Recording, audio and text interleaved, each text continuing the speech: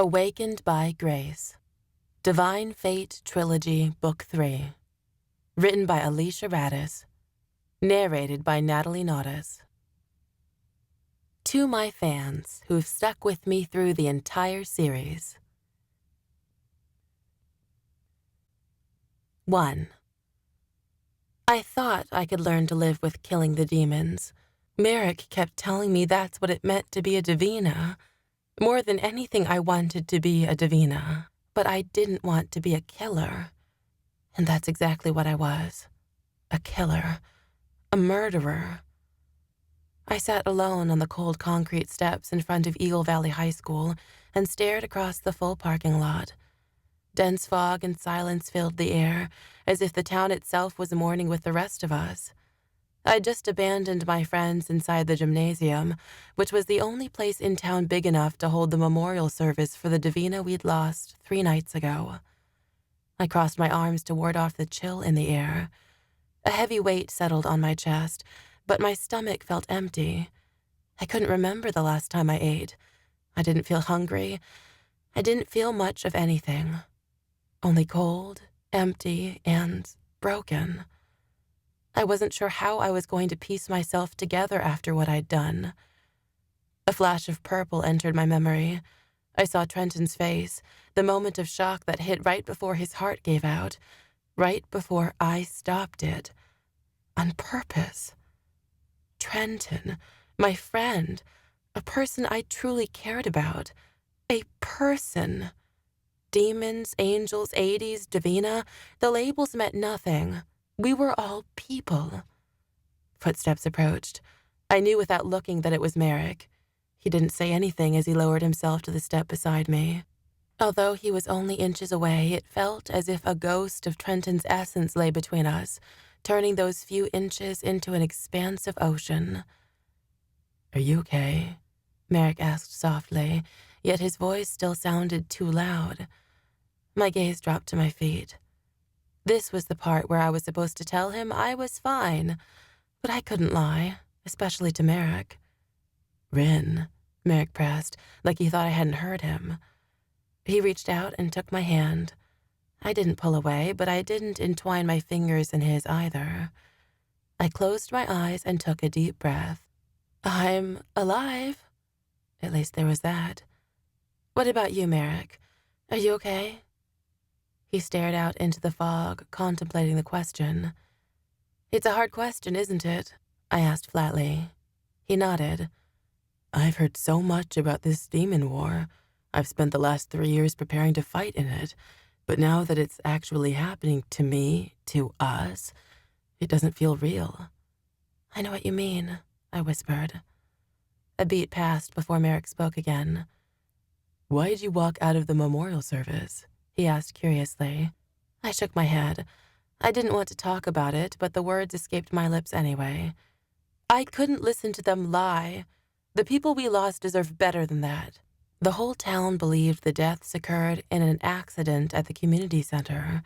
They thought Galen High students, parents, and staff were there for a fundraiser meeting. The Davina told them the building had a leaky section of roof that was never inspected properly, that it had taken on too much water damage over the years and collapsed, killing dozens. The Davina even staged the whole thing while the town slept. They'd closed the streets surrounding the community center to keep people away from the demolished building. The Davina Council had come into town under the guise of law enforcement personnel to conduct an official investigation. In other words, they came to cover up the massacre. Why can't we just be honest? My voice came out smaller than I intended. Merrick's lips turned down. "There are a lot of reasons the Davina keeps secrets." I'd heard every excuse in the book. Exposing ourselves would lead to mass panic. We'd be captured and studied by scientists.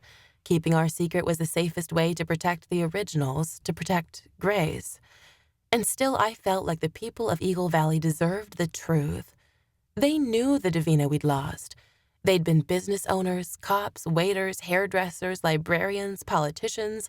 The list went on. Humans and Davina didn't live separate lives here in Eagle Valley. They were friends.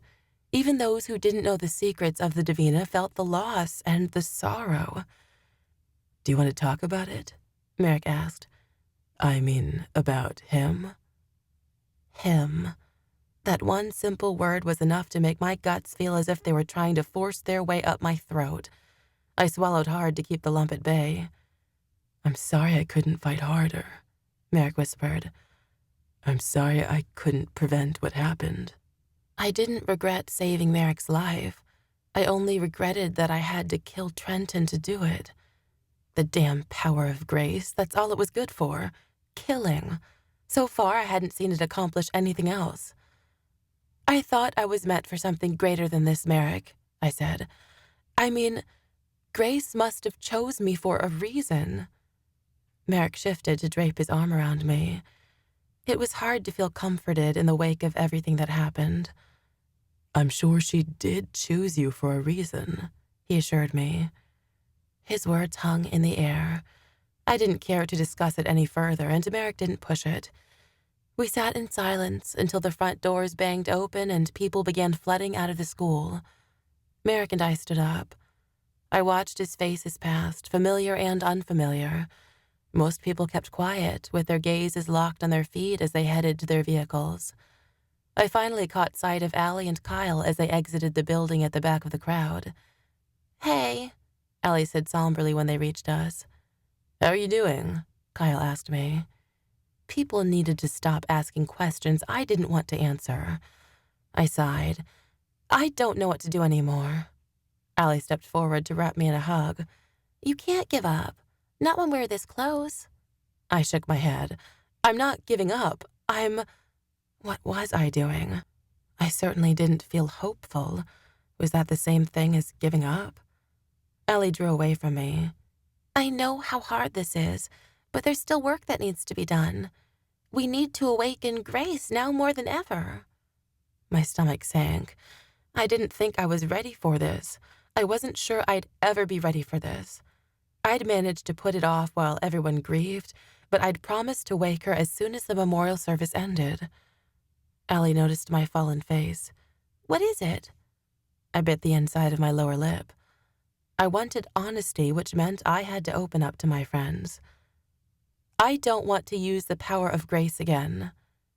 It's just one last time. For once, Kyle was trying to be reassuring. Yeah, Allie agreed. Once you wake Grace, you don't have to worry about her power anymore. Grace will be able to end all of this. Things will go back to normal. It was a relief to think about, but Allie was wrong. Things would never go back to normal. Maybe it'd be her normal, but my normal set sail a long time ago. Look, Allie gestured to the people quietly climbing into their cars. These people need hope. Grace can bring them that. I continued to chew on my lip without replying. We can wait until you're ready, Merrick offered, but I knew he didn't mean it. None of us could afford to wait any longer. No, I said. I think you're right. It's time to wake Grace. 2. My legs felt like noodles as they carried me back to my house. The silence between my friends was agonizing. I half expected someone to speak up and explain to me how this had all been an elaborate prank, but no one did. I took a deep breath and descended the flight of stairs to my basement. The sound of my friend's footsteps behind me should have been comforting, but it only made me more nervous. It felt like I should be doing this alone. I stopped in front of the Davina carving I'd found weeks ago. I could hardly believe the moment had finally come. All that stood between me and my destiny was a wall. My heart pounded so loudly in my ears that if any of my friends said anything, I wouldn't have heard them. My mouth grew dry and my fingers quivered. What's wrong? Ellie asked softly. Bryn. Merrick reached out and placed a hand on my shoulder. I cleared my throat. What if... How did I tell them I was freaking terrified that something might go wrong? What if Grace wasn't here like we thought? What if I couldn't wake her like I was supposed to? You won't know unless you try, I told myself. I shook my head. Never mind. Somehow I managed to steady my shaking fingers long enough to pull Meg's key out of my pocket and slip it into the lock beneath the Davina carving. I closed my eyes and twisted. A horrible noise like crunching gravel filled the basement, and a large puff of dust exploded around me. I took a step back, coughing. Everyone else lifted their hands to shield their faces from the dust cloud. When I opened my eyes, I noticed a seam that followed the outline of stones. A section of wall had popped inward to reveal a door. When no one made a move, I realized they were waiting for me. I stepped forward and pressed my palms to the cold, hard stone. The door swung open under my weight.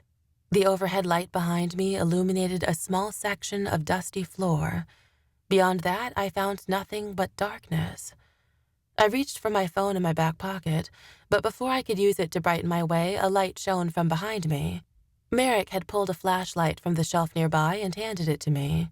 "Thanks," I said before turning back to the room.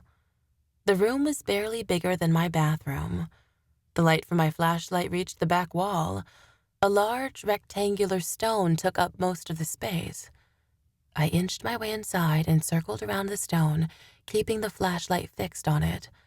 A large carving of the same Davina woman that we'd found outside the door had been etched into the top. Instead of her hands at her sides, however, the woman held her hands together at her heart. A crack ran between them, like that part of the stone had deteriorated over the last century and a half. "She's here. She's really here." Excitement fluttered in my chest and my worry melted away. I barely noticed everyone else filter into the room. Allie and Kyle stood on my left while Merrick stopped on my right. Allie ran her fingers over the top of the stone. "It's a tomb." Merrick pressed his hands up against the decorative lip that ran along the perimeter of the concrete grave. "Let's open it." I quickly slipped the flashlight under my arm and mimicked his stance. Allie and Kyle joined in. "On 3, I instructed. 1, 2, 3. I pressed my feet to the floor and put all my strength into lifting the stone, but the top of the grave didn't budge. Everyone seemed to realize at the same time that our efforts were useless. We all stepped back.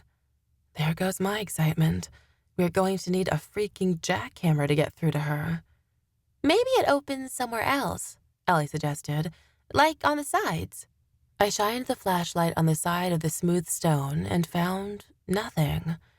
Everyone pulled out their phones and used them as lights to inspect the area they were closest to. I quickly rounded to my right and squeezed past Merrick to see if there was anything.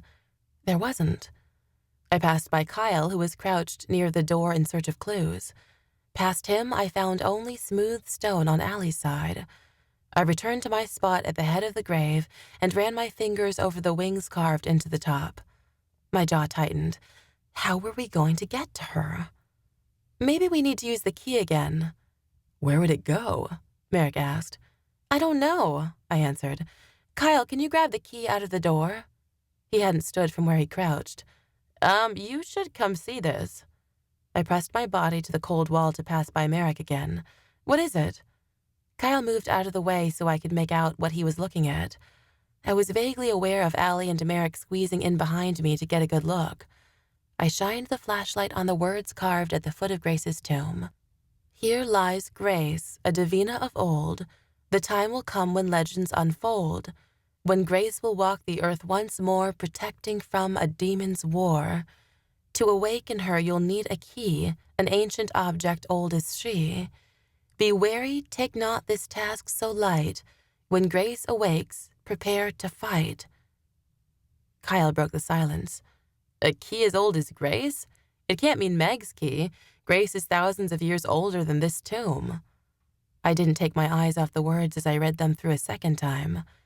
"Is it talking about the power of Grace?" Allie theorized. I shook my head. "I don't think so. It says object." Kyle sighed. "We have to find another key?" I shook my head, but Merrick spoke before I could. "An ancient object as old as she," Merrick emphasized. I pulled myself up from the floor. "Good thing we already have one of those." Realization crossed Allie's face as I held my hand out to Kyle. "Oh!" Kyle pulled the Davina blade from the sheath hidden beneath his jeans. I traded him my flashlight for the blade. I rounded back toward the head of the tomb. There must be a lock built to the blade's unique shape. Allie glanced around in search of a keyhole, and Kyle followed the blade with his light. My gaze flickered between the Davina carving and the blade. It was clear to me what I had to do. I placed the tip of the blade in the crevice between the palms of the Davina carving, hovering it just above where her heart would be. Then I plunged the blade into the stone. A satisfying click filled the otherwise quiet room. Allie gasped, "A perfect fit!" I removed the blade and handed it to Merrick. Everyone returned to where they'd stood before and placed their hands on the tomb. With a large heave, we managed to slide the heavy stone aside. "Quick, a flashlight!" I eagerly held my hand out to Kyle. I inhaled an audible breath when I saw what was hidden inside. A beautiful woman with skin dark as night lay motionless beneath me. Tight black curls framed her flawless face, and she wore a long white dress. Her hands lay folded over her heart. She looked as if she might simply be sleeping, but she didn't breathe. My heart hammered so hard I thought perhaps the sound of it might wake her. "She's so pretty," Allie whispered. Merrick and Kyle drew their heads closer to get a better look. It was a long time before anyone spoke. "How does this work?" Kyle asked. I blinked several times, still mesmerized by the sight of the Davina in front of me. I'd heard so much about her, and here she finally was, in the flesh. I wasn't sure I ever truly believed we'd make it this far. "Rin?" Merrick spoke my name with a hint of curiosity. "Sorry, I didn't look up. Instead, I shoved the flashlight back in his direction. "You have the power of grace. Shouldn't you?" Merrick started. "I know what to do," I stated confidently. I didn't know how I knew, but in the same way Grace's power led me to Eagle Valley, it told me how to awaken her. I lowered my hand into the stone casket and placed it upon hers, directly over her heart. Inhaling a deep breath, I relaxed to let Grace's magic flow through me. A deep purple glow traveled down my arm, continuing from my hand to hers. Color returned to her body, leaving her dark ringlets shinier and her skin more vibrant. It was like watching something from a movie. An intense electric current filled me as I pulled more and more of Grace's power from the earth and returned it to her body, restoring their connection. The intensity quickly dissipated as the last remaining threads of Grace's essence left my body into hers. It felt strange. I had become so used to feeling that electric energy inside of me that it felt like something was physically missing. It was also a relief, like I'd gotten rid of a tumor, a burden I never wanted in the first place. Grace's eyes sprang open, and she drew her first breath. I jumped away, stunned by her sudden awakening. Grace looked shocked at first, but after blinking her purple eyes several times, she seemed to finally focus on the faces above her. My friends stared at her in awe. I didn't know if I should be impressed or freaked out. Grace pushed herself to a sitting position. Freaked out, I decided. It was like watching a zombie rise from the grave, only without the dead flesh hanging off her bones. Grace turned until her gaze landed upon me. "Catherine?" I stepped forward. "I'm Rin. Catherine." I didn't sound particularly confident. Grace reached out toward me. I wasn't sure what she wanted, but I gave her my hand. She took it and squeezed it lightly. Everything about the gesture felt cold. "I knew you had what it took," she said. I returned an uncertain smile. "Thanks." Grace looked around the small, dark room again. "It's quite cramped in here, isn't it? Should we go somewhere more comfortable?" I couldn't believe how casual she was being. This lady had been asleep for millennia and was talking to us like we were old friends, except I didn't feel like I knew her at all. I expected a smiling, happy goddess, but Grace seemed different. Maybe that was what happened when you spent thousands of years in a deep slumber. Merrick rushed to Grace's side and helped her out of her tomb. We filed out of the room, still in a complete state of shock. In the main area of the basement, Grace stopped and closed her eyes. "Just a minute." I recognized the concentration in her expression and the way she flexed her shoulders. 2 large white wings rose up from behind her. She took advantage of the space and spread her wings as far as they could go. Though hers were much bigger than mine, the white feathers shined a similar purple. Allie inhaled an audible breath. I half expected her to drop to her knees and bow down before Grace. Grace opened her eyes. "That's much better." Allie managed to pick her jaw up from the floor, but her eyes remained fixed on Grace. "Can I just say what an honor it is to meet you?" Grace smiled like she agreed her very presence was an honor. Kyle said, like he wasn't sure he was allowed to speak. "I'm just curious. Maybe this is a stupid question, but how do you know English?" "There are no stupid questions," Grace said. "Though my body has been resting for a long time, my essence and my consciousness have been part of the earth for just as long. I have been watching, observing the world I was meant to protect." "So you're aware of what's been happening?" I asked. "You know what happened here in Eagle Valley?" I wondered if she knew how many people her powers had killed, or if that responsibility fell on me. I wasn't sure I wanted the answer, so I didn't bring it up. "Yes," Grace said. "I'd like to start making preparations to retaliate right away, but first I'd like to visit the injured." Grace's suggestion sounded noble, but there was something about her that rubbed me the wrong way. I couldn't explain why, but I just had a bad feeling about her. Perhaps it was her eagerness to fight, or maybe it was the smug smile on her face. All I knew was I wasn't sure I'd awakened the goddess everyone was expecting. 3. The dense layer of fog from earlier hadn't lifted when we stepped outside several minutes later. Grace insisted she needed to spread her wings, so we took flight and led her to Galen High. It wasn't far, but I still worried we'd be seen.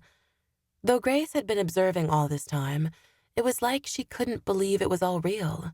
She seemed intrigued by one of the neighbor's dogs, and she couldn't take her eyes off a car driving along the street below us. "We're here," Allie exclaimed when we landed in front of Galen High. Her gaze flickered toward the mansion, like she expected people to start rushing out to give Grace the red carpet treatment. I stared at the back of Grace's head as we walked toward the doors. I wasn't sure what I was supposed to do at this point. Should I be kissing the ground she walked on? Racing out of Eagle Valley now that my part was done? Merrick paused at the front door. "Grace, welcome to Galen High School." He twisted the doorknob and pushed the door open before stepping aside for Grace. All conversation died. A small group of a dozen people were gathered around the fireplace in the common room. I recognized Fletcher and Casey's dad, Mr. Harris, among the group. The others were complete strangers, who I figured were part of the Davina Council. Most of them wore suits like we'd just stepped into a business meeting for a big corporation. The usual scent of lemon cleaner was masked by the distinct smell of shoe polish and arrogance. All eyes turned toward Grace. She didn't need an introduction. They'd been expecting her. Her white dress, flawless skin, and purple eyes gave her away. The front door clicked shut behind us, startling me. A guy with white hair and a bald patch was the first to compose himself. He fell to one knee and bowed his head. "Grace," he said in a breathy voice. Several others moved to bow as well, but Grace raised a hand to stop them. "That's really not necessary," she objected, but a smile spread across her face like she gladly welcomed the gesture. A tall guy with short black hair rose from a bow and stepped forward. He held his head high. If I had to guess, I'd say this guy was in charge. "Grace," he reached out to shake her hand. "I apologize that we couldn't arrange a better introduction. We didn't expect you awake just yet. I'm Anthony Lucas, head of the Davina Council. Welcome." I didn't like the way he said welcome, as if he owned the mansion. This guy had probably never even been here before. Anthony glanced between Allie and me. "One of you is Catherine, I presume?" I took a step forward. "You can call me Ren." He looked down at me past his nose. I read judgment in his eyes, like he couldn't believe I was the one who woke Grace. Or maybe he was just pissed he'd missed it. Anthony stuck his hand out in my direction. "I've heard a lot about you. We planned to meet you as soon as possible, but I only just arrived." Just in time to miss the memorial service, I thought. Anthony's handshake lasted only a moment before he dropped my hand and turned back to Grace. "Can we get you anything?" "I'd like to see the injured." She spoke with confidence, like she knew no one would refuse anything she asked. Of course," Anthony agreed. "This way." He led Grace to the staircase on our left. Conversation broke out again, and the other council members quickly followed. My friends and I were pushed to the back of the group like we were a mere afterthought. Ever since I learned what I was, it was all about finding and awakening Grace. Now that she was here, I didn't have a clue what to expect. I didn't know where I fit into all this anymore. "Everything went well, then?" Fletcher asked as we ascended the stairs. "Yeah," I answered. "Just great." Except it didn't feel great. I should have been jumping in excitement and shouting for joy just like the rest of them. Instead, I felt like I was only going through the motions, but no one told me what the next move was. We climbed the stairs to the 3rd level. A set of double doors opened to a vast room with a slanted ceiling and hardwood floors. The sounds of chatter and the occasional groan of pain spilled out into the hallway. We entered a makeshift hospital, a refuge for the Davina who'd been severely injured in the recent battle. At least 24 Davina lay on cots that lined the long room. Volunteers and family members sat at bedsides changing bandages or keeping the injured company. Not a single person smiled. Even the volunteers looked as if they were in pain just being in this room where sorrow leaked from the walls. "Donations are still rolling in," Anthony explained to Grace. "We had to keep everyone here or it would arise suspicion. We couldn't bring this many Davina to the hospital at once. We heal too fast. And as you can see, some of the injuries are Davina-specific." He gestured to a girl my age who sat propped upright on a cot. Her wings were spread out behind her. One hung in a sling attached to one of the wooden frames we used to prop up foam targets. I remembered her from the battle. The broken bones in her wing had been set since then, but I still wasn't sure she'd fly again. Beside her, a man struggled to push himself up so he could take a sip of water. Judging by the way he held onto his side, I guessed he had broken ribs. Beyond him lay a guy with a broken leg and a girl with a broken arm, both wrapped in casts. Across the room, a woman applied ointment to a large gash on a man's abdomen. It looked as if a demon had used one of our blades to slice his skin open. It had been sewn back together with at least 24 stitches. Grace stepped farther into the room and spun in a circle, taking it all in. Sorrow crossed her face, like she couldn't believe what she was seeing. Her enthusiasm from earlier had vanished, and her eyes glistened at the threat of tears. Conversation slowly died out as more and more people noticed the noise in the room decreasing. Grace's voice cut through the silence. She sounded more confident than she looked. "Please don't worry. I'm Grace, and I'm here to help." Whispers broke out around the room. Grace? An original? I can't believe it. For the first time, I saw someone smile. Allie had been right. These people needed hope, and Grace was their answer. "Grace?" The girl with the hurt wing rose her voice. Grace slowly approached her and knelt beside her cot. "Is it really you?" the girl asked. She stared up into Grace's purple eyes. "It is," Grace replied with a nod. She sounded kind, but her lips curled down at the corners. "How can I help you, child?" The girl reached out toward Grace. When Grace didn't take her hand, she let it fall limply off the side of the cot. I glanced to Merrick to see if he'd noticed Grace's cold greeting, but he only stared at her in wonder, just like everyone else. Grace continued her way around the room, stopping at each bedside but not touching a single patient.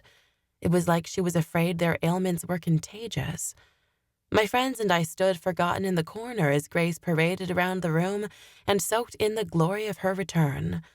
I thought about pointing out my observations, but Allie and Kyle spoke so highly of her that I knew I'd only offend them. "Are you okay?" Merrick asked me. I forced my lips into a smile. Grace is back. Why wouldn't I be okay? Merrick slipped his fingers into mine. You're being so quiet. I thought you'd be... Be what? I shrugged. I don't know what to say, Merrick. I'm not the hero anymore. Grace is. Does that bother you? He asked. What? I recoiled. The accusation felt like a slap to the face. I'm not jealous of Grace, if that's what you mean. I'm just not sure I like her. I caught Fletcher's gaze from beside Merrick. He quickly looked away, but I could tell he'd been listening. I lowered my voice so only Merrick could hear. Don't you notice how she's being a bit cold? Cold? Merrick's eyes followed Grace. She won't touch anyone, I pointed out. Merrick shifted uncomfortably. She's been asleep for a long time. She probably just needs some time to warm up to being around people again. I frowned. Could that be why she rubbed me the wrong way? Or maybe Merrick was right and I was jealous of her. Another hour passed before Grace finished making her rounds. My friends hadn't made any suggestions to leave, so I stayed with them in our corner of the room. Eventually, the chatter returned to normal levels. It sounded happier and more upbeat than before. Grace moved to the center of the room. Silence settled once again as all eyes turned to her. Thank you for allowing me to visit you today, she said. It has been a great honor. I want you to know I will do everything in my power to ensure nothing like this ever happens again. You have my word. Her words sounded calculated and stale to my ears. She continued, To the injured, you have nothing to worry about. All I want you to do is focus on getting well. To everyone else, please go home and get some rest. Spread the word that we'll meet back here at sunrise. Grace took a breath, then rose her voice. Tomorrow we will begin preparing for war. My stomach sank the same moment cheers broke out around me. Even my friends joined in on the clapping.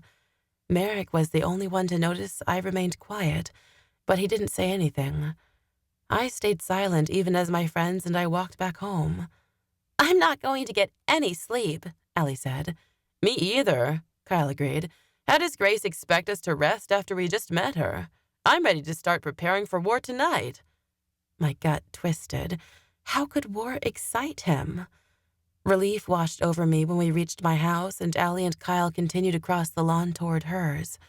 I didn't know how much longer I could listen to them talk about how great it would be to fight the demons again. Merrick walked me up my front steps. I'm sorry this is so difficult for you. I know it's hard feeling hopeful after what happened the other night, but with Grace here, things are already turning around. I wrung my hands together. Are you sure?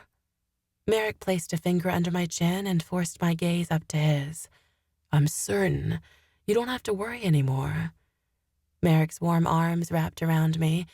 I tried to relax into him, but the doubt in his voice made me uneasy. Or was I imagining his doubt too? It's my paranoia, I told myself. It was the same paranoia that told me no matter how hard she tried to disguise it, Grace was hiding something from us. It was only just a matter of time before I figured out whether or not my fears were justified. 4. My heart pounded as a figure moved through the trees. Something about his footsteps sounded familiar, but dangerous. Bryn, his voice called. Guilt slammed into my gut. Trenton?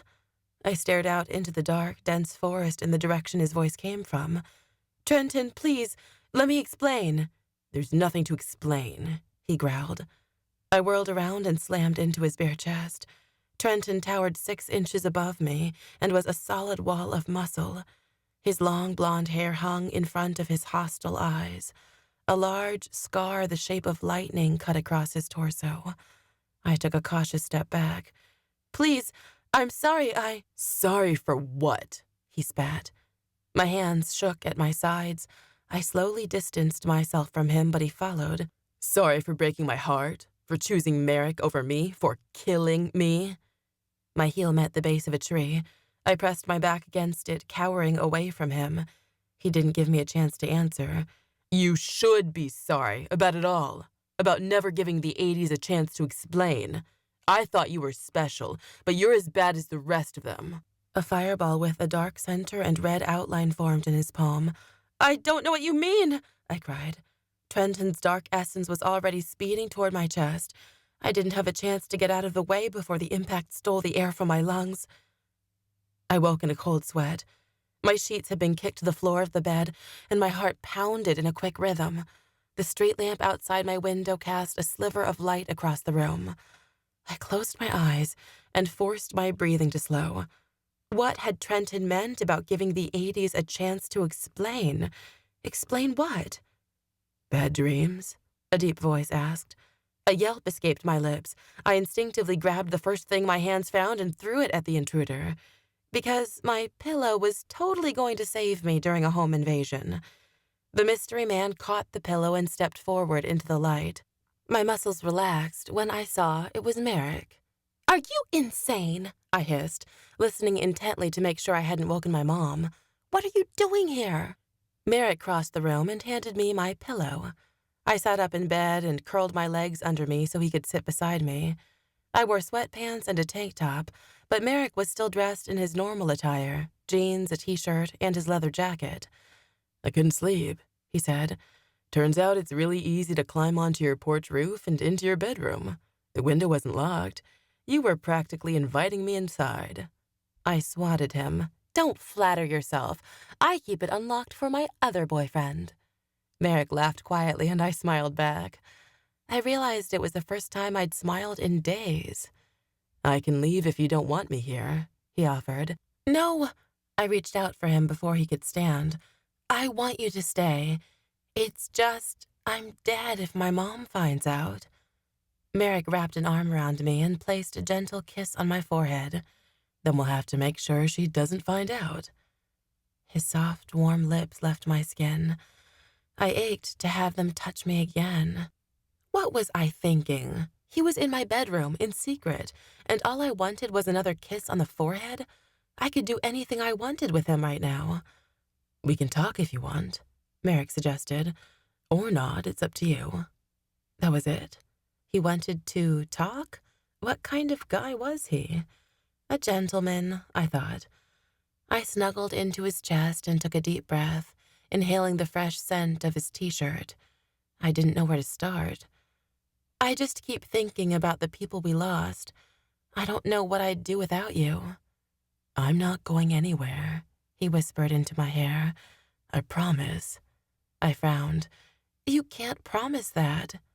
"I'll always be there in spirit," he said, like that was supposed to make me feel better. It only made me think of death. "How about this?" Merrick stood. He stripped off his leather jacket, then reached over his shoulder and grabbed his shirt. He pulled it up over his head and tossed it to the floor. My heart hammered in excitement and fear. Maybe he wasn't a gentleman after all. I think I preferred his wild side. Merrick flexed his shoulders, and two massive wings rose from his back. He turned to his left wing and pinched a white feather between his fingers. He winced when he tugged on it, and it broke free from his skin. Merrick stepped forward and handed me the delicate feather. "Now you'll always have a piece of me with you." I stared down at it. For a brief moment, my heart felt full. "Merrick, He reached out and curled my fingers around the feather. "You don't have to say anything." I pulled it to my chest and spoke softly. "Thank you." My words weren't enough to show how much I truly appreciated the gesture. I only wished I had a good place to keep it.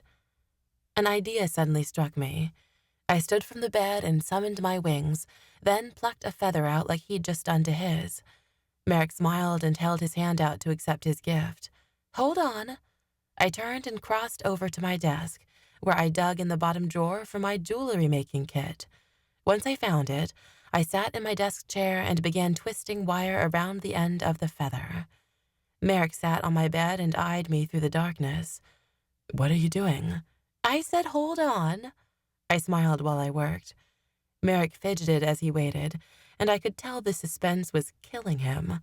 I quickened my pace, then turned to him when I finished. A necklace with my feather attached dangled from my hand. Merrick reached out slowly and took it. I undid the clasp on mine and secured his feather around my neck. Now we'll always have a piece of each other close to our hearts. Merrick placed the necklace around his neck and slipped his t-shirt back on, hiding the feather beneath his shirt. Thank you, Rin. It's perfect. Merrick reached out and gestured for me to join him on the bed. I lowered myself to the pillow and curled up next to him. My muscles relaxed, helping me forget the horror of the past few days. Merrick pulled the blankets up from the foot of the bed and draped them across us. His body was like a furnace, warm and comforting. His hot breath passed across the back of my neck, and his arm rested over me with our fingers entwined. Beyond a gentle kiss on the back of my head, nothing happened. Part of me yearned for more, but another part was simply grateful he was here and that he cared. All I needed right now was someone I could count on. I didn't want to face any more nightmares on my own. I woke the next morning feeling more relaxed than I had in weeks. Merrick's heavy arm draped over me and weighed me down. I managed to wiggle free of his embrace and climb out of bed without waking him. A yellow glow filled the room as the first signs of daylight touched the sky. At my dresser, I gathered a change of clothes and then tiptoed out of the room to take a shower. I sped through washing my hair and shaving my legs. I was dried off and dressed within minutes. I poked my head back into my room to see Merrick's forearm covered his eyes while he slept. I quietly shut the door and turned down the hall to the stairs. I was surprised to find my mom in the kitchen, already starting on her coffee. "You're up early," she said without turning from the coffee maker. Shit, she knows. "I have stuff to do today." I tried to sound as innocent as possible. Mom finally looked at me.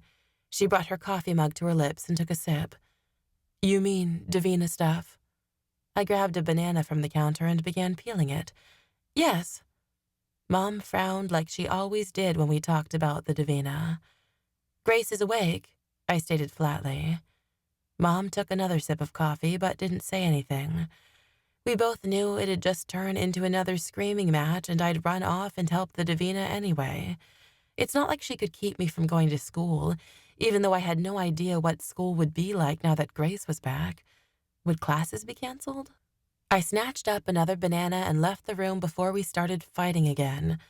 Merrick was awake when I made it back to my bedroom. "It's not much, but I snagged you some breakfast." I handed him the banana. "If you don't want my mom to slit your throat, you'll have to sneak out the way you came." Merrick raised an eyebrow.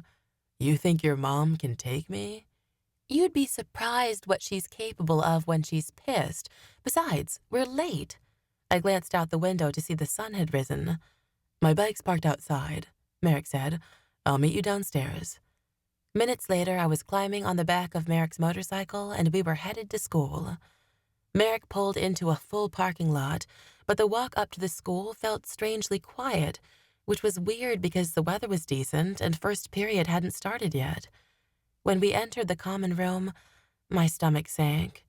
We were met by complete and utter silence. Everyone was gone.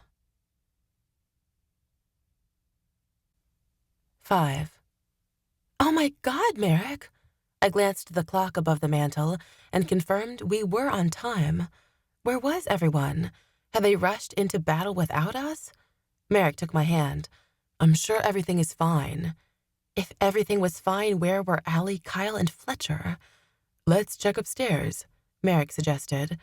My knees shook as we ascended 2 flights of stairs to the makeshift hospital wing.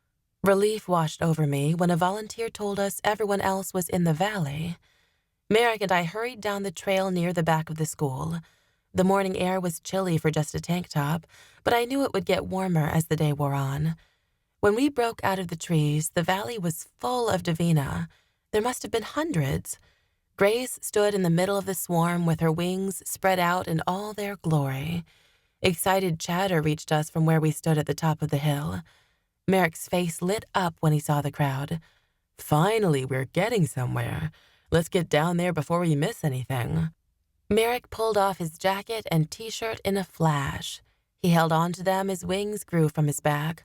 I followed his lead, and together we glided down to the base of the valley and landed at the back of the group. Grace cleared her throat. The crowd responded by quieting and turning their full attention toward her. "I think we're ready to get started." Grace projected her voice to the people in the back. While she spoke, my eyes scanned the crowd. Davina of all ages had gathered to hear Grace speak. I even noticed Dylan, Ethan, and Logan, the freshmen in our mentor group. It didn't seem right that they were here. They were too young. My eyes landed on Allie and Kyle standing next to Fletcher and Allie's dad, Jay. I gestured to Merrick, and we quietly made our way over to them. Allie smiled at me, but quickly returned her eyes back to Grace. "Our biggest advantage in fighting the 80s is our numbers," Grace continued.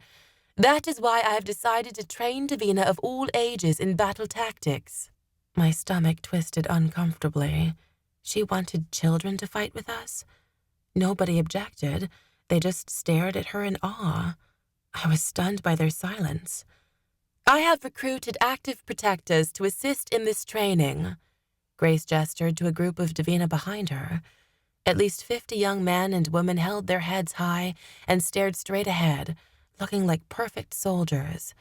I shuddered to think that this was what Galen High was preparing me for. I turned to Merrick and kept my voice low. "I thought our people were already trained in this kind of thing." Merrick shifted his weight between his feet and nodded. "I'm sure it's just a refresher. Plus, Grace knows things we don't. She'll want to teach us." "What about Ethan and them?" I argued. "They've hardly trained at all." Merrick didn't have an answer for me. He just bit the inside of his cheek and stared straight forward. What the hell, people? Don't you care about your kids? Where were the protesting parents, the ones demanding to call in more protectors so their kids wouldn't have to fight? I continued to eye the crowd while Grace spoke. Her instructions seemed like they were meant to inspire, but to me, they didn't sound authentic. I wanted to slap the Davina and tell them to pull themselves together, to think for themselves. I couldn't believe no one was speaking up about throwing 14-year-old children into this war. Chatter erupted around me following something Grace said that I missed. Well, damn. I had remained quiet for too long. If no one else was going to say something, I would. "Shall we get started?" Grace asked the crowd. "Hold on!" I shouted from the back. All eyes turned toward me. I felt like a zoo animal on display. I cleared my throat. "Shouldn't there be an age limit?" Grace didn't have a chance to answer before Ethan spoke up. "What does age matter?" he asked, clearly offended. "Sorry, Ethan, but you haven't trained enough for this," I said sympathetically. "Neither have you," he argued. It felt like a slap to the face. He wasn't exactly wrong. 2 weeks ago, you didn't want to become a protector," I pointed out, trying to talk some sense into him. He'd even made it sound like his parents were skeptical. "Now you're going to race headfirst into battle without any clue what you're doing?" Heat rose to the surface of my skin, and I clenched my hands into fists. This wasn't right. "That's what we're training for," Logan retorted from beside Ethan. "Grace is here now. We don't have any reason to be afraid." The crowd murmured in agreement. Grace rose a hand, and the Davina quieted. When her eyes fell on me, the crowd parted to create a path between us. I shifted uncomfortably under her stare. "We can use as many Davina as we can get," Grace said. "I can't stop anyone who wants to fight. The best I can do is prepare them for what's to come." "Do we even know what that is?" I asked. People around me scoffed. Whispers broke out, and I swear I heard someone call me an idiot. For a brief moment, my eyes met Casey's. I was surprised when she shot me a sympathetic expression instead of joining in on the skeptical stares. I wasn't sure Casey was buying any of this shit either. "We can discuss that as part of our practice," Grace said. My shoulders fell when I realized there was no point in arguing with her. When Grace saw I had nothing more to say, she turned her attention back to the other Davina and began splitting them into training groups. "Seriously?" I turned to my friends and kept my voice low. "No one has any problems with this." "Grace knows what she's doing," Allie said, defending her. Does she, though? I asked. Kyle frowned. At least she's doing something and taking action. This isn't action. I gestured to the Davina around me, who were still trying to decide which groups to break off into. It's not even organized. It's chaotic. Be patient, Ren, Merrick encouraged. Grace is only one person trying to guide all these Davina. Give her a chance. I waited for Grace to share some sort of battle secrets or for something grand to happen, but it never came. As groups formed, all they did was conjure essence and spar each other. It was the same boring crap we'd been doing for weeks. The only useful thing I noticed was Mr. Harris demonstrating to a group of teens how to snap a demon's neck. My group listened to a protector tell the story of his first kill. It was totally useless. I couldn't stand around and watch this nonsense any longer. I abandoned my group. Merrick's eyes followed me, but he didn't protest as I approached Grace. Grace, can I have a minute? I asked. Her eyes never met mine as she strolled from group to group, observing. What is it? I took a breath. I'm just wondering why we're wasting time doing all this while the 80s are out there probably gathering new recruits. Doesn't it make sense to strike right away while they're still weak? Or at least try to gather intel on their next move? Why are we practicing when most people here already know what they're doing? I noticed Casey in a group nearby watching me, listening. Her expression remained neutral. I couldn't read her. Grace finally stopped and looked at me. I'm not sure why you continue to question me like this. I'm doing what has to be done. Why can't you just trust me? That was a good question. Maybe it was because I didn't grow up with the stories of the originals. Everyone else saw her as a goddess before they even met her. No one else was about to question her. I bit my lower lip. If I started a fight right here in the midst of her loyal followers, they'd tear me to shreds, perhaps literally. Return to your group, Catherine, Grace ordered. God, she sounded like my mother. You need to be as prepared as everyone else, and frankly, you have a lot of catching up to do. My teeth ground together. Screw this. This whole thing was ridiculous. I turned from her without another word.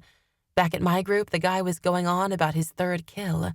It sounded more like he was bragging than teaching, but Allie and Kyle were eating it up.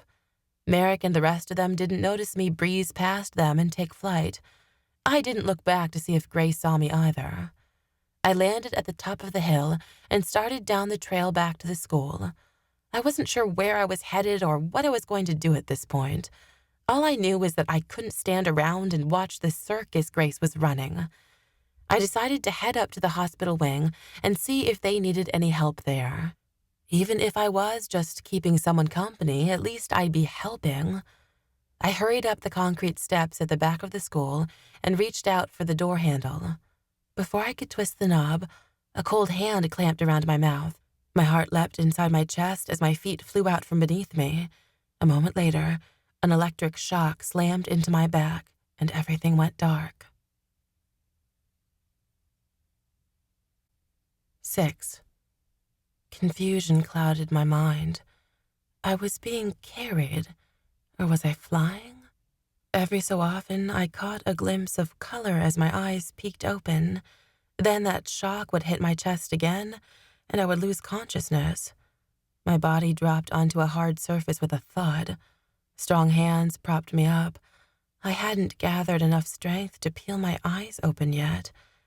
Slowly, the world came back into focus. I found myself in an unfamiliar room, lit only by the daylight seeping in through the curtains in the adjoining living room. A worn hardwood floor stretched out in front of me and met a door with a splintered frame. The living room split off in one direction from the entrance, while the kitchen sat on the other side. Stairs rose to a second level behind me. To my right, a small table below a cracked mirror had been knocked over. A vase lay shattered on the floor, but the flowers had withered away to almost nothing. A thin layer of dust coated everything. It didn't look like anyone had lived here for years. Panic immediately set in when I noticed my hands were secured together behind me. I scrambled to get to my feet, but before I could, a foot connected with my gut, and I fell to the floor again. "There's no point in struggling," a deep voice said. My head snapped upward. A tall figure in a black cloak stood above me with his arms crossed over his chest. The room was too dark for me to see his face. Frickin' demons. "You're too late," I snapped. "Too late for what?" He sounded genuinely curious. "Hurting me won't accomplish anything. Grace is already awake." Maybe that'd convince him to let me go. I doubted it. The demon shook his head. "I don't want Grace. I want you." "I don't have the power of Grace anymore. I'm useless to you."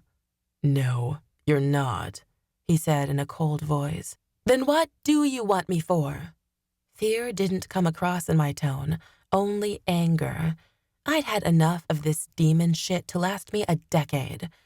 The demon reached for his hood and lowered it before squatting to my level. I kept my eyes on his to show I wasn't afraid, but the truth was, his dark eyes and pale, thin features made me uneasy. Behind his angered expression, something about him looked familiar and dangerous. Maybe that was just a demon thing. "Allow me to introduce myself," he said. "I'm Malcolm. I believe you've met my son." The air left my chest. "You're Trenton's dad?" I didn't know why I said it like a question. The answer was obvious. Malcolm's lips pressed together. "Rumor has it you killed my son." "I didn't mean to," I said desperately. "Didn't mean to?" Malcolm threw my words back at me in disgust. "You don't kill people on accident." "He was trying to kill my friend," I tried to justify. "And you thought your friend's life was worth more than my son's?" Malcolm roared. His face came so close to mine that I had to turn away from him to keep our noses from touching. My heart pounded and my breath wavered. I spoke in a whisper. "I didn't want him to die. Please believe me." Malcolm rose to his feet. "Believe you?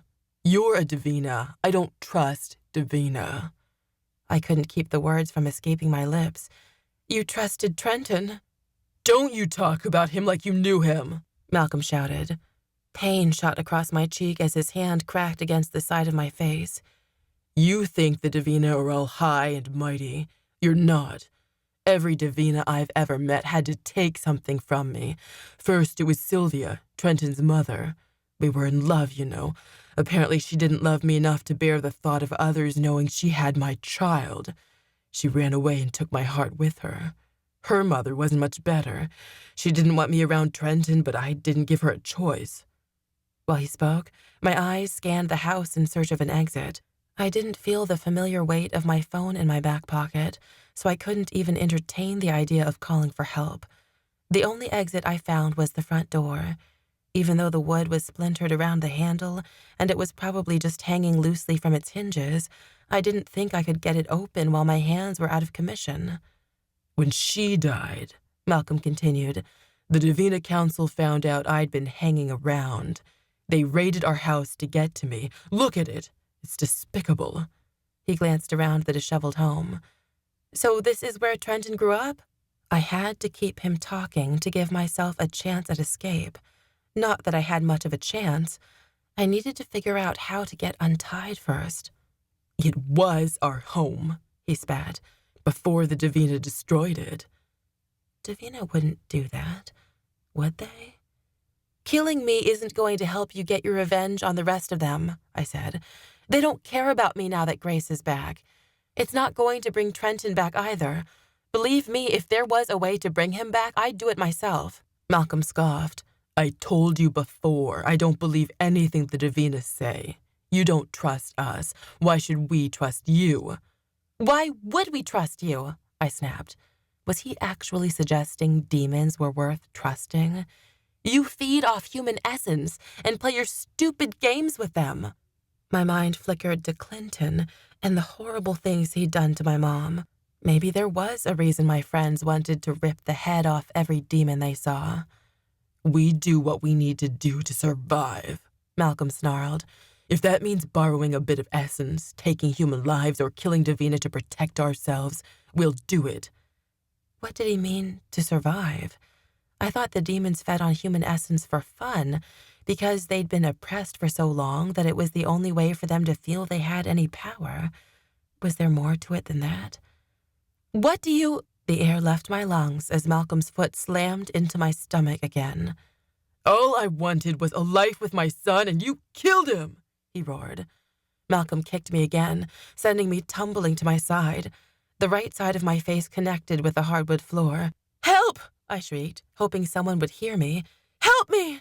No one's coming to your rescue, Malcolm taunted. Please, I begged. Can't we? Malcolm shoved his fingers into my hair and wrenched my head upward. Your time for begging is over. You think I'll give you a second chance when you didn't allow the same for my son? I couldn't hide the fear and desperation in my voice now. I told you, I screamed as Malcolm slammed my face into the floor. Malcolm's fist rushed toward my jaw, but I kicked my feet into the air to block him. My feet sank into his stomach and he stumbled back. I used the split second I had to roll over and get to my knees.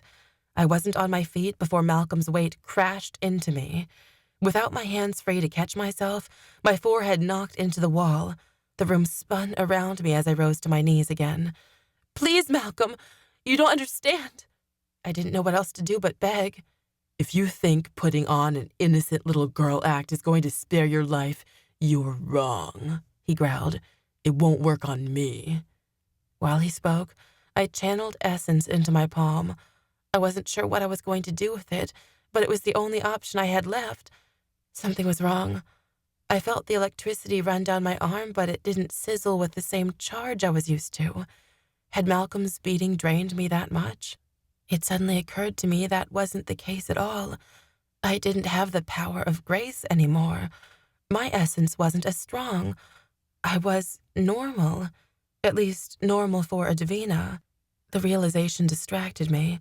I didn't have time to duck out of the way of his next attack. Malcolm shoved me backward. My legs twisted under me and I fell onto the stairs. The edges dug painfully into my spine. Malcolm stood above me with a dangerous look in his face. Why are you doing this? I screamed. Stop dragging it out and kill me already. I didn't mean it. I didn't want to die. Malcolm's nostrils flared. That'd be too easy. I want you to suffer. Malcolm could hurt me all he wanted. Maybe I even deserved it for what I'd done. But one way or another, I was going to make it out of here alive, even if it meant I came out broken. I narrowed my eyes at him. Bring it on. Malcolm welcomed my challenge and bent over me. A moment later, my skin turned cold. Malcolm's anger turned to curiosity. I've never fed on Davina essence before. I'm not sure anyone has. It's different. Stronger. Is that what the chill was? Was Malcolm stealing my essence? Fear slowly fell to the back of my mind as a new emotion overcame me. It began as desperation, melting away the terror that consumed me. It left behind a strange, almost comforting feeling. This new sensation tingled its way through my body, offering me strength when I couldn't seem to find it myself. What was this? It was almost like the power of grace had returned, but it was different. It was my own.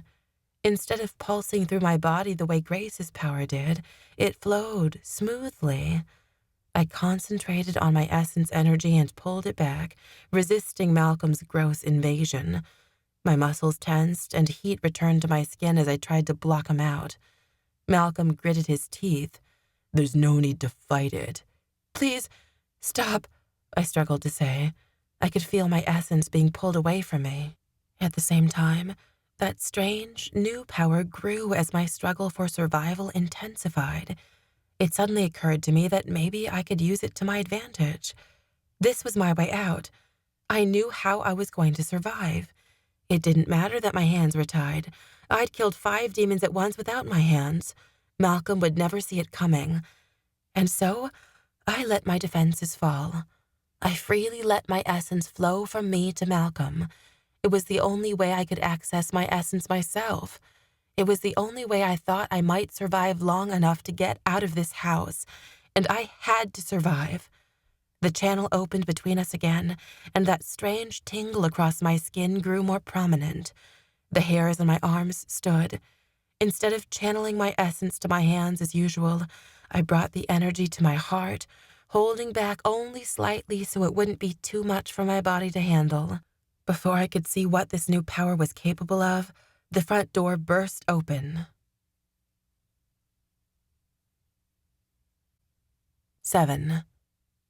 Grace stopped abruptly in the doorway to take in the scene. Several men in suits quickly filed in behind her. Malcolm took one look at the group and shot to his feet.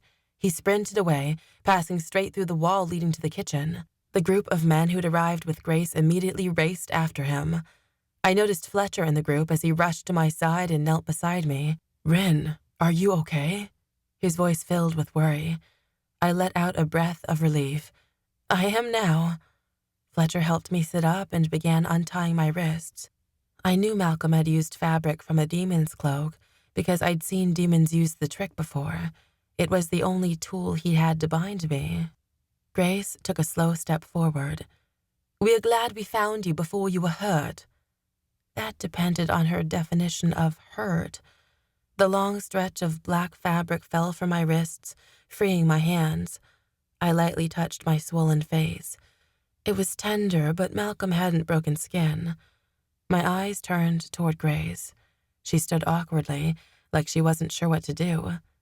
"How'd you find me?" I asked. Fletcher offered a hand to pull me to my feet. "Someone in the hospital wing saw you get taken. One of the volunteers flew after you but lost you. Another came to get us. Luckily, one of the council members remembered this place from a few years ago. It was a hunch considering the direction the 80s took you." One of the guys returned, huffing.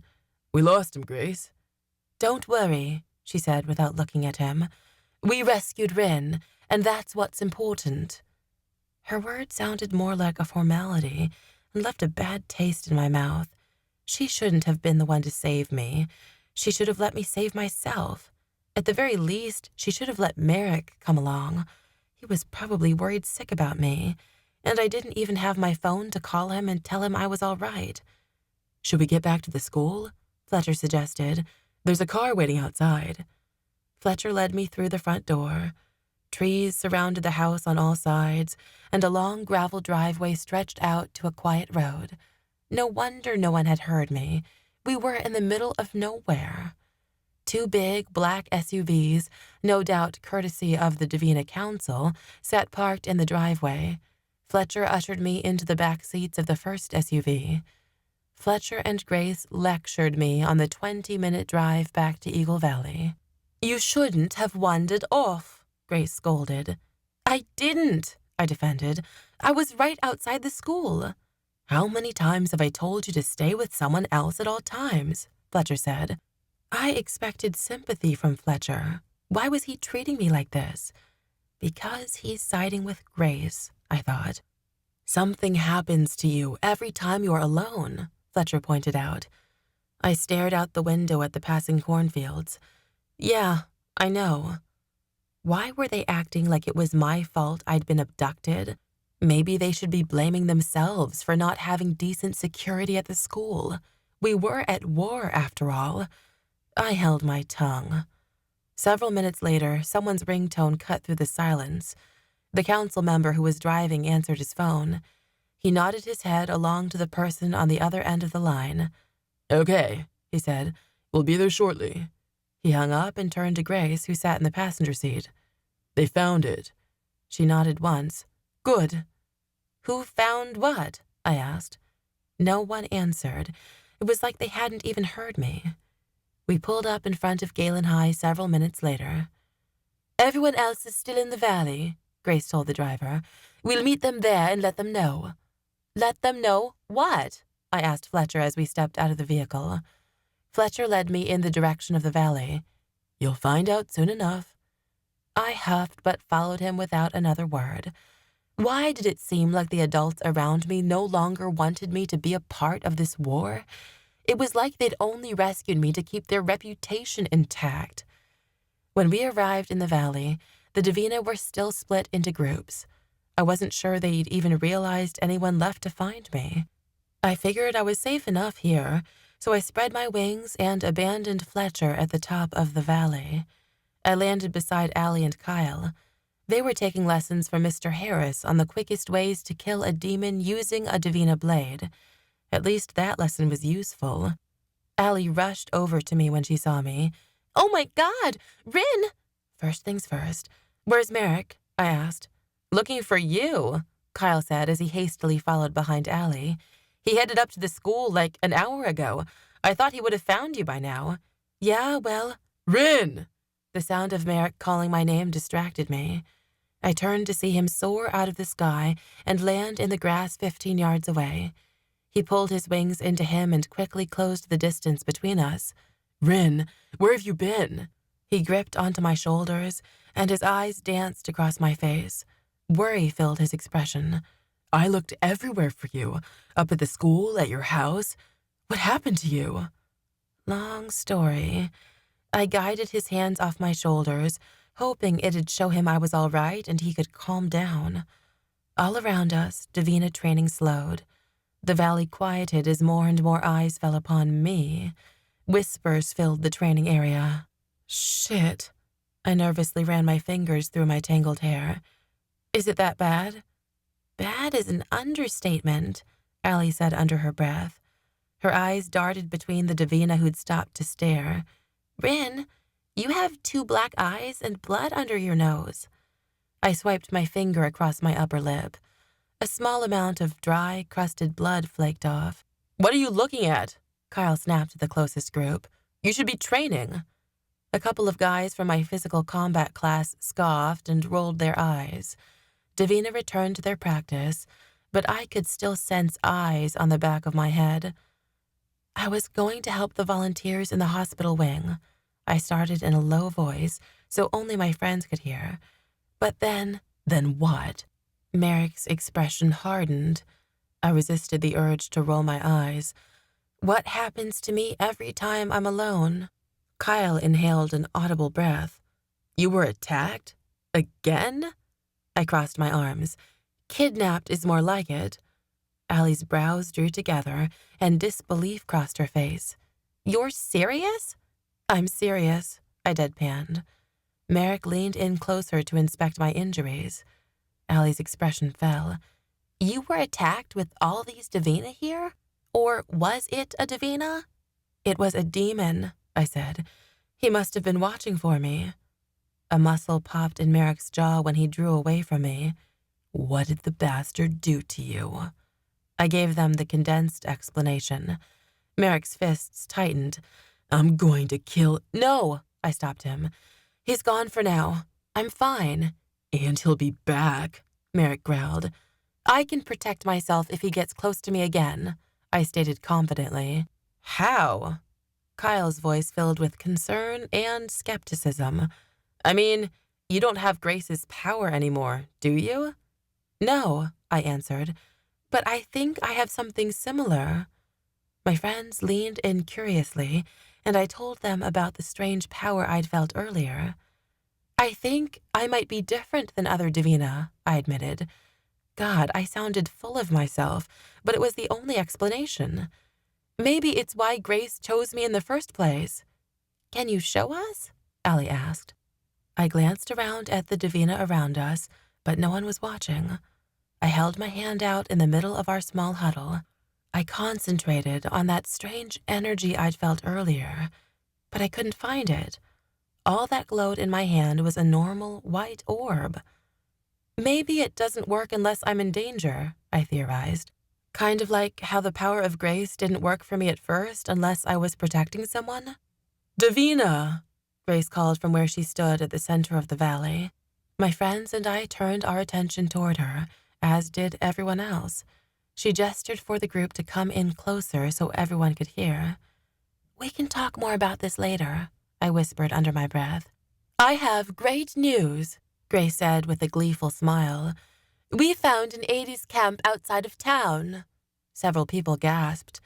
"These are the 80s who recently led the attack on Eagle Valley," Grace continued. I believe they are gathering more aides to launch another strike on your town. We must stop them before they have the chance." "Yeah," someone shouted in agreement. "That's why tomorrow, we, the Davina, will attack first." Grace sounded optimistic. "Anyone who is able to fight is expected to arrive here at sunrise. We will continue to train today so that we can go into battle tomorrow prepared. Everyone will have a chance to rest, and then tomorrow, we will win this war." The crowd erupted in cheers. Allie jumped up and down excitedly, and Kyle shot his fist into the air. Merrick glanced between me and Grace, like he didn't know whether to join in or not. I didn't like this. Did Grace really think a single day of training would prepare us for battle? I knew most of the adults in Eagle Valley used to be protectors, but they weren't in the same shape they were during their 20s. Then again, maybe Grace was onto something. Maybe striking first was our only chance to end this war. Maybe, with Grace's guidance, we could finally eliminate the demons and bring peace to this realm. I just couldn't shake the feeling that we were going about it all wrong. Something in my gut told me we were about to make a terrible mistake. 8. "I'm staying the night at Allie's," I told my mom when I arrived home that night. I was already up the stairs and halfway to my room when she stopped me. "Hold on, Catherine." My mom stopped at the top of the stairs with her hands on her hips. "Do you mind telling me where you've been all day?" I paused in the hall. I didn't want to look at her. Allie had enough makeup in her locker to help cover up the bruises, but I still feared Mom would notice the swelling. I sighed and turned to her. "I was at school." "And after school?" she asked. I shrugged. "I told you this morning I was doing Davina stuff." "But you never told me when you'd be home," she pointed out. "You need to start answering my text messages." My thigh heated where my phone sat in my pocket.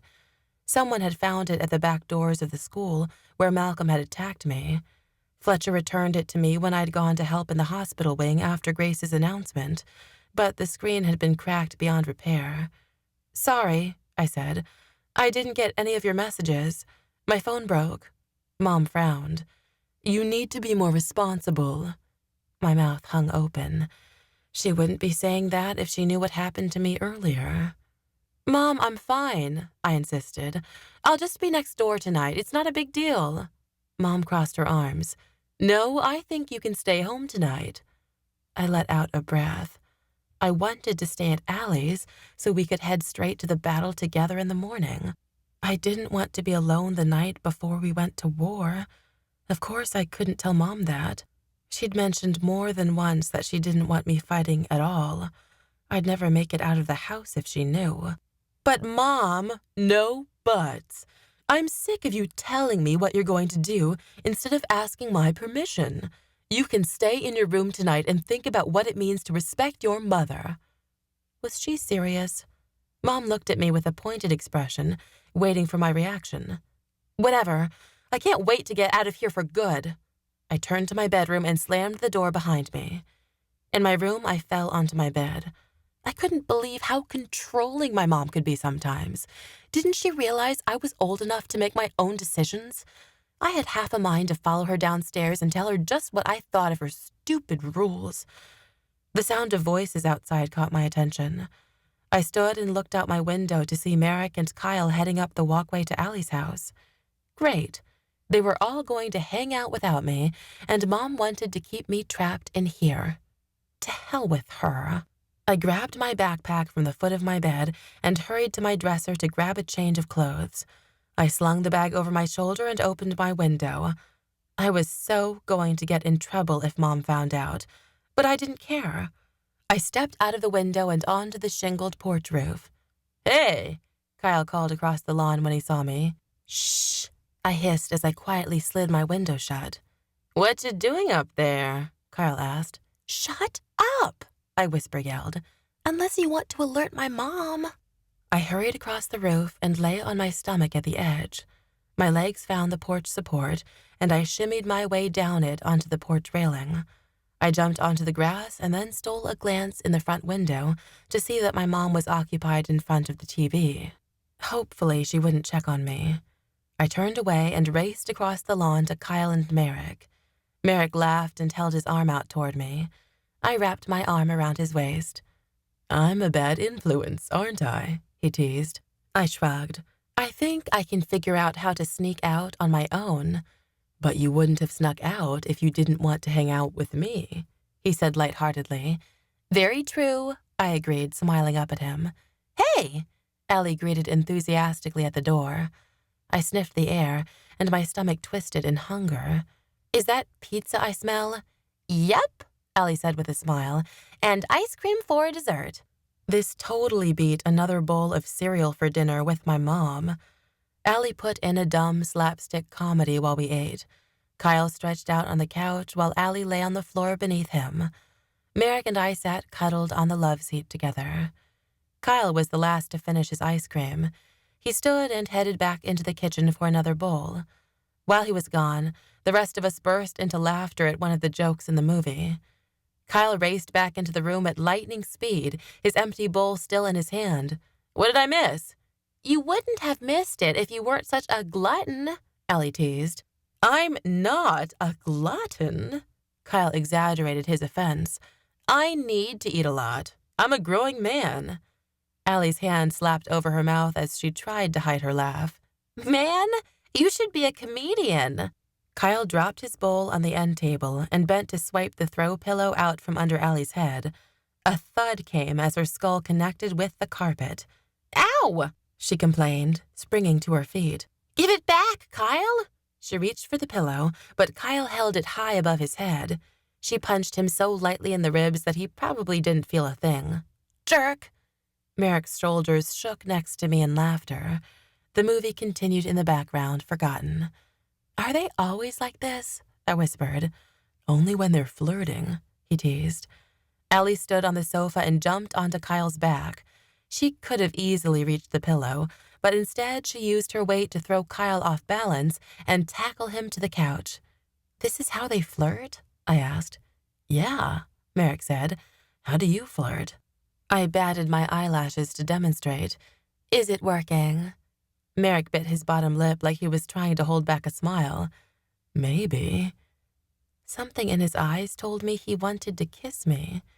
Nerves fluttered in my gut. I should just kiss him. He's my boyfriend. I can kiss him whenever I want.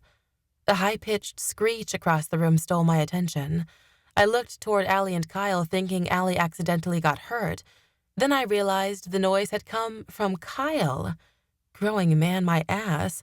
This guy had the falsetto of a 10-year-old.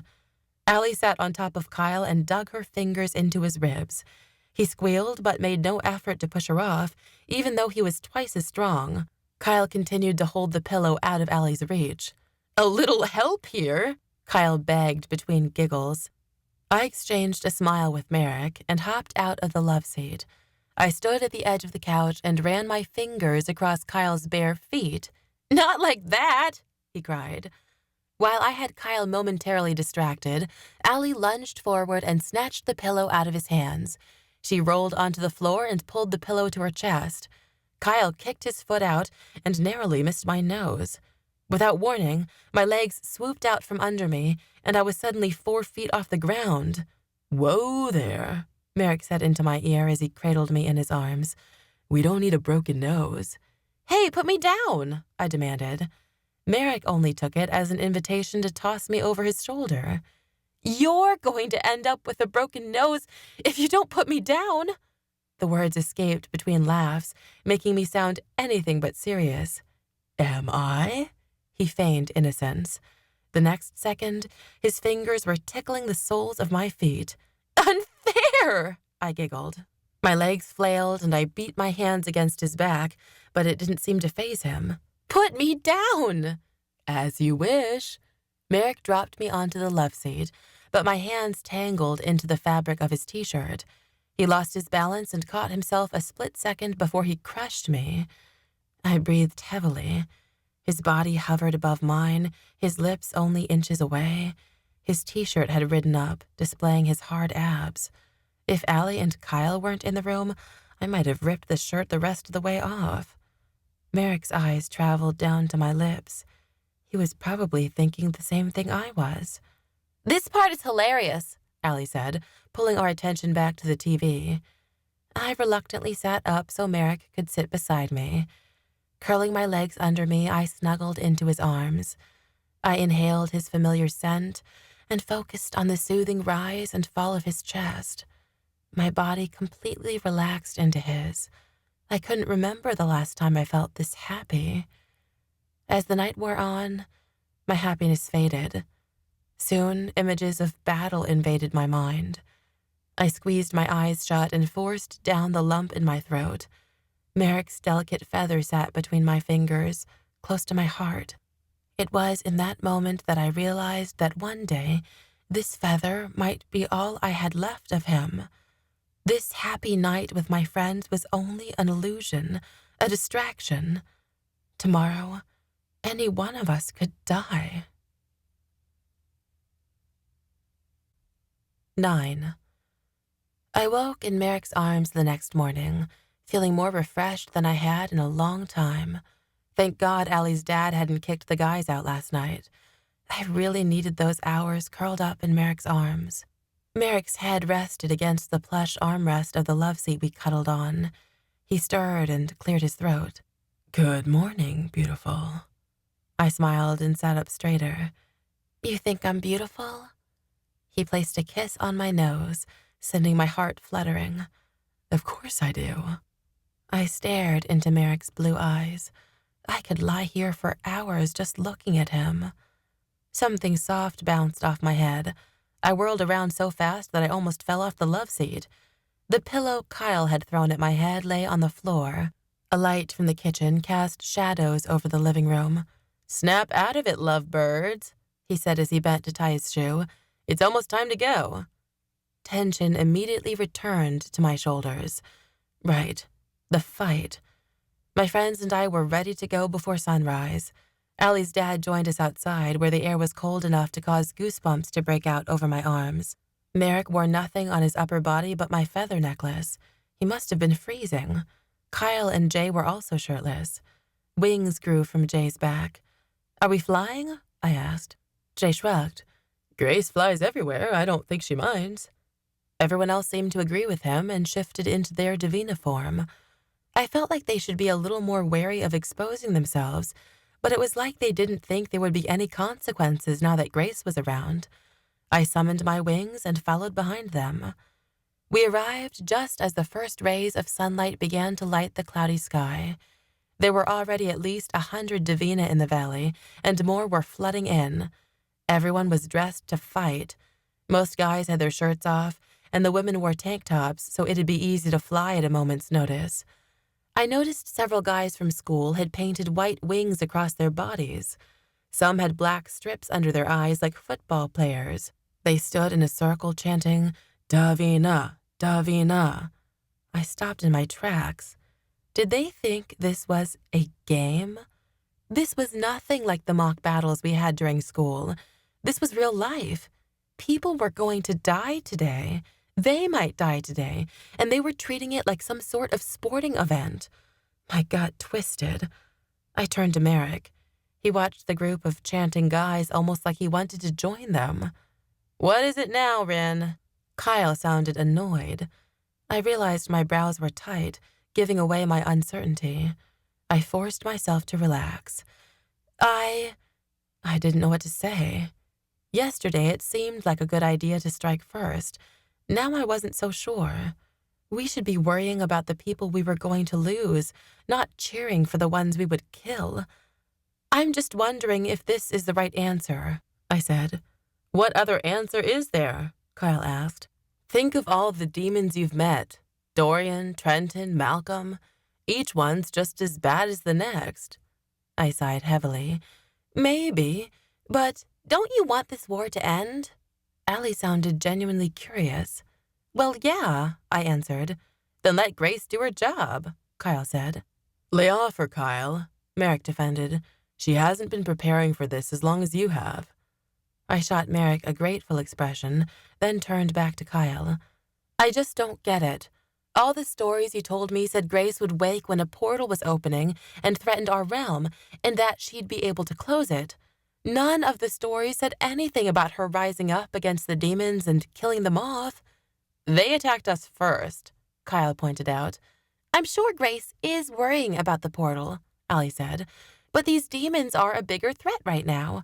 We need to fight them before they attack Eagle Valley again. If they're such a threat, why'd we waste a whole day training? I want peace just as much as any Davina, I stated. I was just saying maybe there's an alternative. Are you actually excited about killing them? Who wouldn't be excited? A deep voice came from behind me. I turned to find the group of guys from school making their way over to us. Half of them were in my combat class. The guy who spoke was at least 3 inches taller than Merrick, and his biceps were as big as my head. Merrick's jaw tightened. No one asked you, Gabe. I slowly reached out for Merrick's fingers. Rin's just scared, Gabe accused without sympathy. Mr. Collins was right to be skeptical about you. I narrowed my eyes. I'm not scared, and I think I proved myself a time or 2 in his class. You need to stop having such a big head, Gabe jeered. So you woke Grace. Big deal. The guys around him nodded in agreement. My expression momentarily faltered. I didn't realize everyone knew it was me. Gabe crossed his arms. Secrets don't stay secret for long here in Eagle Valley.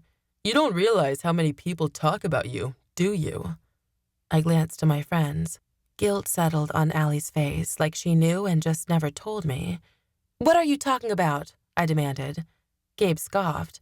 Everyone knows you've conjured essence in front of humans more than once. We know you were kidnapped yesterday. Freaking small towns. So? I challenged. Gabe smirked. So it's clear you have a thing or two to learn about being a Davina. Merrick stepped forward. Seriously, Gabe, back off. Gabe ignored him. Face it, Rin. You're not important anymore. I gritted my teeth. That's what Gabe thought this was about? That I wanted attention? That's not what, I started, but Grace's voice cut me off. Davina, she called. Everyone quieted and turned to her. Her large white wings rose up behind her. Thank you for joining us today, Grace said. I hope that everyone has had a chance to rest, because it's time to give the Ades what they deserve. They killed your friends and family, and now we will do the same to them. Davina! Gabe shouted beside me. The crowd joined in until the word Davina echoed throughout the valley. All around me, wings sprung out of people's backs in preparation for flight. Merrick gazed down at me and squeezed my hand. Don't worry. This is what Galen High has been preparing us for. We've been training to become protectors. It's time we finally got our chance to protect. Merrick's words echoed in my mind. At the mention of protection, my thoughts wandered to my mom. If I didn't do this, she and everyone in Eagle Valley would be in danger. Are you ready? Merrick asked. Grace spread her wings and shot into the air. All around us, Davina followed. Nerves fluttered in my gut, but Merrick was right. We had to protect Eagle Valley no matter what it took. I stretched out my wings and joined my fellow Davina in the sky. Wings flapped all around me. No one seemed to worry about being seen as we flew over the cornfields and treetops outside of Eagle Valley. Something about flying with so many other Davina was empowering. Up here, moving as one unit, I had to believe that, together, we were capable of anything. Up ahead, a patch of forest lay between 2 cornfields. Just as I spotted it, the Davina at the front of the group dove toward the trees. The rest of our group followed in a spiral, as if warning the demons of the impending danger we sought to bring down upon them. Screams filled the air when the Davina landed and immediately jumped into combat. Some were shrieks of warning, others of pain. Most sounded like the cries of eager Davina pumped for battle. Demons scattered. Merrick stayed close to me, and together we raced through the thin forest, knocking out demon after demon. Several protectors followed behind us and quickly finished off the demons we'd stunned. Some turned to snapping necks, others used the Davina blades they'd brought with them. Ahead of us, I spotted Fletcher engaged in combat with a tall demon. Beyond him, a flash of purple caught my eye. I paused, momentarily distracted by Grace's essence. It was nothing like the essence I'd used when I had access to her power. Purple lightning blasted out of her hands like a stream of water shooting out of a fire hose. She shocked 4 demons at once. Before I could process what just happened, they were gone. "Rin, come on!" Merrick grabbed my hand. I sprinted behind him, deeper into the middle of the fight. Without warning, a demon jumped out from behind a tree straight in front of me. I rammed into him and fell to the ground. Merrick didn't miss a beat. He knocked the demon to the forest floor and slammed his head against the ground. I quickly got to my feet and readied myself for whatever came next. "Behind you!" Merrick called. I whirled around and sank my foot into a demon's stomach. He stumbled back a few feet and fell to the ground. His hood dropped. All around me, the sound of battle faded, and it felt as if I'd been kicked in the gut. I stared, shocked and horrified, into the demon's face. It wasn't a man at all. A young girl looked up at me, her dark eyes filled with fear. She couldn't be more than 12 years old. An image of Emily's face flashed across my vision as I stared down at the girl. Emily, the 15-year-old training partner we'd lost in the last battle. It suddenly occurred to me that the demons weren't all like Clinton, Dorian, and Malcolm. Some of them were like Emily, young, scared, and innocent. The girl hesitated for a moment. I could see it in her eyes. She thought this was the end for her, that I was going to beat the living shit out of her until her final breath, and I knew I wouldn't touch her. When she saw I wasn't about to pounce on her and snap her neck, she scurried to her feet and raced away. But she only made it a few yards before a strong male Davina gripping a blade crossed in front of her and slit her throat. "No!" My knees grew weak. The Davina continued fighting like it didn't even faze him. I rushed over to the girl and caught her as she collapsed. She wheezed, struggling to suck air into her lungs. I pressed my hands to her throat to try to stop the bleeding, but it was too late. Dark blood spurted from her throat and coated my hands. "No, no, no," I mumbled under my breath. "I'm so sorry. This isn't fair to you." The girl looked up at me but gave no indication that she heard my apology. Her eyes glistened with tears and the pain of war. In her terrified expression, I could read what she'd say to me if she could. Why? And then she went limp. Her weight in my arms vanished the moment her body disappeared in a puff of black smoke. Her cloak draped over my arms. It remained the only reminder that she had, in fact, been real. I sat there for far too long, staring down at the empty cloak in my hands. If any demon had noticed me amidst the chaos, they could have easily snuck up behind me and killed me on the spot. But no one seemed to care about the Davina girl mourning for one of her enemies.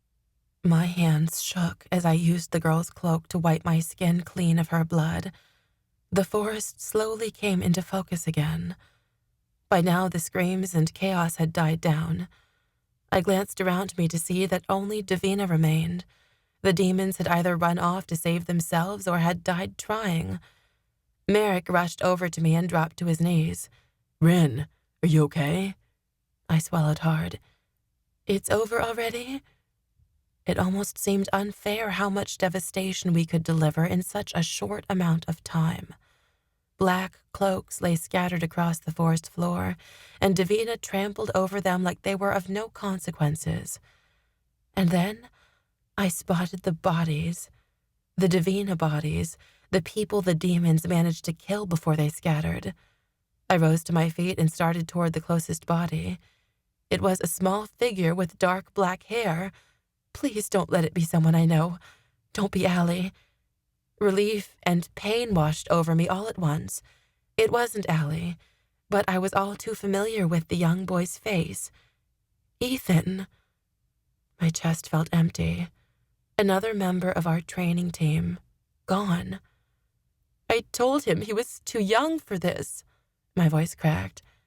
Merrick stared down at Ethan and spoke quietly. I know, but this is war, Rin.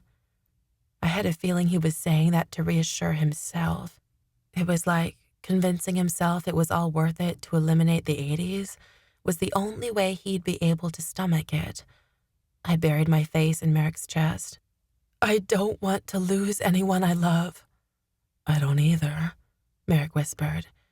His strong hands ran up and down my back. Let's go find Allie and Kyle to make sure they're all right.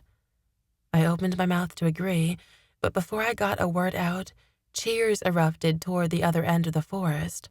I turned to see a large group surrounding Grace, celebrating our victory. As Merrick and I stepped closer to the group, Grace struggled to push her way out of the group. Finally, she broke free, but celebration around her continued. Grace stumbled forward and caught herself against the trunk of a nearby tree.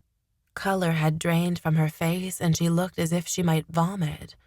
Grace kept her eyes on the ground without regarding the dead bodies she passed. An invisible force tugged at my heart. I felt for her. She acted like she didn't think we should be celebrating when we had yet to mourn for our fallen Davina. I felt the same way. I rushed toward Grace to offer my sympathies. Merrick followed behind me but didn't say anything. Grace, I called when I was several paces away from her. She lifted her head, and her eyes met mine. Her expression remained neutral, like she was trying to hide her true feelings. Grace, are you okay? I asked. What am I saying? Of course she's not okay. She just led a handful of her own people to their deaths. That's not something you come out of feeling okay about. Grace straightened and held her head high. She took a breath to say something, but sighed instead, as if contemplating how to express her feelings. This will all be over soon, Rin. Then we will finally be at peace. Grace turned away from me without another word. I stared after her speechlessly. The way she said it, it almost sounded like she was already at peace. Something told me she'd accepted that her death would come sooner than later. A scary thought hit me. Maybe this battle wasn't the first step in winning this war after all. Maybe it was a test for Grace. And maybe she found her answer. 10. Following the battle, Davina slowly began to return to Eagle Valley. Several stayed to assist the injured, and a group of Davina came back with vans to help transport the fallen home. Allie, Kyle, and Merrick lifted dead bodies into one of the vans. I couldn't take looking at their lifeless faces. Instead, I walked through the forest, gathering the cloaks that lay forgotten. The metallic scent of blood filled my nose. Allie shot me a somber expression, but other Davina eyed me skeptically, wondering why I bothered. I wasn't sure I had an answer. It just didn't seem right to leave them, like the 80s we killed didn't matter. I tried not to count the cloaks draped over my forearm. I dropped the pile of cloaks at the edge of the trees and then headed back into the forest to gather more.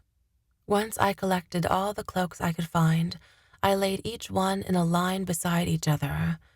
I didn't know if the 80s would return here or not, but if they did, at least they wouldn't have to do this themselves. I hoped it would be easier for them to mourn their lost this way. By the time I finished, the vans had pulled away from the shoulder of the road, and only my friends and I remained at the scene of the battle. How many did we lose? I asked as I slumped over to my friends. Allie dropped her head. Too many. I was glad she didn't give me an exact answer. Shall we head back? Merrick suggested.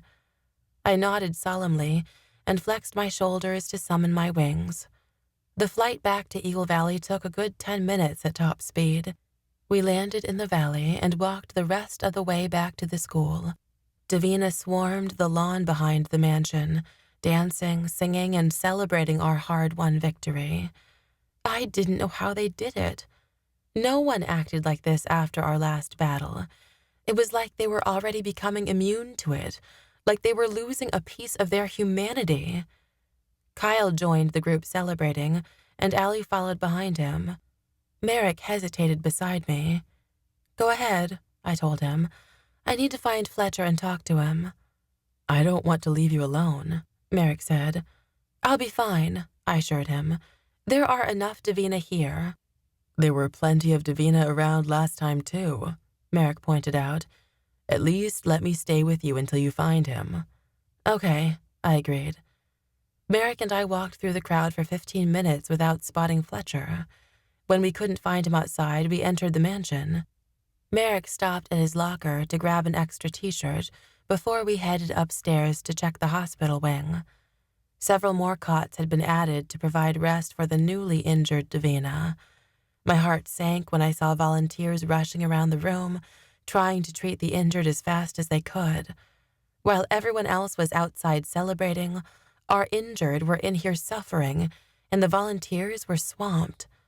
I spotted Fletcher across the room, holding onto a woman's hand as two others tried to stitch up a large gash across her swollen face. I didn't want to bother Fletcher while he was busy. Instead, Merrick and I helped where we could. We filled patients' water bottles and adjusted pillows. I helped a girl with a cast on her leg to the bathroom. It was several hours before things calmed down enough that I felt confident bothering Fletcher. Nerves twisted in my gut when I approached him. "Hey, Fletcher," I said. "Can we talk?" Fletcher looked exhausted, but he nodded anyway. "I heard they put out a salad bar a few hours ago in the cafeteria. Should we go get something to eat?" Merrick was too noble to stop volunteering, so he stayed in the hospital wing while Fletcher and I headed downstairs. The cafeteria was empty, but there was still food out at the salad bar. I filled up my tray, even though the lettuce had wilted slightly. Fletcher and I sat across from each other at the table farthest from the doors. Fletcher stabbed into his salad. "What is it you want to talk about, Rin?" I poked at my food, but I couldn't bring myself to eat it. "Here's the thing." I couldn't find the words. "Yes?" Fletcher potted. I took a deep breath. "I feel awful about what we did. There were kids fighting in that battle. We killed children. I watched an 80s girl die, Fletcher. She looked terrified. I'm not sure if she was that much different from the innocent Davina we lost today." "The 80s are different, Rin," Fletcher stated. "But maybe they're not as bad as everyone thinks they are," I argued. "Maybe we can—" I trailed off. I suspected Fletcher would only laugh at me if I suggested we could make peace with the 80s. Fletcher rested his fork on his tray. "Rin, I realize that you don't have a lot of experience with the 80s, and that you view them through a different lens than the rest of us do. But perhaps the lens in which you view them is misguided." My brows came together. "You think it's misguided for me to believe there has to be an alternative to all this?" Fletcher sighed heavily. "The 80s can't be reasoned with." "No one's tried. Let me tell you a story," Fletcher cut in. He rested his elbows on the table and brought his fingers together in front of his face. "Like most Davina, I was a protector in my early 20s. I was very good at what I did. I killed a lot of 80s, but it only takes one moment, one mistake to change everything." I fell silent and listened to what he had to say. "I was married then. We were both protectors and fought alongside each other. I was a protector, but I wasn't able to protect her or our son." Fletcher's confession was like a slap in the face. I had no idea something so terrible happened to him. "I thought you said you didn't have any kids," I pointed out. Fletcher shook his head. "Not anymore. My family died at the hands of an 80s. My heart sank. After all this time, it was clear the topic still caused him pain to speak about. Fletcher paused for a beat before continuing.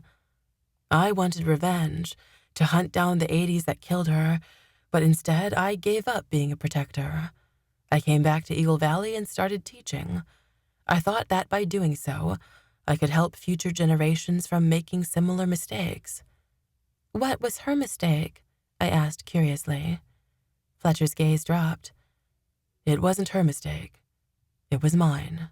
An inaudible gasp passed my lips. I let an 80s go, Fletcher admitted. He was the first one to beg me to spare him, and I fell for it.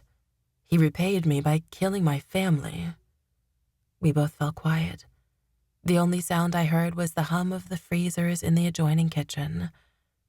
Fletcher, I whispered, I'm so sorry. He straightened up. It was a long time ago. That doesn't make it any less significant, I told him. Fletcher didn't meet my gaze. No, I suppose it doesn't. I just hope that you, Rin, will not keep yourself from recognizing the threats out there. I wasn't sure how to respond. Most of us have lost people we loved the 80s, Fletcher said. Perhaps now, with Grace back, we can finally end it. Maybe, I said flatly, but how many people are we going to have to sacrifice in the process? We are losing people we love as we speak. Fletcher's lips tightened. And we'd lose more if we left this alone. I wasn't suggesting the 80s are evil, Fletcher declared. We finally have a chance at exterminating them. Fletcher didn't seem to be listening. That or he didn't care. Grace was supposed to return when the line between the realms was thinning. If that was the case now, it wouldn't matter how many 80s we killed first. They'd quickly outnumber us. It sure felt like I wasn't the only one who was misguided around here. I found Allie sitting on the back steps of the mansion, staring out into the distance. It had been a long day, and the sun hung low in the sky. The group from earlier had thinned, but others stuck around, still looking positively pleased with the victory. I sat beside Allie, but she kept her eyes on the lawn, never looking at me. Hey, Allie. How's it been going out here? She shrugged and looked down at her feet. What's going on? I asked. Allie shrugged again. I can tell you're not okay. Please don't shut me out. I scooted closer to her and wrapped my arm around her shoulder. With everything that's happening, we need each other now more than ever. Allie shook her head, like she didn't want to tell me. It's nothing. I'm just not feeling very much like celebrating. Did I detect a hint of regret in Allie's tone? I spotted Kyle with a group of guys shooting essence at each other and dodging it like it was a game. They didn't even seem to care they were out here in the open, like they knew the end of the world was coming and so the secret of our magic didn't matter anymore. I wondered if that's why they acted so cheerful, because they weren't certain if they'd be the ones to die in the next battle and they were trying to have as much fun as they could. When I finally spoke again, my voice came out small. Do you think we did the right thing? What do you mean? Allie asked. Attacking the 80s, I clarified. Of course, she answered. It sounded like an automatic response. If we didn't kill them first, they'd kill us. That's how they work. She swallowed. That's what happened to my mom. I didn't say anything further. Allie was hurting right now, and I knew she wouldn't listen to what I had to say. I sensed Merrick's approach before he sat beside me on the concrete steps. Hey, he said lightly. How are you two? Allie glanced at him and shrugged. I think everyone's just really tired, I said. I knew I was. Merrick kept his eyes on Allie's fallen face. You okay? Yeah, she replied, but it didn't sound genuine. Like you said, I'm just tired. I think I'm going to go get Kyle and head home. Allie rose to her feet. I stood beside her. I'm ready to go too. I'll take you home, Merrick offered. The way he looked at me told me he wanted us to talk alone. Okay, I agreed. I turned back to Allie and pulled her into a hug. I'll see you later. Make sure to get lots of sleep. Thanks. I'll try. She offered a half-hearted smile, then headed across the lawn toward Kyle. I turned back to Merrick just as he pulled his t-shirt over his head. His wings grew behind him. We are flying? I asked. He nodded, and a slight smile touched his lips. Come on. Merrick pumped his wings and launched himself into the air. I hesitated only a moment before following. 11. We landed outside of town on a rocky hilltop, the hill where Merrick and I shared our first kiss. The sun touched the horizon, and most of the cloud cover had disappeared. A light breeze rustled through the trees surrounding the small clearing. Merrick pulled his wings into him and put his t-shirt back on. He sat on the large slab of granite and reached an arm out to me, inviting me to join him. The tension in my shoulders eased when I snuggled into his warm chest. The nighttime was peaceful in contrast to the bloody day that came before. Eventually, Merrick broke the silence. "What's wrong, Rin?" My mouth grew dry. "Nothing," I lied. How could he tell? "You know that's not true. Today was hard on you." There was no question in his voice. "Do you want to talk about it?" I dropped my gaze to my feet. "Not really. He'll just brush me off like Fletcher did." Merrick tightened his arm around me. "You can tell me anything." I wanted to believe that so badly. I pulled away from him and his arm dropped from around my shoulder. I knotted my hands together. "I know that, but I can't always predict how you'll react." "Please talk to me," he pleaded. I couldn't refuse the look in his eyes, but my heart began to hammer as I prepared for the confession. "Okay, the thing is, I feel uneasy. Everyone's acting like the battle meant nothing and they're using Grace to justify killing. But Merrick, I'm not sure we should trust her." His brow furrowed. "Why wouldn't you trust her?" I sighed. "See, this is why I didn't want to say anything. You're acting the same as everyone else, and now you think I'm being stupid." "I don't think that at all." He placed his arm around my shoulder again, but I didn't lean into him. "I don't get why we have to kill them," I said. "Can't we compromise?" Merrick's lips turned down. "I think it's a little unrealistic." "Is it, though?" I asked. "Has anyone ever tried?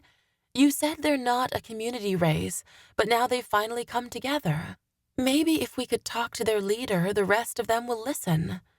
Merrick stared out across Eagle Valley. "Maybe Grace could." "No," I said too quickly. Merrick shot me a questioning glance. "I'm not sure Grace wants peace," I explained.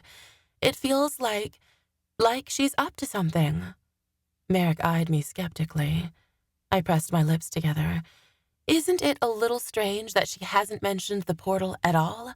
I thought she came back because the 80s realm was about to open.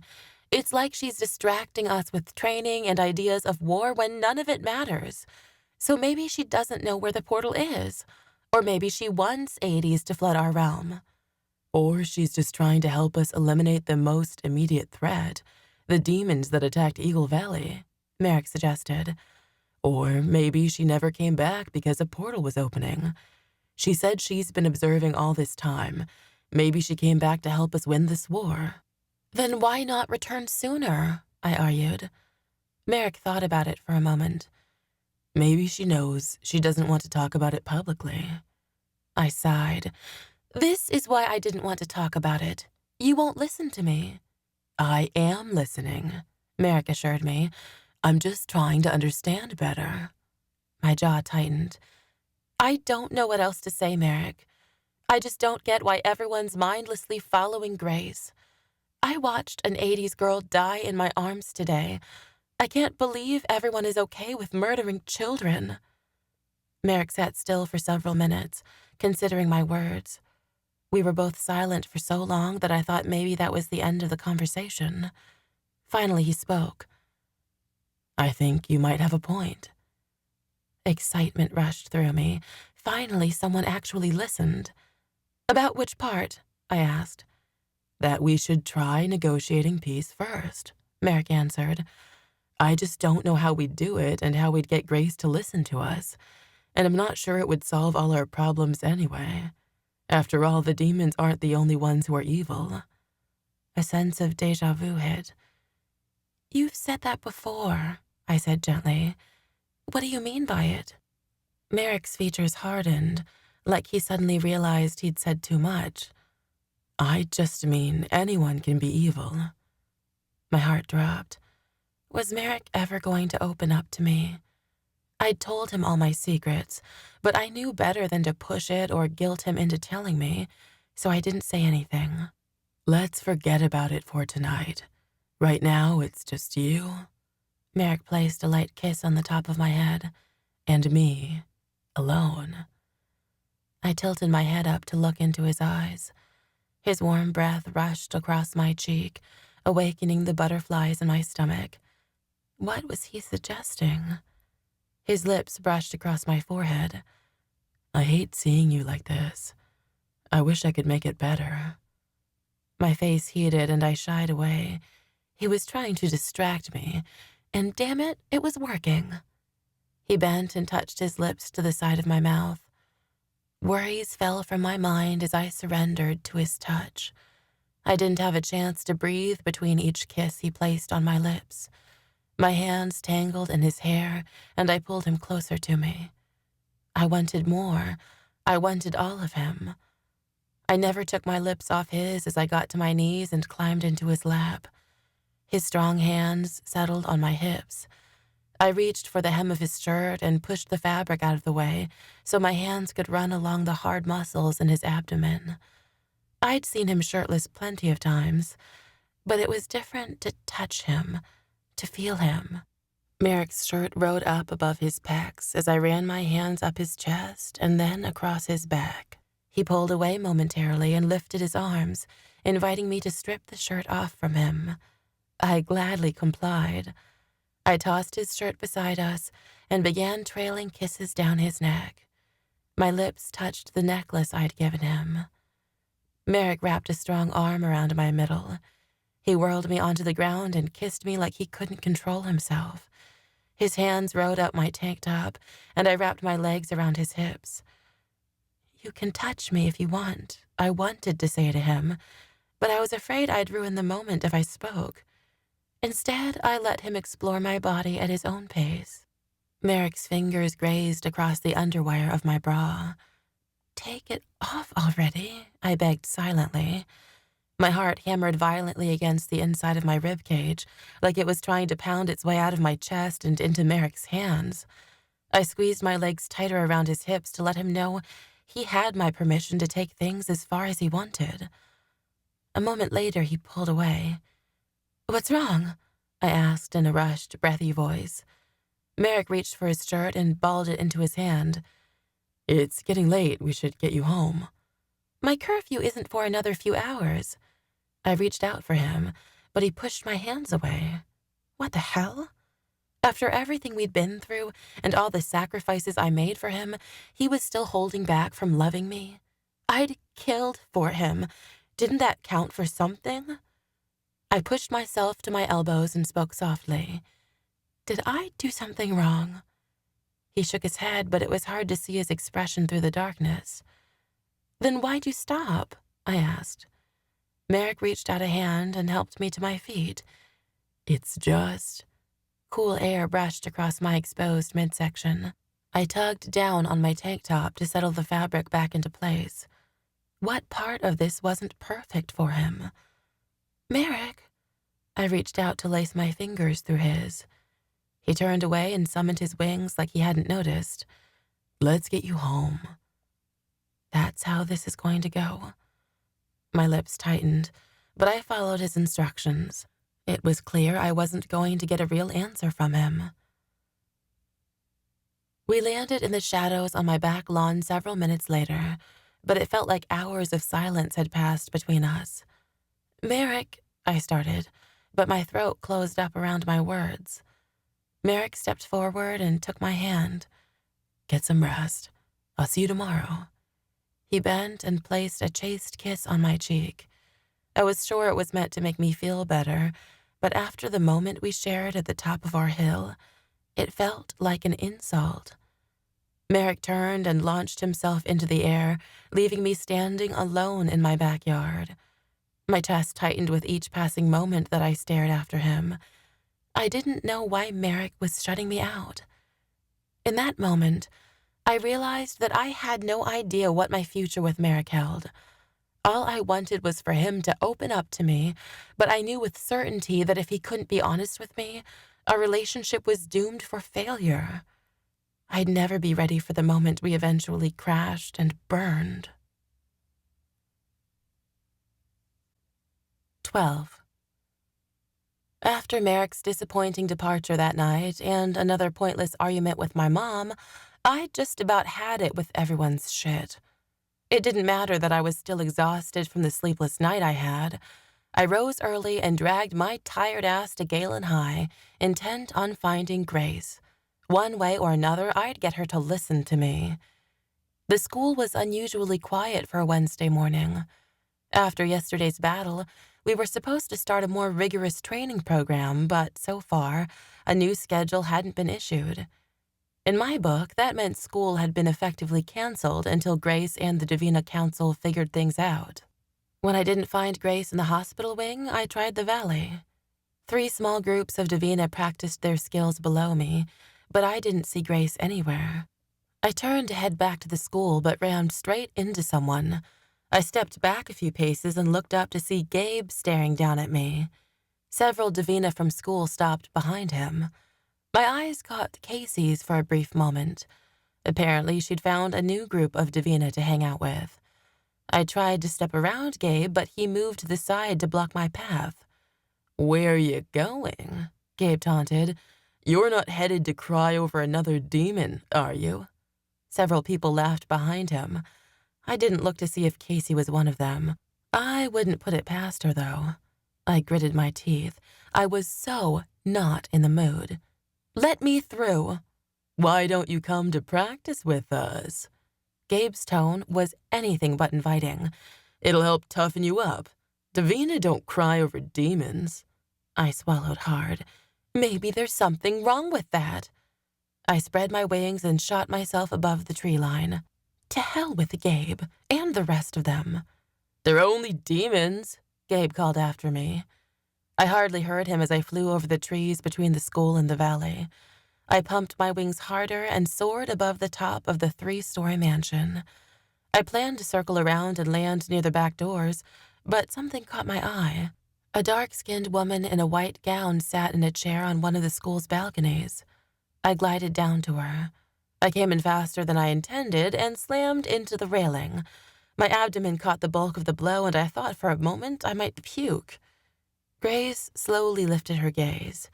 Apparently, my horrible landing wasn't as bad as I thought, because she hardly noticed my arrival. I gripped onto the top of the railing and swung my legs over it until I stood on solid ground. "Hi, Grace," I said like we were old friends. Her eyes met mine, but it felt as if she was looking through me. Her gaze returned to look out across the empty lawn. "What can I help you with, Rin?" she asked softly. Good to know I'm not invisible. I leaned against the railing and crossed my arms. I hadn't exactly planned what I was going to say to her. I just knew I had to reason with her somehow. If she wasn't going to listen to me, the 80s sure as hell wouldn't. I forced my voice out past the lump in my throat. "There's something I want to talk to you about." Grace didn't respond. I cleared my throat and continued. "I think we should arrange a meeting with the 80s to try to come to a peaceful solution." Grace still didn't say anything. I expected her to object, but it was like she hadn't heard me.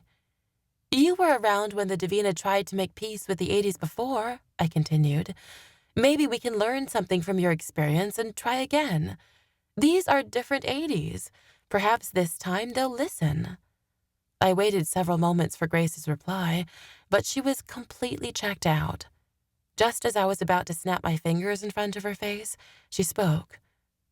"Do you feel that, Rin?" She closed her eyes and inhaled a deep breath.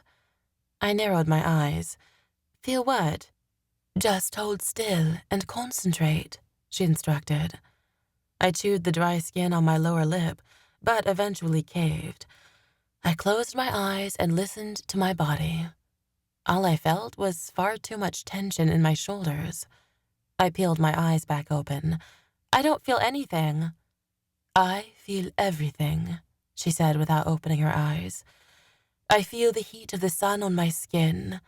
I feel the light morning breeze passing through my hair.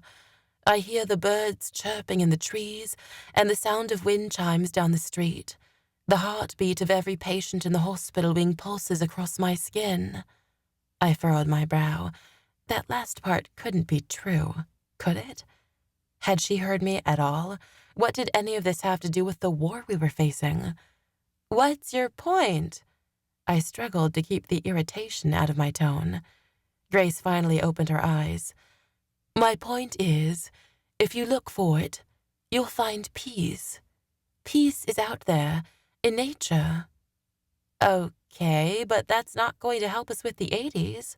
Grace tilted her chin toward the rising sun. No, I never said it would. This woman was impossible. When did she start speaking in riddles? I turned to the glass doors beside us. Clearly, she wasn't going to listen to me. Would anyone? After I abandoned Grace, I found Allie and Kyle in the hospital wing. I was relieved to see several cots were empty, and the rest of the injured Davina seemed to be doing better. Our healing abilities weren't anything short of a miracle. Can I get you anything else? Allie asked as she handed a water bottle to the lady with stitches on her face. No, thank you, she answered. You've helped immensely already. Allie noticed me for the first time. Can we talk? I suggested. Allie nodded and left the hospital wing with me. I eyed her as we headed down the stairs. Bags had settled under her eyes, and she hadn't even bothered with makeup today. Allie used to be so excited to become a protector. Now that day was here, and I wasn't entirely convinced she was cut out for it. How are you doing? I asked her. I'm fine. She couldn't hide the lie in her tone. What about you? We reached the bottom of the stairs. Several Davinas sat around the fireplace in the common room. I didn't speak until we passed them and entered the hall behind the grand staircase. I tried talking to Grace about meeting with the 80s, but I'm not sure she heard a word I said. Allie gazed down at her feet while she walked. I'm sure Grace has a reason for whatever it is she's doing. It didn't sound like Allie truly believed what she was saying. It was like she said it only to reassure herself because she was so desperate to believe in Grace the way the rest of the Davina did. Sure, she has a reason, I said, but her reason may not be as noble as everyone thinks. Allie bit the inside of her lip. Maybe not. Rin, a familiar voice called out. I stopped in the hall and retreated a few steps before glancing into Fletcher's classroom. My eyes first fell upon Merrick standing near Fletcher's desk, but it was Fletcher who had called my name. I purposely avoided Merrick's eyes and looked to Fletcher instead. Yeah? Come in. Fletcher gestured to Allie and me. I glanced warily between Merrick and Fletcher. Merrick's expression remained calm. Was he even bothered by what happened between us last night? The Davina Council is looking for people to fly the outskirts of town to watch for any threats from the 80s, Fletcher said. I thought maybe you'd be interested in helping out. I exchanged a glance with Allie. Her face lit up like she couldn't be happier to get out of here. I thought we weren't supposed to fly where humans could see us, I pointed out. Fletcher frowned. We shouldn't be, but the Davina Council doesn't seem to care now that Grace is back. She's the one who said she wanted Davina flying out there to guard from another 80s attack.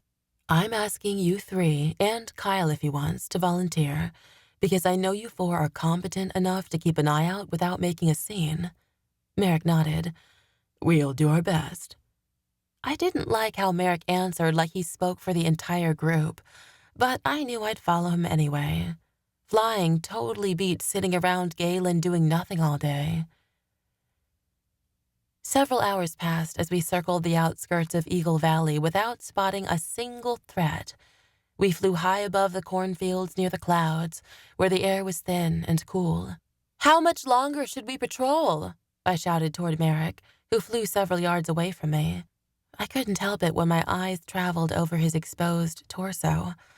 I wanted so badly for him to hold me against his chest, but I didn't know at this point if he wanted to hold me. He hadn't given me a clue how he felt all day. Merrick shrugged. Fletcher never said, but if you're getting tired... Don't be a wimp, Kyle called out from in front of us. He flipped in the air and quickly caught himself. I thought you liked flying. I do like flying. I quickened my pace to catch up with him. Kyle raised his eyebrows and sped up to distance himself from me. A challenging look crossed Allie's face as she pushed ahead of him. Hey, guys, Merrick started. His voice was drowned out by the sound of wind rushing past my ears. I pumped my wings harder and passed by Kyle. "Guys!" Merrick called again. Allie and I exchanged a mischievous glance and sprinted beside each other, swaying one way and then the other to block Kyle from passing us. "Not fair," he called. We dropped lower when he tried to fly beneath us. We weren't racing as much as trying to keep Kyle from getting in the lead. We had no destination and weren't paying attention to where we were going. I was sure Merrick yelled at us at least 5 more times, but it was hard to hear him. The farther we went, the more tuckered out I got. Allie noticed me slowing down. "Do you need a break?" she called. I nodded. Allie turned back to Kyle and Merrick and gestured toward the ground. She quickly changed direction and dropped out of the sky. I dove after her. We landed in a large grassy clearing with trees on all sides, and I fell onto my back with my wings spread wide beneath me. Laughter filled my chest. Merrick fell into the grass near my head and reached out to touch my fingers. My initial reaction was to pull away, but I didn't. My eyes met his, and he stared back with an apologetic expression. "I'm sorry," he whispered, "about last night." A smile touched my lips. It was a relief to know he wasn't mad at me. "I'm sorry too," I replied. "I don't want to fight." Merrick ran his thumb across the back of my hand. "Me either." "That was fun!" Allie exclaimed breathlessly, breaking the spell between Merrick and me. She hadn't noticed our exchange. Kyle sat with an elbow rested on his knee. "Ready for another go?" I lifted my head to look at him. "Give us a second to cool down, would—" My voice stopped dead when my eye caught something across the clearing. The air rippled, interrupting the stillness in the clearing and distorting the landscape beyond it. The tree trunks themselves seemed to sway in slight motion. Something was amiss, as if the threads in the fabric of reality as we knew it were unraveling. "What?" Allie looked at me, then glanced to where my eyes were locked. Was I imagining it? Everyone stopped to follow my gaze. If they said anything else, I didn't hear them. I rose to my feet and inched closer to the disturbance. A strange energy grew inside of me the closer I got to it. "Whoa," Allie said in awe beside me. I hadn't realized everyone else had gotten to their feet and followed. We stopped mere inches from the ripple. It was hardly visible, but I noticed a swirling of colors in the air the longer I stared. It was the size of a doorway, rising only a foot or two above my head. Kyle wet his lips and reached out to touch the visible air. Merrick grabbed his wrist before he could make contact. "Don't touch it." Kyle listened, but I didn't. I felt nothing but air when my fingers connected with the strange phenomenon. The only reason I knew I'd touched it was because of the small ripple that spread out from my fingertips. The air waved in front of us like the surface of a pond. "You don't think—" Allie started. She didn't need to finish her question.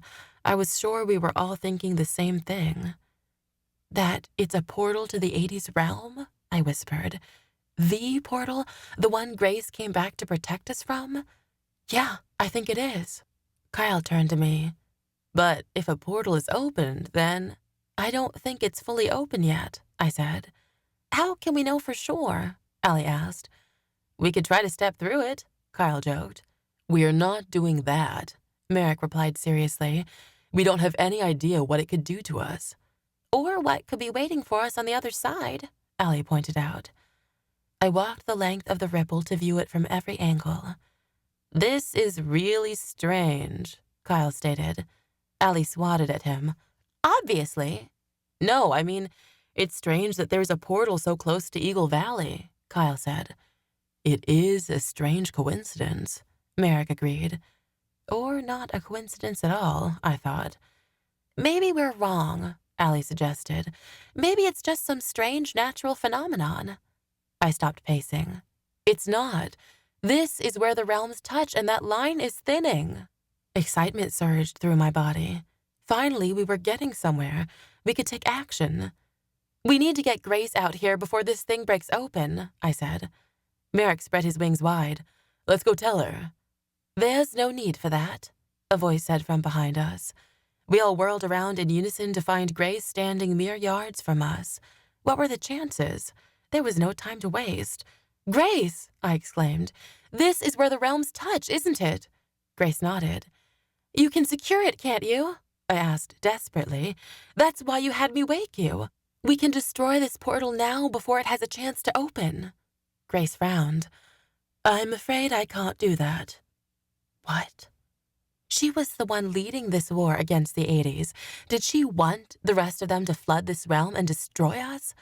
A terrifying thought occurred. You don't care how many 80s we kill, as long as you can distract the Davina long enough for a portal to open. Then you'll have enough 80s to take over this realm. Why would you do that? Grace remained calm. You're terribly mistaken, Rin. Then why won't you destroy this thing? I yelled. Grace looked down at her bare feet and stepped toward us. Rin, I think it's time that you finally knew the truth. 13. Grace promised we were in for a long story and invited us to sit in the grass while she explained. My friends and I exchanged wary glances before joining Grace on the ground. I didn't like this.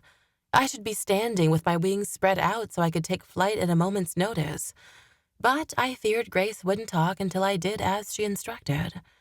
Grace took a deep breath. The truth is, the stories you've heard are wrong.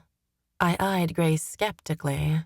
Allie gasped beside me, and Merrick and Kyle exchanged a questioning glance. The Davina today fear a portal to the 80s realm because they fear what is on the other side. The originals feared the portal themselves, Grace explained.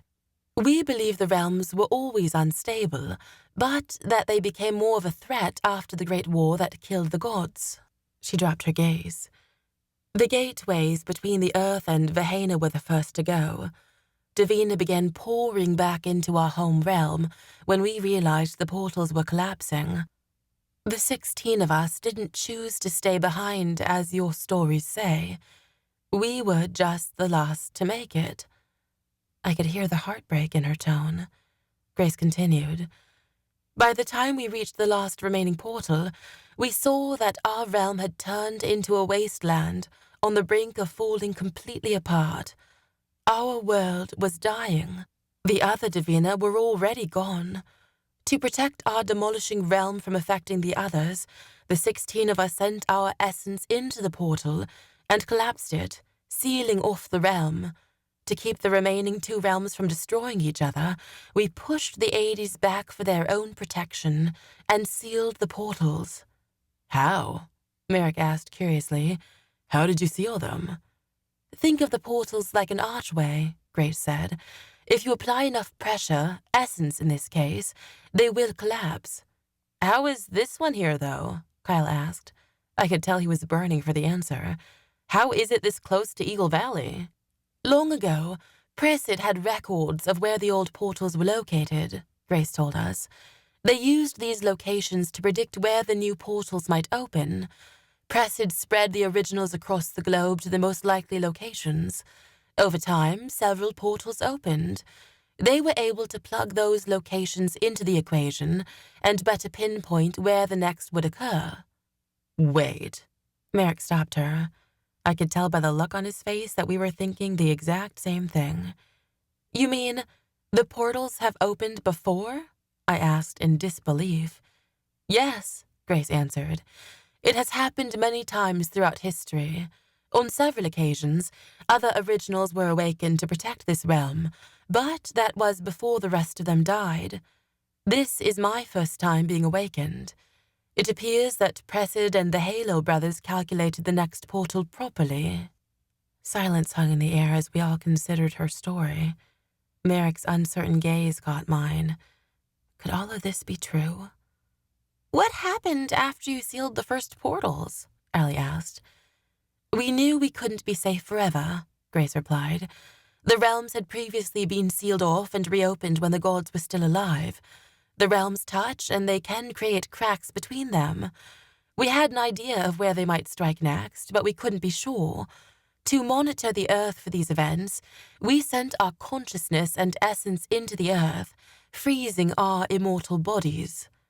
I couldn't miss the disbelief that fell over my friends' faces. Her story made so much sense, but it also meant that all the stories they'd grown up believing in were laced in falsehoods. The Davina had lost so much of the truth throughout time. "Now what do we do?" I asked Grace. "When this portal opens fully, the realms will collide. It will destroy them both." She spoke without emotion, like the threat didn't bother her one bit. Panic spread throughout my body. If what Grace was saying was true, we didn't even have a chance, not unless she took action immediately. "Why aren't you doing something about it?"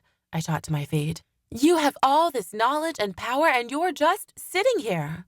I whirled toward the portal behind me. "Let's do something. Let's close it." Grace dropped her shoulders. "I'm afraid I can't." "Can't? Or won't?" I asked with an edge to my tone. "What are you even here for? Why'd you have me wake you if you weren't going to do something about this? You've been distracting everyone with fighting against the 80s when you should be trying to destroy this thing before the realms destroy each other." Merrick stood beside me. "Rin is right. We need to do something." A silent beat passed over the clearing. "Answer me, Grace!" I shouted. Grace's soft expression never faltered. "Please, calm down and I'll explain." Anger pulsed through my veins, but I fell silent and waited for her to continue. "I called out to you in order to stop the portals," Grace said. "But now that I'm here, I've seen the damage your races have caused. The truth is, I've lost my will to fight." I narrowed my eyes. "I thought you'd been observing all this time. None of this should surprise you." Grace frowned. "Yes, it's one thing to observe. It's another to see it firsthand. I am the last original. I'm alone. And I'm not sure I have the heart to restore this world. The best thing I can do is to distract the Davina and the 80s with the war and allow the portal to destroy the realms." "What?" Allie cried. She and Kyle were on their feet in less than a second. "You can't do that," Kyle objected. "You just going to let us die?" I cried. Grace took a soothing breath. "I believe our essence will live on as always." What a bitch. How can she act so calm when the fate of our world rested in her hands? "Whatever remains of the ashes of our realms will bring about new life," Grace continued. "Everything will start fresh. There will be no more war, no more pain and suffering. Everyone will finally be at peace." My hands balled into fists. "And you just thought you'd let the rest of us die without any say in the matter? We're not going to let you do this." A hint of amusement crossed Grace's face. "You can't stop me. Only I have enough power to stop the portal, and I'm not going to." "I'll report you to the Davina Council," I threatened. Grace's brows shot up. "And you think they'll believe you? 4 teenagers over me, an original?" I kept my narrowed gaze on her, but I knew she was right. I crossed my arms. "Why tell us then?" "Because I want you to stop poking around and asking so many questions." There was an edge to Grace's voice as she rose to her feet and spread her wings. "You need to accept this is your fate, Rin, and you need to accept that there's nothing you can do to stop it." Grace shot into the sky, leaving my friends and me alone at the foot of the portal. My stomach dropped. "Wait!" Merrick called after her. Grace continued flying away from us without missing a beat. "Shit." Merrick raked his fingers through his hair. "What are we going to do now?" Kyle's mouth hung open, like he wanted to give an answer he didn't have. "Maybe," Allie started. We all turned to look at her. Allie bit her lip. "Maybe there's something to what Grace was saying." I let out a breath in disbelief. "You can't actually agree with her, can you?" Allie shrugged. "I don't know. Maybe starting over is what the world needs." "This isn't a fresh start for any of us," I shouted. "This is a death sentence." "I know," Allie started to say, but I cut her off. "I'm not ready to die yet," I stated. "Are you?" Allie averted her gaze. No. What Grace wants to do is wrong, Merrick said through clenched teeth. There are too many innocent people. Yeah, Carl's lips pursed. It's wrong on so many levels. I struggled to steady my heavy breathing. Then there's only one option. What's that? Allie asked curiously. My jaw tightened. We go against Grace. I couldn't believe it had come down to this. A group of 4 teenagers had become the world's last hope. Since Grace wasn't going to do anything to save the Earth, we'd have to figure out a way to destroy the portal ourselves. 14. It was late afternoon by the time we returned to my house. I paced around my bedroom, unable to sit still. I could feel my friend's eyes on me. Here's what we're going to do. I spoke confidently, but I didn't feel very enthused about my plan. We're going to find Malcolm. No, Merrick objected from where he stood near the window. A skeptical expression crossed Kyle's face. You want to go looking for him after what he did to you? Are you insane? Don't call me that, I snapped. I'm not insane. Kyle's right, Allie protested. We can't go looking for Malcolm. Yeah, Merrick agreed. It's not a smart idea. I raised my eyebrows. Do you have a better idea? Because right now we're desperate. I glanced between the 3 of them. They all stared back silently. I say we try to come to some sort of peaceful agreement with Malcolm on our own, I suggested. From there, we can try to get more Davina on our side. We are wasting time fighting the 80s. We need to stop this fighting and get everyone on common ground. With enough supporters and enough essence, maybe we don't need Grace at all. We could collapse the portal ourselves. What if, Kyle started to say, but I cut him off. The least we can do is try. I wasn't taking no for an answer. The only thing we know for certain is that if we don't try, we and everyone we love will die. Night fell before we landed on the front lawn of Trenton's old house. In the dark, it seemed even more eerie than the first time I was there. The chipping paint, curtained windows, and splintered front door frame screamed, "Go away." Perhaps in some ways, this house truly was haunted. I thought it was best if I approached Malcolm alone. Otherwise, he might think it was an ambush. My friends snuck around the side of the house to hide in case I needed them. My knees shook as I walked toward the front door and reached for the doorknob. Before my hand could close around it, a light breeze pushed the door open on its loose hinges, as if inviting me inside. Freaky. The hardwood floor creaked under my weight, and a strong, dusty scent met my nose. I glanced around the abandoned home, but I couldn't see more than 4 feet in front of me through the darkness. "Malcolm?" I called. His name didn't come out as strong and commanding as I intended it to. I cleared my throat and repeated his name. Only silence returned my call.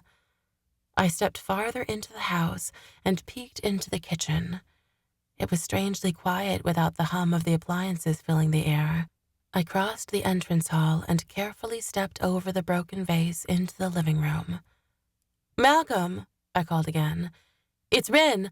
I want to talk." My heart leapt inside my chest as a loud bang filled the air, like the sound of a close-range gunshot. I whirled around. My heart slowed when I realized the bang was just a gust of wind slamming the front door into its frame. I took a deep breath and turned.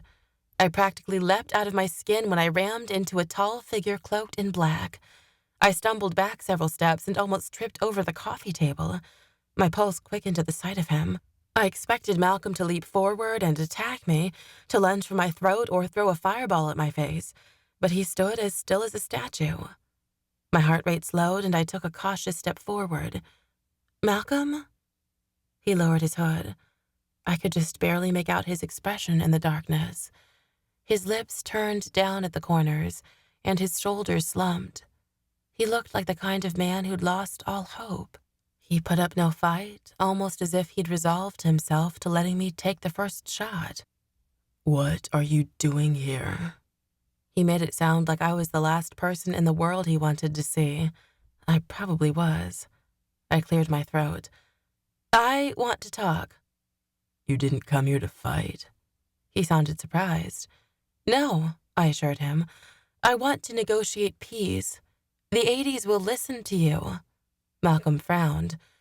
You think we'll agree to peace after what the Davina did to us? You've killed hundreds of our recruits in the last few days. We've lost people too, I pointed out. Look, there's something bigger going on here. If we don't do something about it, all of us are going to die. What are you talking about? He demanded. The line between the realms is thinning, I explained. A portal to your realm is opening. Yeah, Malcolm said like it was obvious. That's why Grace has returned, isn't it? She wants to keep the portal closed so we can't return. No, I stopped abruptly.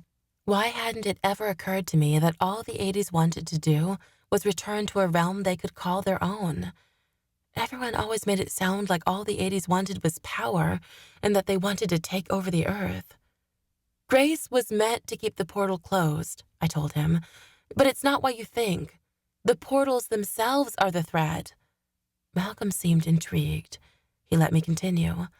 I explained what Grace had told us earlier, how the realms would destroy each other if we didn't do something about it first. I told him about how Grace had given up and wanted to wash our slates clean, to give birth to a new realm where none of us survived. Grace is using you as a distraction, I explained. If you retreat and stop fighting the Davina in Eagle Valley, then maybe everyone else will see Grace's true colors and we can convince them to help us prevent this. A hard expression crossed Malcolm's face. Even if what you're saying is true, peace between our two races will never work. The Davina and the 80s have never listened to each other. Maybe, if Sylvia hadn't left me, she could have convinced them. But now, maybe the Davina will listen this time if we— You don't get it, do you? Malcolm exploded. Your people have made us out to be monsters when all we ever wanted was to survive. I froze, momentarily dumbstruck. Survive? Yes, Malcolm shouted. I learned a lot living around Davina for the last 2 decades. Most 80s don't get why you hate us so much. The way our stories go, you're the power-hungry monsters. So you think we feed off human essence for fun? Malcolm roared. Some abuse their power, but the rest of us only access human essence because it's the only way for us to survive. Malcolm might as well have dropped a brick on my chest. How could the Davina have had it so wrong all this time? Unless Malcolm was trying to manipulate me. You mean human essence keeps you alive? I asked. Of course it does. We're not immortal. How else would we survive? I didn't have a decent answer. I'd assumed because they were direct descendants of the gods, their healing abilities kept them alive until old age. I'd never given it a second thought. I was an idiot. We have the unique ability to borrow, access another being's essence, Malcolm explained. So the Davina can't— No, he answered before I finished the question. Not modern-day Davina anyway. The 80s, however, can borrow essence and transform it into life energy. We use it to grow and stay alive. Can't you pull your essence from the earth? I asked. Yes, Malcolm answered, but it has its limits for all races. Borrowing essence from another being provides an easier channel than taking from the earth. It allows us to access enough to stay alive. My jaw hung slack. Why don't the Davina know about this? Malcolm crossed his arms, his tone softened. I suspect some of them do, and have decided to keep it from the rest of you. It's a good way to keep you believing we are worth killing. He couldn't be telling the truth. Was Malcolm really more trustworthy than the Davina Council? Probably, I thought. If the Davina Council knows, why would they let us keep killing you? I asked. Malcolm's jaw tensed. There are 80s who've given the rest of us a bad name. Like Clinton, I thought. Perhaps the Davina don't realize some of us only take what we need, Malcolm continued. They lump us all together as monsters and won't entertain the truth. I don't believe this. Though the truth was, I believed every word and it broke my heart. This racism has to end, I stated. The hatred needs to stop. Malcolm eyed me like I was a poor, helpless little girl who just didn't understand. And I suppose you're going to lead the charge? I held my head high. Yes, if I have to. Malcolm sighed heavily. Obviously, he had no faith in me. Why would I help you? He asked. You killed my son. Guilt slammed into my gut at the mention of Trenton. My gaze dropped to my feet and my voice came out small.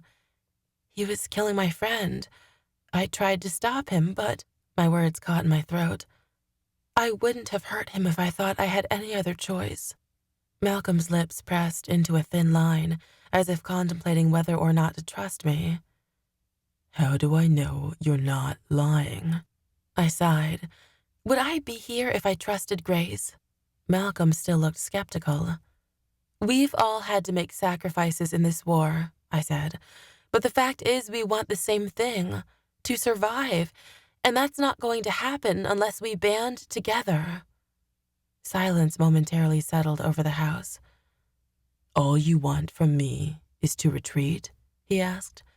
Yes, I answered. We need the Davina to focus on the real issue.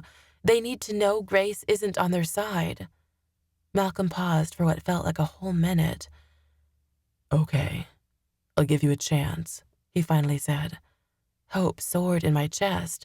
But, Malcolm's word came out harsh, softening my hope. If you can't convince them of the truth and they attack us again, we will do what we have to in order to defend ourselves. I nodded. That's fair. I will do what I can to keep them from attacking your people again. I didn't know how I was going to do that, but one way or another, I would figure it out. If I didn't, time would eventually run out for all of us. I reached out my hand. Truce? Malcolm hesitated before shaking it. Truce. Where can I find you if I need to contact you again? I asked. Right here, he answered. I turned to leave, feeling optimistic. As I stepped out the door, something caught my attention out of the corner of my eye. I did a double take, but the flash of white I'd spotted was gone. My mouth went dry. I could have sworn I spotted white feathers disappearing around the side of the house, and I wasn't sure those feathers belonged to any of my friends. 15. My opponent grunted as I sank my foot into his gut. What he had in strength, I made up for in speed. His thick arm swung out, reaching for me, but I ducked and threw myself forward. I tackled him to the ground like a football player. Kyle coughed. Jesus, Tyler, where'd you learn to fight like that? I offered him my hand and helped him to his feet. I shrugged. I didn't think I was that good. Maybe don't take it so easy on me next time. He wasn't taking it easy on you, a familiar voice said. I turned to see Merrick standing nearby, observing us. I hadn't realized he and Allie had finished sparring. Yes, sparring again, like useless maniacs. A new training schedule had finally been issued, and we'd been required to report to the valley for training. All around us, groups of Davina fought one another, but it felt more like we were playing games than actually preparing for anything. This is pointless, I complained to Merrick. If Malcolm was being honest with me, and I think he was, we're not going to need to know all this. We should be trying to convince everyone we can of the truth. Fletcher was the first person on that list, but I hadn't seen him all day. We needed to talk to him first. If we couldn't even convince Fletcher, we had no hope of convincing anyone else. When Allie and I went to go find him earlier, one of the council members followed us back to the school. We had to fake using the restroom so they wouldn't get suspicious. Someone cleared their voice from behind me. Miss Tyler? I whirled around to find Anthony Lucas, head of the Davina Council, glaring at me from several feet away.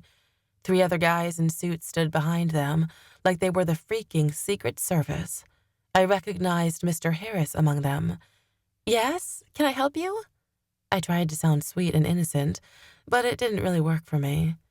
Why don't you and your friends come with us? Anthony suggested. It sure didn't sound like we had a choice. All 3 of my friends came to stand beside me. Merrick's shoulder crossed over my own protectively. Why? I demanded. Anthony cleared his throat and glanced around at the other Davina, like he was afraid I was about to make a scene. I wasn't, unless he gave me a reason. The look he gave me told me he had plenty of reasons. "We can discuss this further, in private," Anthony said. I crossed my arms. "I'd like to know what I'm getting into first." Anthony's jaw tightened. "It wasn't a suggestion. You and your friends are to come with us now." It looked as if he was trying to physically restrain himself from dragging me behind him by my hair. I glanced to Merrick. I'd never seen him look so uncertain and scared before. "We should go with them," Merrick said under his breath. Allie and Kyle both wore the same look Merrick did. Reluctantly, I gave in. I held my shoulders back, trying to appear strong as I followed behind Anthony. The truth was, I was terrified of what he might want. Anthony and the 3 Secret Service guys led us up to the school and into Mrs. Presley's old office. The room wasn't much bigger than my bedroom. The first thing I noticed was Grace seated behind the large desk near the window. The surface of the desk was empty, like they'd already removed Mrs. Presley's memory from the room. "Please sit," Grace said sweetly, gesturing to the 2 seats opposite her. My friends and I exchanged a wary glance, but eventually Allie and I claimed the 2 chairs. Merrick stood behind me with his hands on the back of my seat. His knuckles touched my shoulder in a comforting gesture. Mr. Harris shut the door behind us, and silence settled over the room. "Is something wrong?" I asked innocently. Anthony crossed the room to stand next to Grace. He placed his hands on the surface of the desk and leaned toward me. His eyes narrowed and his lips tightened. "Where were you last night?" My expression never faltered as I met his stare, but inside I was screaming. How do they know? Grace had the Davina Council wrapped around her little finger. I wasn't inclined to admit the truth in front of any of them.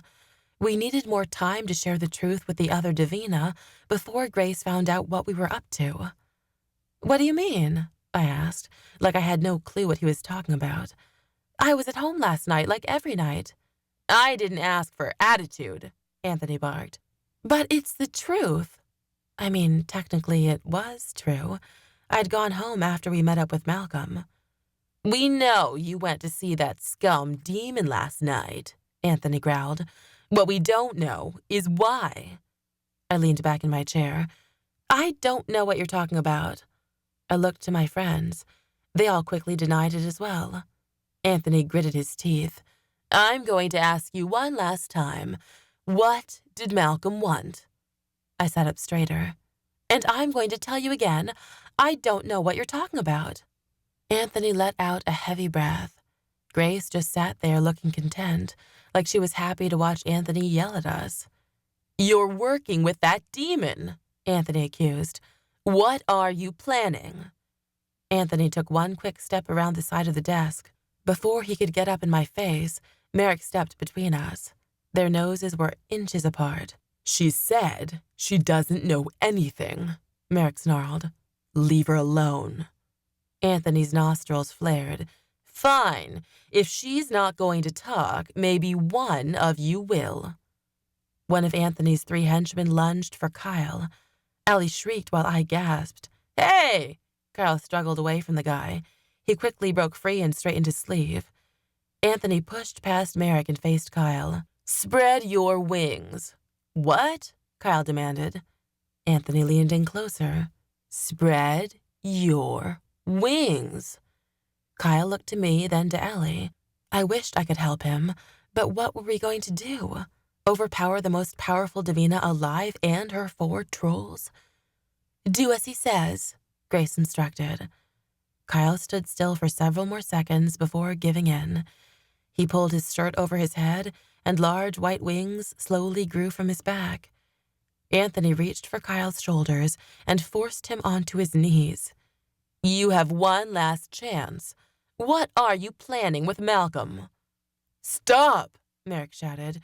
"We told you we don't know anything. You must be mistaking us for someone else." A smirk spread across Anthony's face. "Wrong answer." In a flash, Anthony ripped a handful of feathers out of Kyle's wings. Kyle cried out in pain. I winced at the same time Allie's hands slapped in front of her mouth. I thought I even saw Mr. Harris flinch from where he stood in the corner of the room. Merrick's fists clenched beside me. I bit down hard on the inside of my lip to keep from spewing insults at the council. Allie looked to me with fear in her eyes, begging me to tell the truth. "Still don't want to talk?" Anthony taunted. He crossed in front of Kyle, grazing the handful of feathers across his cheek. Kyle turned his face away, and a wild expression entered Anthony's eyes. The Davina Council had officially gone mad trying to win this war. A moment later, Anthony's fist connected with Kyle's jaw. Blood spurted from Kyle's mouth and across the hardwood floor. Allie stared down at the blood in horror. When her eyes met Kyle's, he shot back the smallest shake of his head. He didn't want her to speak. "Tell us," Anthony thundered, a moment before his foot sank into Kyle's groin. Kyle grunted, and his hands shot between his legs protectively. Anthony shoved his hand into Kyle's dark hair and smashed his face against the side of the bookcase near the door. I yelped. Beside me, Merrick's knuckles turned white as his hands curled into tighter fists. Anthony dragged Kyle upward by his hair and shoved him across the room. Kyle's wing twisted under him when he landed. Allie shot to her feet. "Let him go!" Anthony paused. "Are you ready to tell the truth?" "Yes," Allie cried. "Just stop." Well, shit. We were all going to die. I quickly cut in before Allie could say more. "You're making a bigger deal out of this than it needs to be. We went to find Malcolm because we wanted to fight him after he kidnapped me. But when we got there... Crap. I needed a good lie and fast." "When you got there, what?" Anthony prodded. Merrick jumped to my rescue. "He was gone by the time we got to his house." Anthony narrowed his eyes. "Why didn't you say that to begin with?" "Because our mentor would be mad at us for trying to deal with him ourselves," I lied. It was the best I could come up with. Anthony didn't look like he believed me. "Let them go." Grace's bored voice cut through the momentary silence. Anthony hesitated. "What?" "Let them go," she repeated. She never tore her gaze from the window. It took Anthony another moment, but he finally gave in. "Fine." Merrick rushed to Kyle and helped him to his feet. "Please return to training with the rest of the Davina," Grace instructed. I didn't see the point, but I also didn't think we had a choice. I stood and breezed past the council members without making eye contact. I swung the door open and stopped dead in my tracks. Allie nearly rammed into me. Casey straightened immediately from where she leaned against the wall. Her eyes widened like a deer in the headlights. "You," I accused. Casey took a cautious step back. "Me? What?" "You turned us in. You followed us last night and tried to get us in trouble." It was her feathers I'd seen outside Malcolm's. It had to be. "I don't know what you're talking about," Casey said flatly. I stared at her in disbelief. I barely noticed Merrick drag Kyle past me toward the hospital ward. "I think you know exactly what I'm talking about," I snapped. Casey held her hands up in surrender. "Seriously, I'm just waiting for my dad."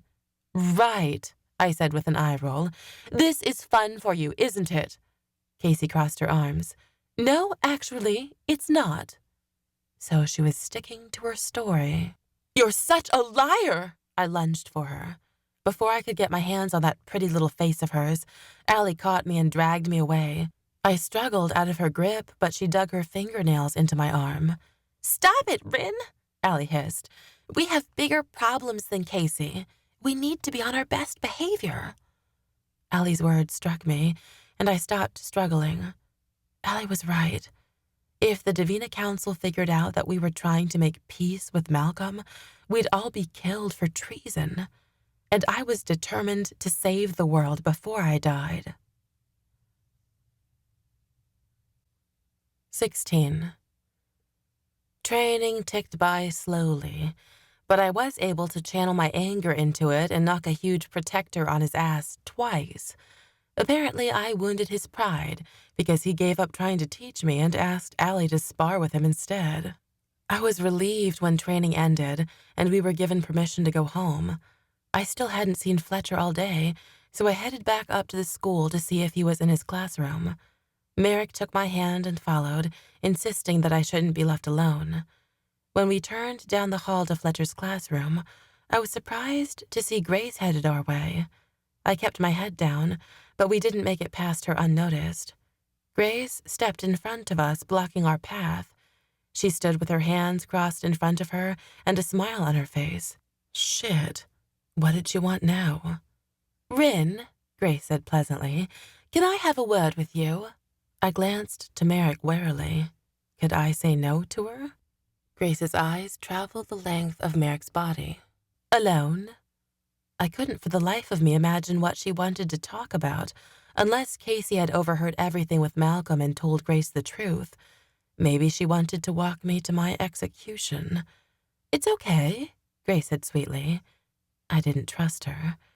"Actually, we're kind of busy." I tried to step around her, but Grace blocked my path a second time. Merrick's hand tightened in mine, like he was physically trying to restrain himself from lashing out at Grace. "I'm sure whatever it is can wait." The way she said it implied anything could wait for her, like the pleasure of her company was the most important thing in the world. I shifted my weight between my feet. All I want is a moment of your time," Grace pushed. She hadn't dropped the motherly facade. "It'll only take a few minutes." Merrick could no longer contain himself. "She said no." Grace narrowed her eyes at him. "It's fine," I cut in before a fight broke out. "We can talk." Merrick looked uncertain, but I squeezed his hand to let him know that I would be all right. "Anything you say in front of Rin, you can say in front of me," Merrick argued. Somehow I knew Grace wasn't going to go for that. "I'll be okay," I assured him. Merrick's face fell, but I dropped his hand and followed behind Grace. She led me down the hall and up the stairs. My fingers shook against the railing. What could she possibly want from me? Grace stepped into Mr. Collins' classroom and shut the door behind us. I glanced around the room cautiously, as if waiting for one of the Davina council members to jump out and attack me, but we were alone. I swallowed hard and crossed my arms over my chest. "What did you have to drag me away from my boyfriend for? He was right, you know. Anything you say in front of me can be said in front of him." Grace walked around the student desks to the front of the room. She leaned against Mr. Collins' desk and pursed her lips. "I want you to tell me the truth of what you were doing at Malcolm's." Grace's tone came out friendly but stale. She reminded me of my old therapist, who seemed friendly enough, but you knew under that fake smile she was judging you. My jaw tensed. "I told you. We went to get revenge. We didn't find it." Grace's expression remained cold. "We've known each other for a long time, Rin. I thought by now you could be honest with me." She might have been watching me my whole life, but I'd only just met Grace. Whatever connection she thought we might have, I didn't feel it. "If that's all you wanted from me, I think I'll get back to my boyfriend now." I turned, but before I could twist the doorknob, Grace spoke again. "I think honesty is best for both of us, Rin." I whirled around. "Then why weren't you honest with me to begin with?" Grace dropped her head. Holy crap, had I made her feel bad? "Perhaps I can make up for it," she said. How? I was actually curious to know the answer. Grace took a long, deep breath. "Would you like to know what really happened to your father?" What did she just say? Her offer struck me like a punch to the gut. My breath stalled. I wasn't sure if it was out of fear or excitement. I hesitated. Grace couldn't actually know what happened to my dad, could she? She was only saying it to keep me here for whatever reason. Then again, Grace had been observing the world all this time. It was possible she knew much more about what happened in our world than she let on. "You actually know what happened to him?" I asked, my voice low. Grace nodded. "Take a seat." I stepped closer to the desk she'd gestured to. It's a long story, she said, like that would make me feel better about accepting her invitation to sit. I sank into the chair. What do you know about him? There's a reason I chose you to wake me, Rin. Because of my father? I asked. She dropped her gaze. Because of your father's mistake, and mine. What could she possibly mean by that? Before I chose you, Grace explained, I chose your father. I gasped. This couldn't be real. Grace is lying to me. The line between the realms has been thinning for many years, she told me. I led your father to Eagle Valley, but I made the mistake of leading him to the site of the portal before he could wake me. He must have felt my urgency in reaching it, because it was close to finally opening fully. Then your father learned he was about to have a child. Me. And then poof, he was gone. He became desperate, Grace continued, but he hadn't found me yet. Communicating with him, as you're very familiar with, was difficult.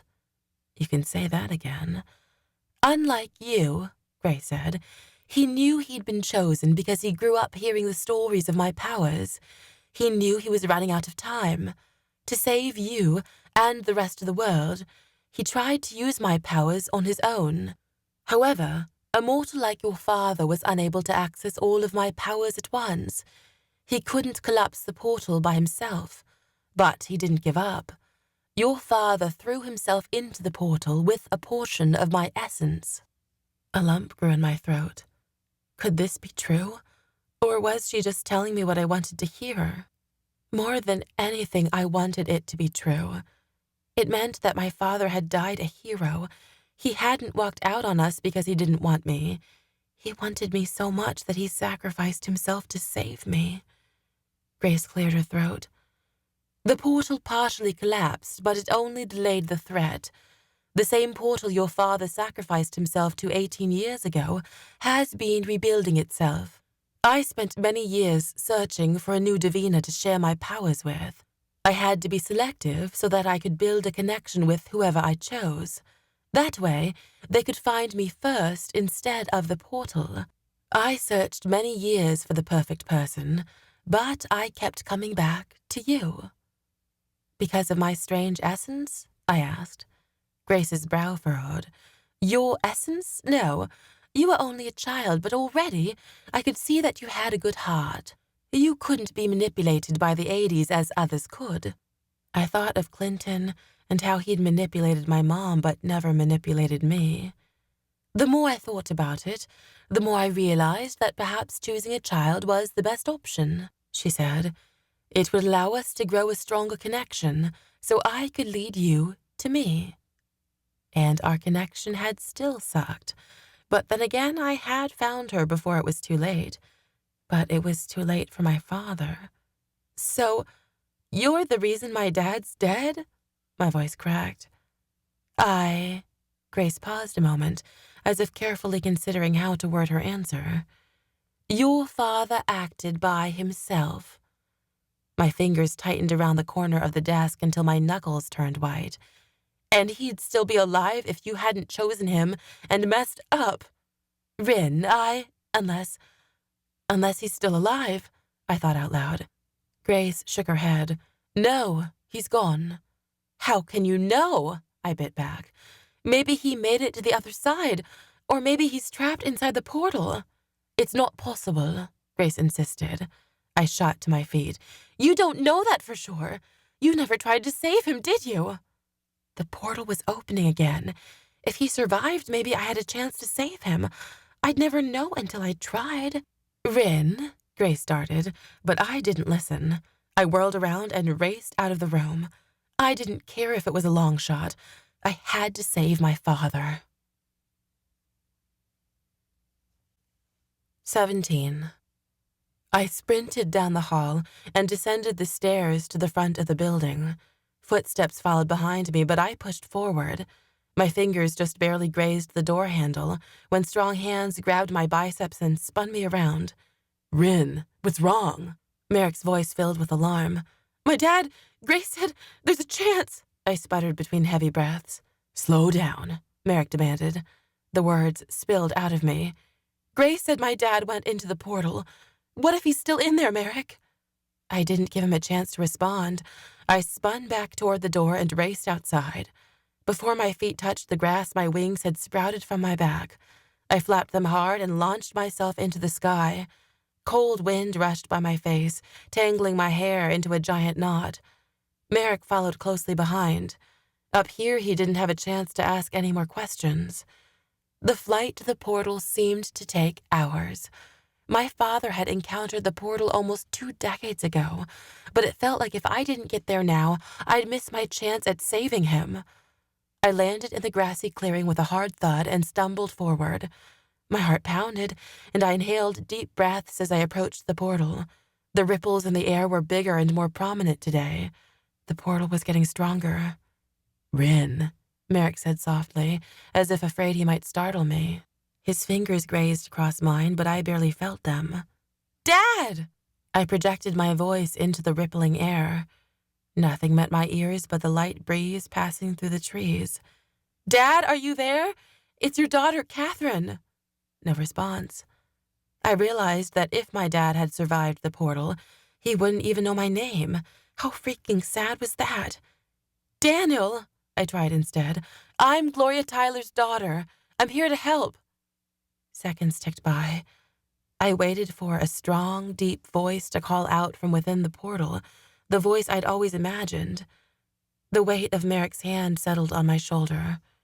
Rin, I don't think he's... He could be. I snapped my head in Merrick's direction. We don't know what it's like inside the portal or on the other side. He could have survived. Merrick bit his lower lip, like he wanted to say more but was trying to restrain himself. I turned my gaze back to the portal. I had to believe my dad was still there. All I ever wanted was to hear an explanation, to reunite with him. I wanted him to tell me he didn't leave because he didn't want me, but because he had to, that he thought of me every day since and regretted that he never had a chance to tell me he loved me. Maybe he can't hear us, I theorized. I stepped closer to the portal. Merrick's arm wrapped around my waist, holding me back. Don't touch it. A hint of alarm entered his tone. I pushed his protective arm away from me. Why not? If he's in there, it means you could get stuck in there too. So what do we do? I asked desperately. My eyes darted across the portal in search of a weak spot. If we could somehow widen the portal, perhaps my father could find his way out. Before Merrick had a chance to stop me, I conjured a white fireball and hurled it at the center of the ripple. My essence passed through the rippling air like it had been swallowed up. Then it expanded like an explosion, as if there was an invisible brick wall just beyond the rippling air. Dad! I yelled again. Silence. My blood began to boil the longer we waited. Tension grew in my head. I drew my arm back to throw another fireball. Rin, Merrick's voice stopped me. You could end up doing more harm than good. We have to try something, I cried. I sent another ball of essence into the portal. It did nothing but expand rapidly like the last one had. Help me, Merrick, I begged. Merrick opened his mouth, but only sighed. Finally, he spoke in a whisper. I don't know what to do. Don't just stand there. Do something. My hands shook at my sides as the urge to punch something, anything, overcame me. I shot another fireball at the portal, and then another and another. Merrick just stood there watching me freak out. An expression of hopelessness settled on his face. Help me, I wanted to scream. I reached out a hand to plunge it into the portal, but my fingers just barely grazed the center ripple before Merrick grabbed my elbow and whirled me around. I struggled away from him, wanting nothing more than to dive into the portal to save my dad. Merrick only caught my wrists and restrained me tighter. Let go of me, I objected. Please stop. The look in his eyes begged me to comply. You're going to hurt yourself. My bottom lip quivered. Say something more, I thought. Tell me he's in there. Tell me we can save him. Please let me go so I can save him. But I realized Merrick was right. There was nothing more I could do. I sank to my knees and bit the inside of my cheek. A tear rolled down my face and fell into the grass. Merrick knelt behind me and pulled me into his arms. "He's really gone, isn't he?" My voice cracked and I squeezed my eyes shut. This wasn't right. All this time I thought my dad might be dead, but I wasn't sure I actually believed it until now. "There's no saving him, is there?" I sobbed. Merrick buried his face in my hair and kissed the top of my head. "I'm so sorry, Rin." I covered my face with my hands. "How can Grace do this? My dad sacrificed himself to save the world, and now she's just going to let it end. She has no right to do this. It's her fault my dad is gone. It's her fault for everything." My shoulders heaved uncontrollably. I didn't want to cry here in front of Merrick, but that thought only caused me to sob harder. "Grace isn't going to let this portal destroy the world," Merrick said. "I won't let her do it." I drew away from Merrick to look in his eyes. "You won't?" "I won't," he emphasized. "I am not going to let your father's death be in vain." Fresh tears rolled down my cheeks as a new wave of emotions overcame me. Merrick's strong arms wrapped around me again. I pressed my face into his bare chest and stayed wrapped in his arms until my tears dried and the sun set. I was on the verge of falling asleep and couldn't find the strength to stand. I would stay out here under the stars in his arms all night if I had to. I just didn't want to move. It would only make all of this too real and remind me of the heartbreaking truth. Eventually, Merrick rose to his feet, cradling me in his arms. I clung to him, but he didn't say anything as he launched us both into the sky and flew me home. 18. Merrick landed softly on my front lawn and carried me up the front steps. The porch swing swayed beneath me as he set me down. I blinked my eyes open to look at him. The porch light created a halo around his head, but his face was cast in shadows. "Thank you for bringing me home," I whispered. He bent to push my hair from my face. "It's what I'm here for." I struggled to sit up. Somehow my high emotions had translated into physical pain in my muscles. "I should probably get inside," I said. "I'll see you tomorrow." I stood and wrapped him in a hug. All I wanted was to invite him inside and spend the night in his arms, but I knew it'd be wrong to ask. I'd been in enough trouble these past few days with my mom. I held onto Merrick a minute longer, and then peeled my body off his and said goodbye. It broke my heart to step inside the house without him. "Catherine?" Mom called from the kitchen. I didn't want to face her, but I didn't want to fight either. I headed down the hall and stopped in the kitchen doorway. "Yeah?" Mom looked up from the sink where she was rinsing a bowl after the dinner I missed. I could only imagine what sort of mess I looked like. I was sure my hair was disheveled from flying, and my eyes were still red and puffy from crying. "Catherine, what's wrong?" She sounded genuinely concerned. Lie to her, I thought. Mom didn't need to be dragged into this. Then again, it wasn't fair for me to keep this a secret either. "It's Davina stuff again, isn't it?" She turned off the faucet and turned to me. "Are you ever going to tell me what's really going on? The lady at the bank says people are talking about giant birds and angel sightings. I thought it was all supposed to be a secret." "It is," I wanted to say, "but no one cares anymore because our world is colliding with another realm and they'll inevitably collapse in on each other.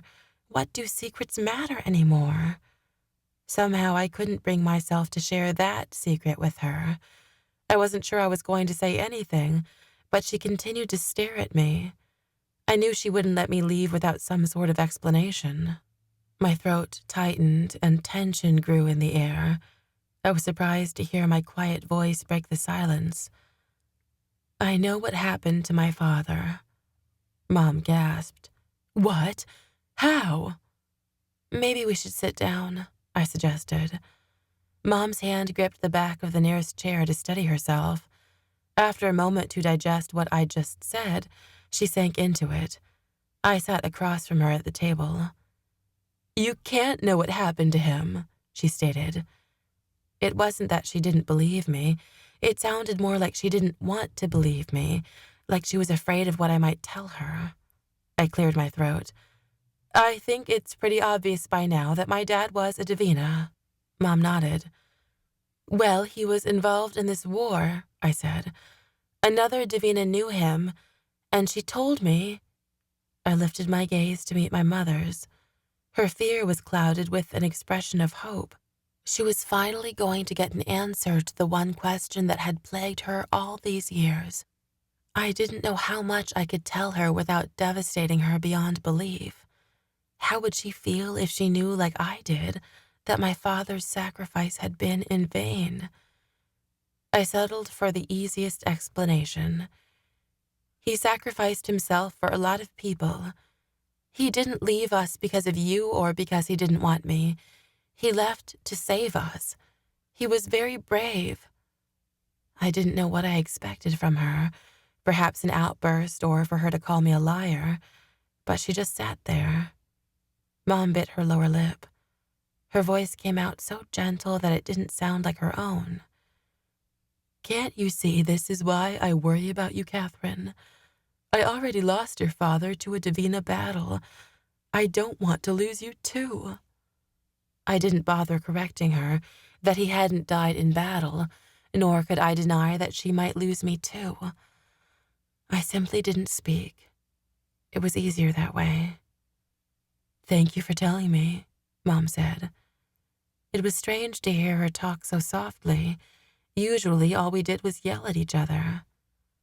You're glad I told you? I asked. Mom thought about it for a moment and then wiped at her eyes. She nodded. Yeah. Mom, I'm sorry, I started. No, she replied with a sniffle. It's okay. It's good to finally know.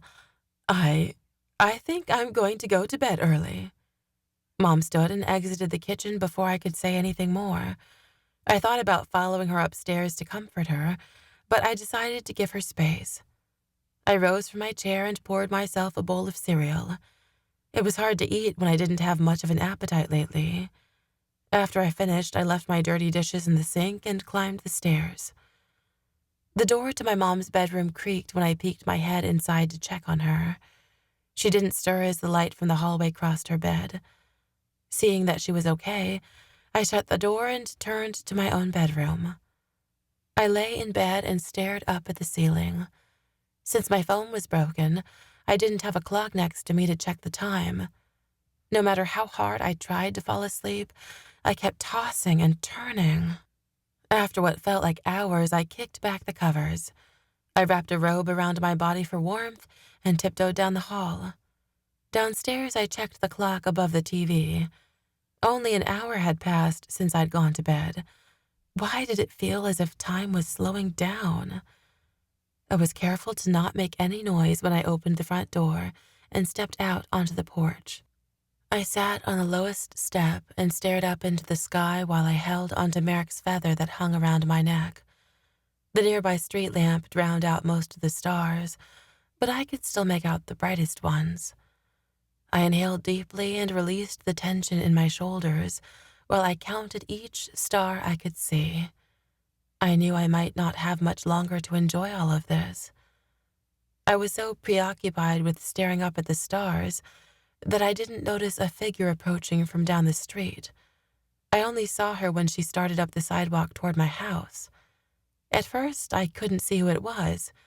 Instinct told me to hurry to my feet and lock myself inside. Then a familiar voice came past the shadows. Hey, Rin. Casey? I pulled my robe tighter around me. What are you doing here? Was she here to pick another fight? Something in the cautious way she approached me told me that wasn't the case. I was just out walking. I heard the lie in her voice. Really? I eyed her skeptically. Okay, she caved. I came to see you. Mind if I sit? I shook my head. As much as I hated Casey, I honestly didn't mind. I actually preferred her company over the empty step beside me. I caught a whiff of Casey's floral perfume as she sat next to me. Anyway, I saw you out here and thought—" She trailed off. "Thought what?" She shrugged. "It just looked like maybe you could use someone to talk to." I raised my eyebrows. "And you thought you'd be the perfect person?" Casey held her hands up in surrender. "Hey, if you don't want me around, I'll leave." She got to her feet. "No," I said. "Stay." Casey relaxed back onto the step. Neither of us said anything. But this was Casey. What was I supposed to say to her besides, "Get off my damn lawn"? "I hope you don't mind me being so forward about this," Casey said. "But I have to ask, what happened earlier?" I frowned when I looked at her. "You really don't know?" Innocence crossed her face. "I know you think I turned you in to the Davina Council for something, but you should know that I didn't." I wasn't sure I believed Casey. If she hadn't followed us to Malcolm's and ratted us out, who did? "Something big is going on here, isn't it?" Casey asked. "Something bigger than our recent battles with the demons." "Believe me," I said, "you don't want to know." "I heard part of the conversation earlier," Casey blurted. "You went to see Trenton's dad?" My cheeks heated. "Why do you care?" Casey paused for a moment, like she wasn't quite sure of the answer. "Because I want to help." Casey sounded honest, like she'd be willing to go against the Davina Council and Grace with us if it meant doing the right thing. But still, it was Casey. My brow furrowed. "You want to help me? I thought you'd be more willing to help the Davina Council fight their war." Casey scoffed. "My dad is Eagle Valley's rep. He hardly wants me in Eagle Valley right now with things the way they are. He's not exactly interested in my help." I could hear the disappointment in her voice. A brief silence settled between us before I changed the subject. "Can I ask you something?" "Sure, but I might not answer," Casey said with a light laugh. I'd been burning with this question for days. "Did you know what Trenton was?" Casey's lips turned down. She definitely didn't like the question. "You mean, did I know he was half demon?" "No, I had no clue. The whole thing, it feels like a betrayal." I twisted the fabric of my robe in my hands. "You two were close, weren't you?" Trenton had hinted that they'd been a little more than friends at one point or another. Casey nodded. "It's hard not to get attached to your training partners. I just can't believe Trenton and Troy are both gone." "I'm sorry," I whispered. I'd forgotten she'd lost so many people close to her. Casey shook her head like I shouldn't be sorry. "I just can't get what you said to me out of my head." Confusion crossed my face. "What do you mean? What did I say?" Casey shifted to face me. "You said that one day we'd be fighting together, and we'd be keeping score with how many people we lose. You counted Trenton as the first one lost." I swallowed hard. I'd been in a state of high emotions when I'd said that. "I didn't mean—" "You were right," Casey interrupted. "We've lost so many people recently, and that's more important than my petty drama." I was shocked to hear her admit it. I always thought she had too much pride to ever say she was wrong. "What's with the drama in the first place?" I asked. "I mean, why do you hate me?" Casey laughed, like it was a long story she didn't want to get into, but she answered anyway. "You have everything I want." "What?" "I had nothing. I didn't have a real home or a father. Hell, I didn't even have half the boobs she had."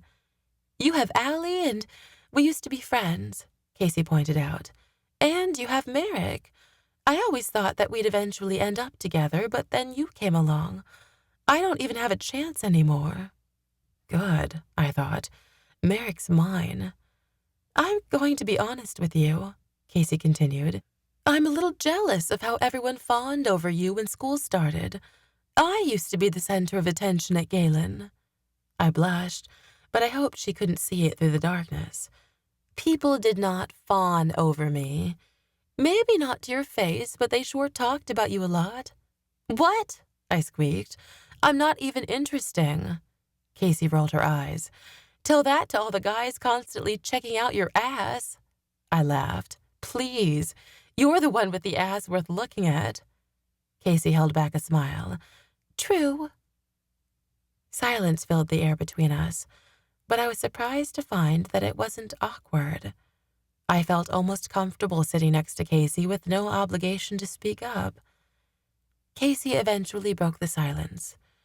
So, you're not going to tell me what's really happening? I bit my lower lip. Depends.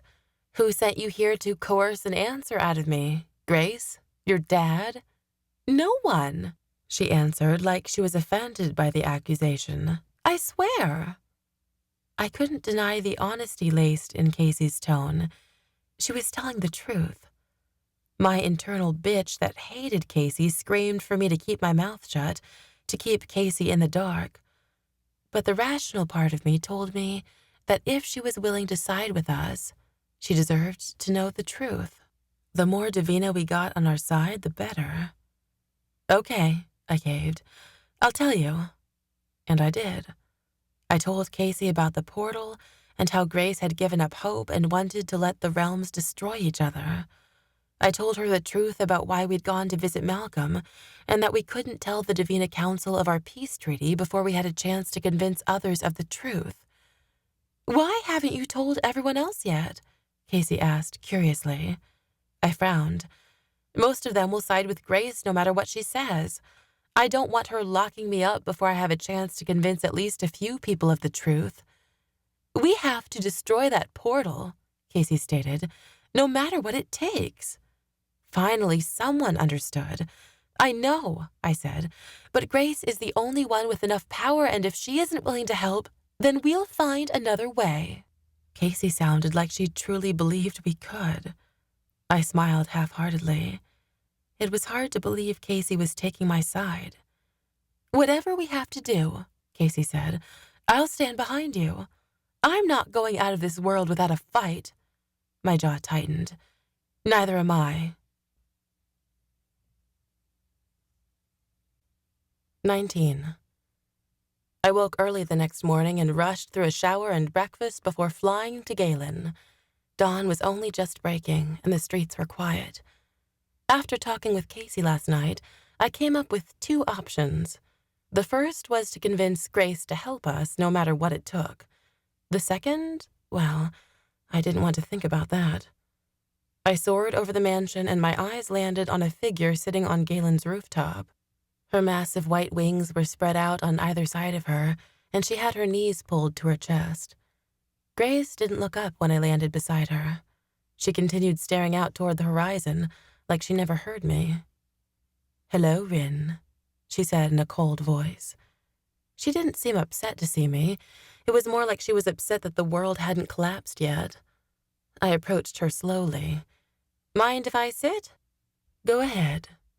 She sounded like she didn't care either way. The shingles were rough on my hands as I lowered myself beside her. What are you doing? Grace waited a breath to answer. Watching the sunrise. I'm not sure how many more we'll have. I stared out toward the horizon with her.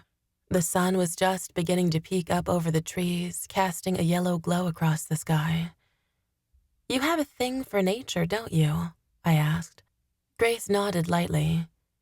Being asleep all this time, I've missed it. You don't realize how much you miss the sun on your skin until it's gone. I wrapped my arms around my knees and spoke softly. Then why don't you want to save it? Grace finally pulled her gaze off the sky and looked at me. I think it's time for a fresh start. For you or for all of us? My words hung in the air. I didn't mean for the accusation to come out like a slap across the face. I was honestly curious to know what she was feeling. I had to understand her before I could change her mind. I don't expect you to understand, Grace finally said. I can try, I offered. Grace pressed her lips together, as if fighting a harsh internal battle. She sighed heavily. I was in love once. What? When? I wanted to say, but I kept my mouth shut. I wasn't about to interrupt her. After the Davina created humans, We lived with them for many, many years.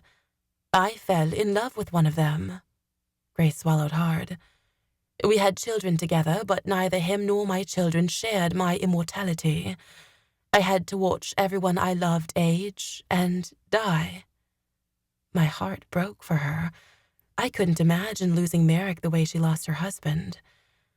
"I stayed behind as long as I could to watch my grandchildren and my great-grandchildren grow," Grace continued. "But I couldn't keep watching them die while I continued to live. Many Davina had already returned to Vahaina by then, but by the time I was ready to go, only 16 of us remained." A lump rose in my throat. "Do you think Vahaina is still out there somewhere?" Grace shook her head. "I don't think our realm survived." "And the 80s realm?" I questioned. She cleared her throat. "We begged the 80s to return. We forced those who didn't comply, but obviously, some of them remained. We sealed off their realm. We feared the earth would die if they remained connected. Without the gods' powers to stabilize the realms they created, it just wasn't possible for them to naturally coexist." "Then what happened?" I was completely engrossed in her story now. "We watched over the world while we rested. The whole time I thought I could save it again, but now—" "Now?" I pressed.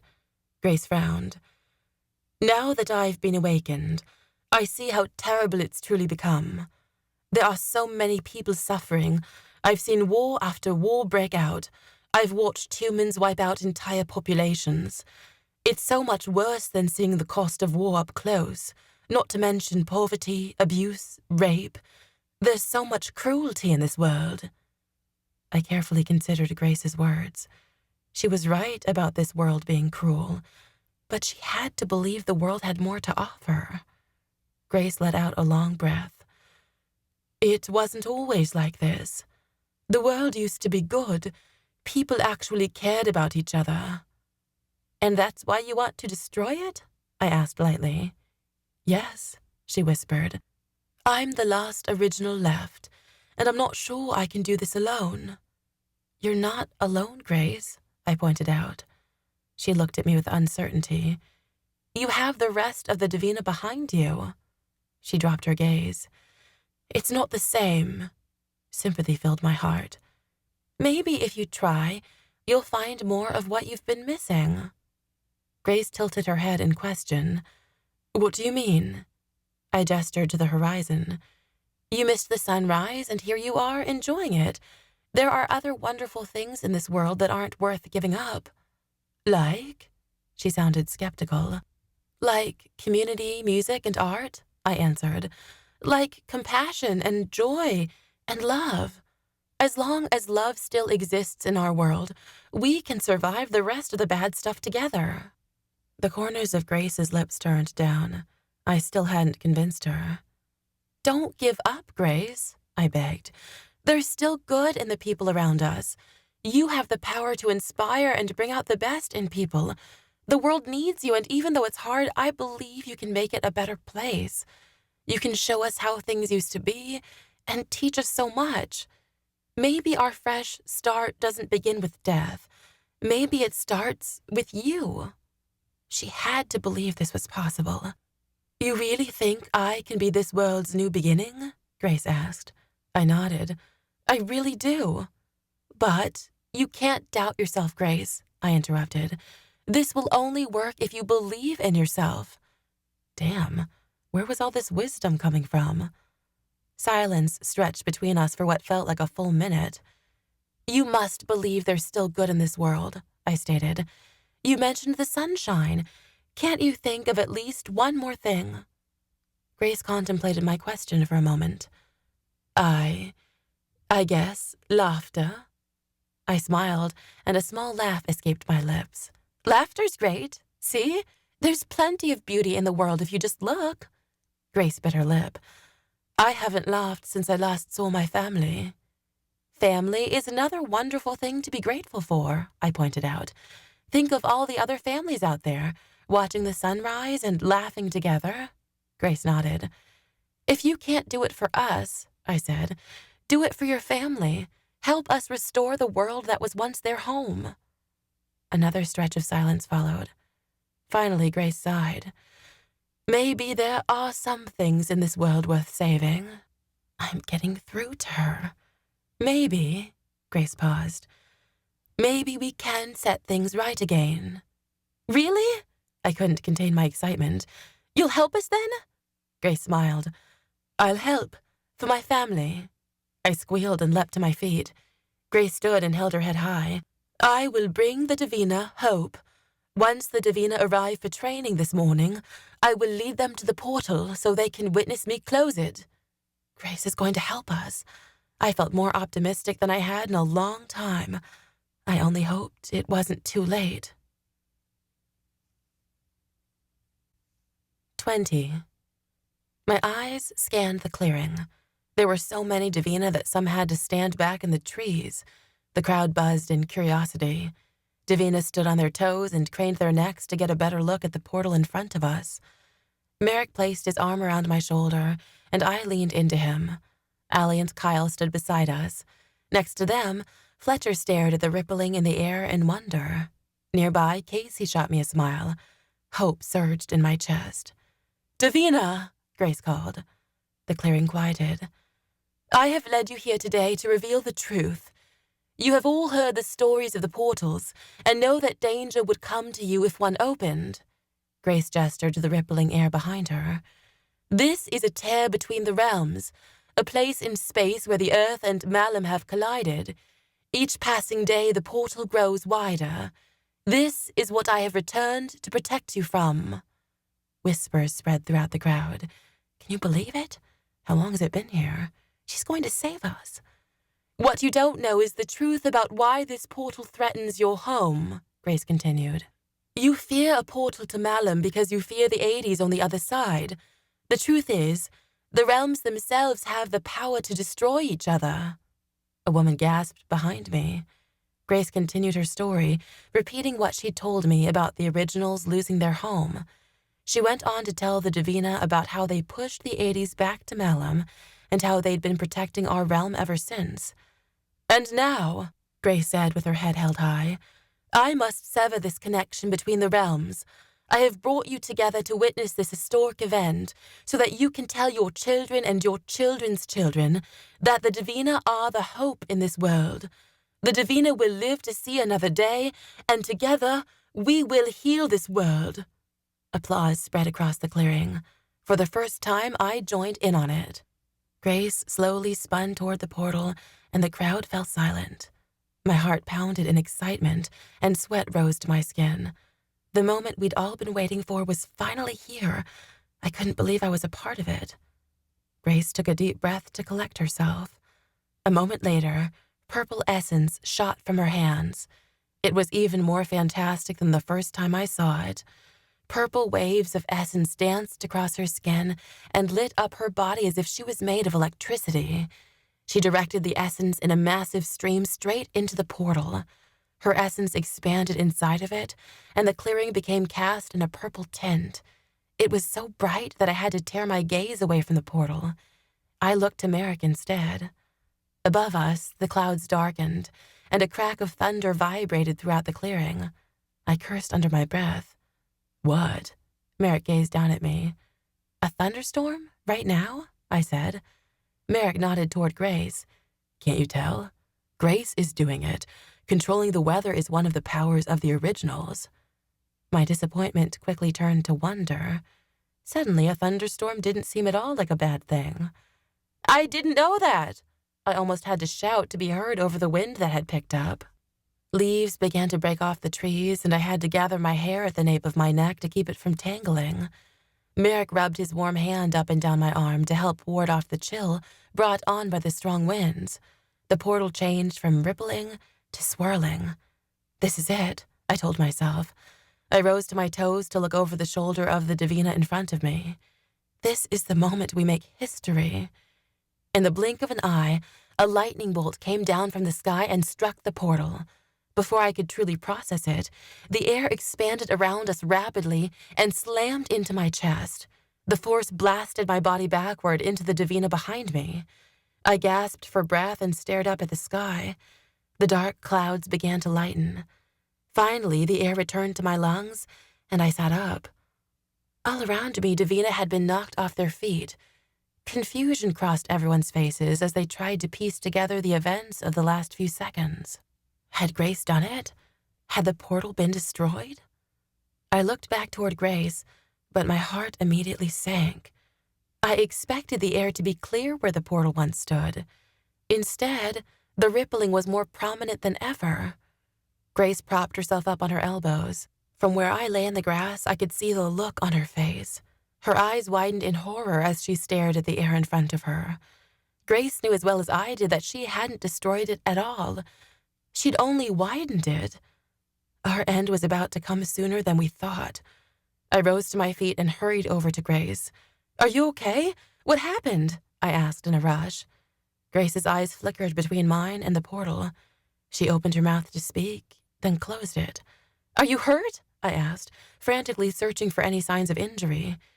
Grace shook her head, but her eyes remained wide. I waited too long. The portal is too powerful." I helped her to her feet. "We can still fix this, can't we? Tell me we can save everyone." The answer I dreaded fell from Grace's lips.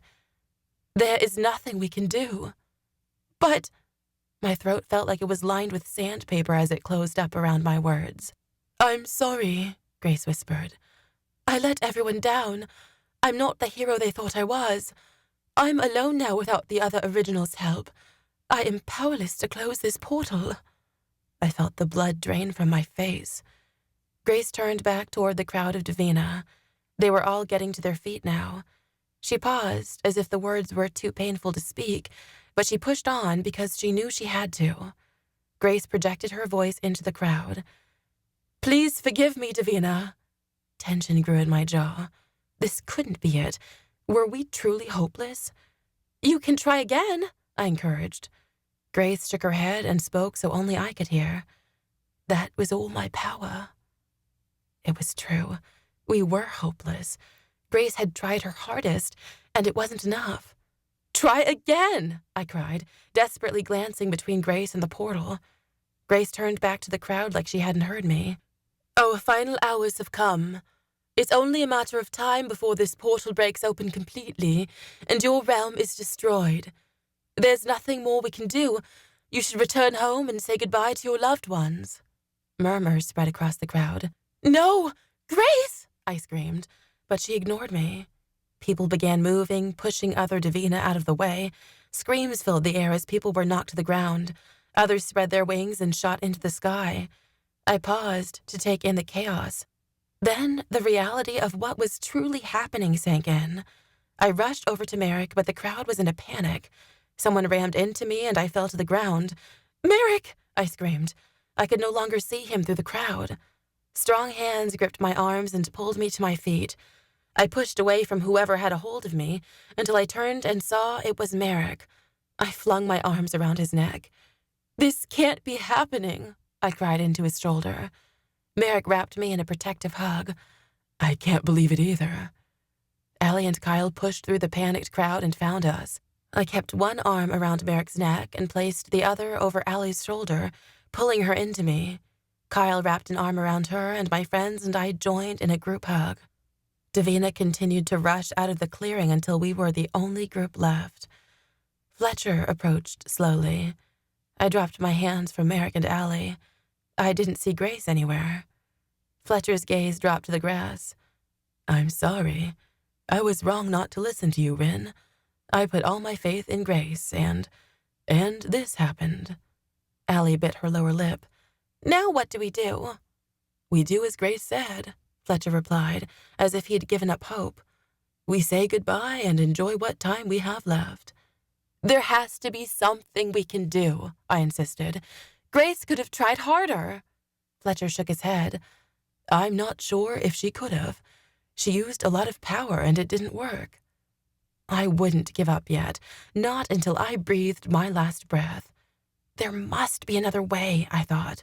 The longer I stared at the portal, the more the conversation around me faded. Eventually, the sound of Allie's voice calling my name pulled me from my thoughts. "Rin, it's time to go." "Actually," I replied, never taking my eyes off the portal, I'd kind of like to be alone right now." "Rin." Merrick sounded hurt. He reached out to take my hand. I finally looked at him. "I'll be back to say goodbye," I promised. Merrick's expression softened. "Are you sure?" "Yeah," I nodded. My friends glanced between each other, like they weren't convinced it was safe to leave me alone. I didn't give them any other choice. "I'll be fine," I assured them. "You guys go have fun. I'll be there soon." "Come on," Merrick encouraged my friends. "She has someone else to say goodbye to." It occurred to me that Merrick thought I wanted to stay to say goodbye to my dad. My eyes followed my friends as they took flight. I waited until they were out of view before I turned back toward the portal. I stepped toward it cautiously. A strange tingling filled my body and spread across my skin. It was the same kind of magic I felt when I was defending myself from Malcolm. I stopped just feet from the portal and focused on the new energy flowing through my body. What was this strange feeling? Why hadn't anyone mentioned it before when they told me about Essence? Maybe none of them had experienced it before. Maybe because, like Grace, I was different for some reason.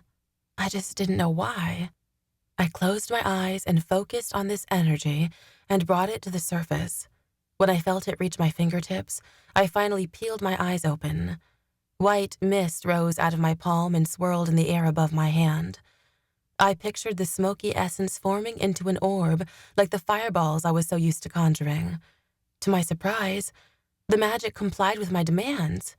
In that moment, I realized I could direct and control this new essence. I aimed my palms toward the ground and directed the essence away from me. It stretched out of my hands like a ghostly snake and slithered a foot above the ground. My eyes followed the wispy magic in awe, as if I wasn't the one controlling it. I wasn't sure what I was doing when I sent the magic to wrap itself around the portal. It spread out above the portal like a force field. Through the strange fog, I saw the rippling in the air pause for a moment, but it was back a second later, as though the portal was flickering on and off. Could this new, unexplored essence be the answer to saving us all? It seems too easy. Just as the thought crossed my mind, a powerful wave shot me backward. My body flew into the air and I landed on my ass a good 15 feet from the portal. I cursed and rolled over, rubbing my tailbone. Finally, I lifted my gaze only to see that I hadn't done a damn thing to destroy the portal. The air rippling across the clearing continued. But I had done something, I thought. The portal had flickered under the power of my essence. This new essence couldn't help us like this, but maybe it could help us in another way. There was only one option left. That can't be the answer, I thought. But it was. We'd run out of time. My chest compressed and my legs shook. Hot tears rushed from my eyes and fell into the grass. My fingers sank into the dirt as I curled my hands into tight fists and ripped the grass roots from the earth. It didn't help stifle the agony ripping through me. "I don't want to die," I whispered between heavy breaths. But more than that, I didn't want my friends to die. I wouldn't let them. I had to follow in my father's footsteps in order to save the earth. Whatever magic I had inside of me, it was strong enough to buy my friends more time. It took all my willpower to blink away the tears and rise to my feet. I took one last look at the portal. I didn't want to accept what was going to happen here, but I had to. Swallowing down the lump in my throat, I spread my wings and launched myself into the air. I had to say goodbye before I made my sacrifice.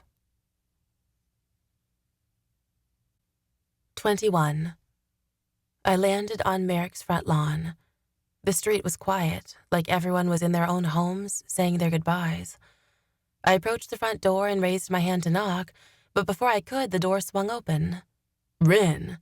Merrick threw himself forward and pulled me into an embrace. I laughed lightly, though it didn't feel like I should be laughing right now. "Did you miss me? I wasn't gone that long." "I know," he said into my hair, "but I did miss you." Merrick let me go and I stepped into the house. I glanced around the empty living room. "Where is everyone?" Merrick raked his fingers through his untamed hair. Allie and Kyle are with some people from school planning an end-of-the-world party for tonight. I wanted to stay here so you knew where to find me." "Where's your family?" I asked. Merrick dropped his gaze. "They've been gone for a couple of days. I told them to leave after the first attack on Eagle Valley. It was the best way to protect Bailey." I inhaled a sharp breath. "And they just left you behind?" Merrick bit the inside of his cheek. "I didn't give them a choice." Why did Merrick always have to be so noble? "I kind of regret it now," he said. "I'm not going to be able to say goodbye to them properly." My heart broke for him. "Merrick," I stepped forward and placed my hands in his. "You don't have to be alone tonight. I'll stay with you." I rose to my toes and placed a kiss on the side of his face. "I promise." A smile slowly touched his lips. "I'd like that." Somehow we ended up lying in Merrick's bed, snacking on pretzels and fruit snacks. I tossed an orange fruit snack toward the ceiling. Merrick stretched away from me to catch it in his mouth. It bounced off his eyelid and onto my chest. I quickly snatched it up and popped it in my mouth with a smile. Merrick frowned like I was being unfair. I dug into my bag of fruit snacks for another, but they were all gone. "Sorry," I told him as I tossed the wrapper on the floor. Surprisingly, it was the first piece of trash I saw on his carpet. I wasn't sure what I expected to find in Merrick's room, but I didn't think it'd be so clean. Weren't guys supposed to be sloppy pigs? I still couldn't get over the fact that I was in Merrick's room. This was where he slept and did his homework. He probably spent his nights lying in this very bed, staring up at this very ceiling, thinking of me. Or so I like to believe. His navy blue comforter smelled like him. I wanted to take it home and put it on my bed. Then I remembered I'd never sleep in my own bed again, so it didn't matter. "What's wrong?" Merrick asked, noticing my sudden change of mood. I snuggled into his chest and ran my fingers along the veins in his arms. My fingers trailed up to his chest before settling on my feather that hung around his neck. "Do you really have to ask that question?" Merrick sighed. "No, I guess not." "I just wish we could have had more time together," I said honestly. Merrick pulled both arms around me and squeezed me tight. "I know. I wasted so much of the short time we had." I drew away from him just enough to look into his eyes. "What do you mean?" "I shouldn't have let Fletcher persuade me to leave you alone and treat you as only a training partner," he replied. "I should have told you how I felt right away. I shouldn't have been so caught up in my duty and been so scared." My brows came together. "You were scared? Of me?" Merrick's eyes fixed on the ceiling. "I wasn't scared of you. I was scared to love you. I told you before, I have a hard time opening up to people." I nodded. I remembered. Merrick took a long breath. "There's something you should know about me." I immediately perked up. Merrick swallowed hard, but he didn't speak. "What is it?" I prodded. Merrick fidgeted with the feather around my neck. "I'm sorry, it's just hard. It's been so long since I talked about it." I laced my fingers through his and waited for him to look at me. "You can tell me anything." "I know," he whispered. "The thing is, my mother came from a Davina family, but she didn't develop Davina powers like her parents or sisters had. For all intents and purposes, she was entirely human." I remained still, listening intently. He paused for a beat. "She was resentful of her family and eventually cut herself off completely from them. That was before I was born. My dad was human, but he wasn't around much, so my mom was left to raise me by herself. She never mentioned her family, and I never asked." Merrick cleared his throat. "I always saw the 80s, but my mom never acknowledged them. I told her about them once, but she made me swear I'd never mention them again. That should have been my first clue that something was out of the ordinary. Things didn't really change until I was 10. "Change how?" I asked. Merrick continued slowly, like he wasn't sure how to tell the story.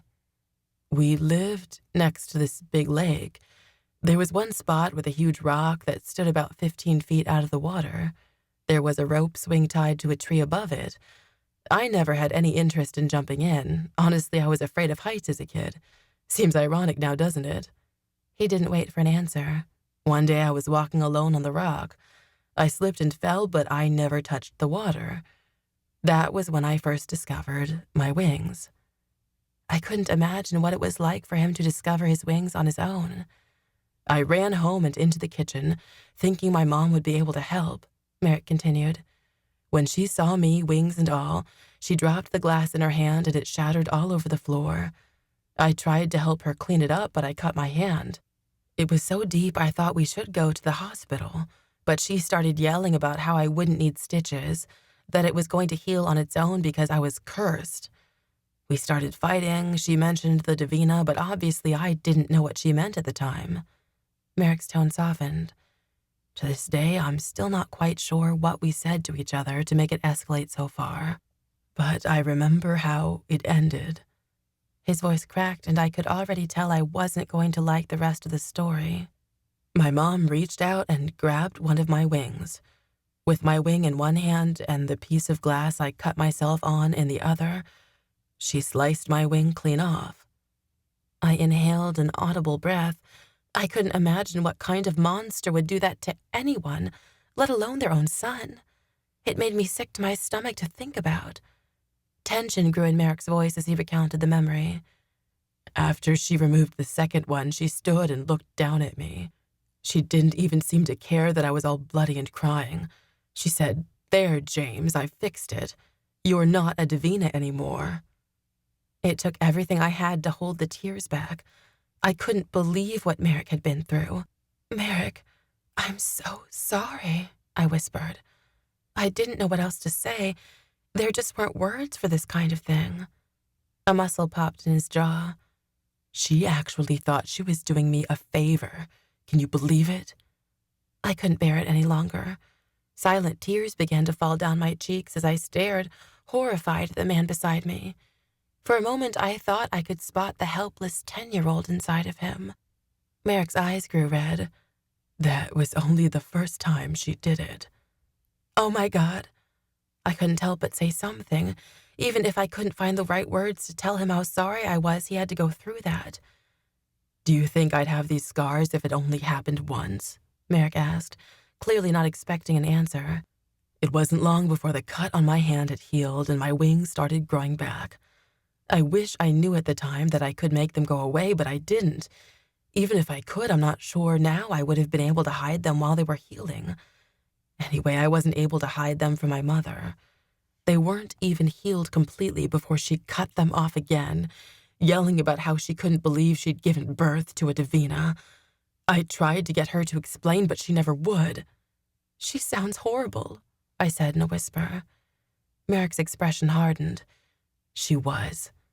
It was 3 more years of hell with her. She wouldn't let me outside, and every time my wings grew back, she'd take care of them for me. "I can't even imagine." "Good," Merrick said in a clipped tone. "I don't want you to. No one should have to live through what I did." He sighed again. As I grew up and grew stronger, I eventually started fighting back.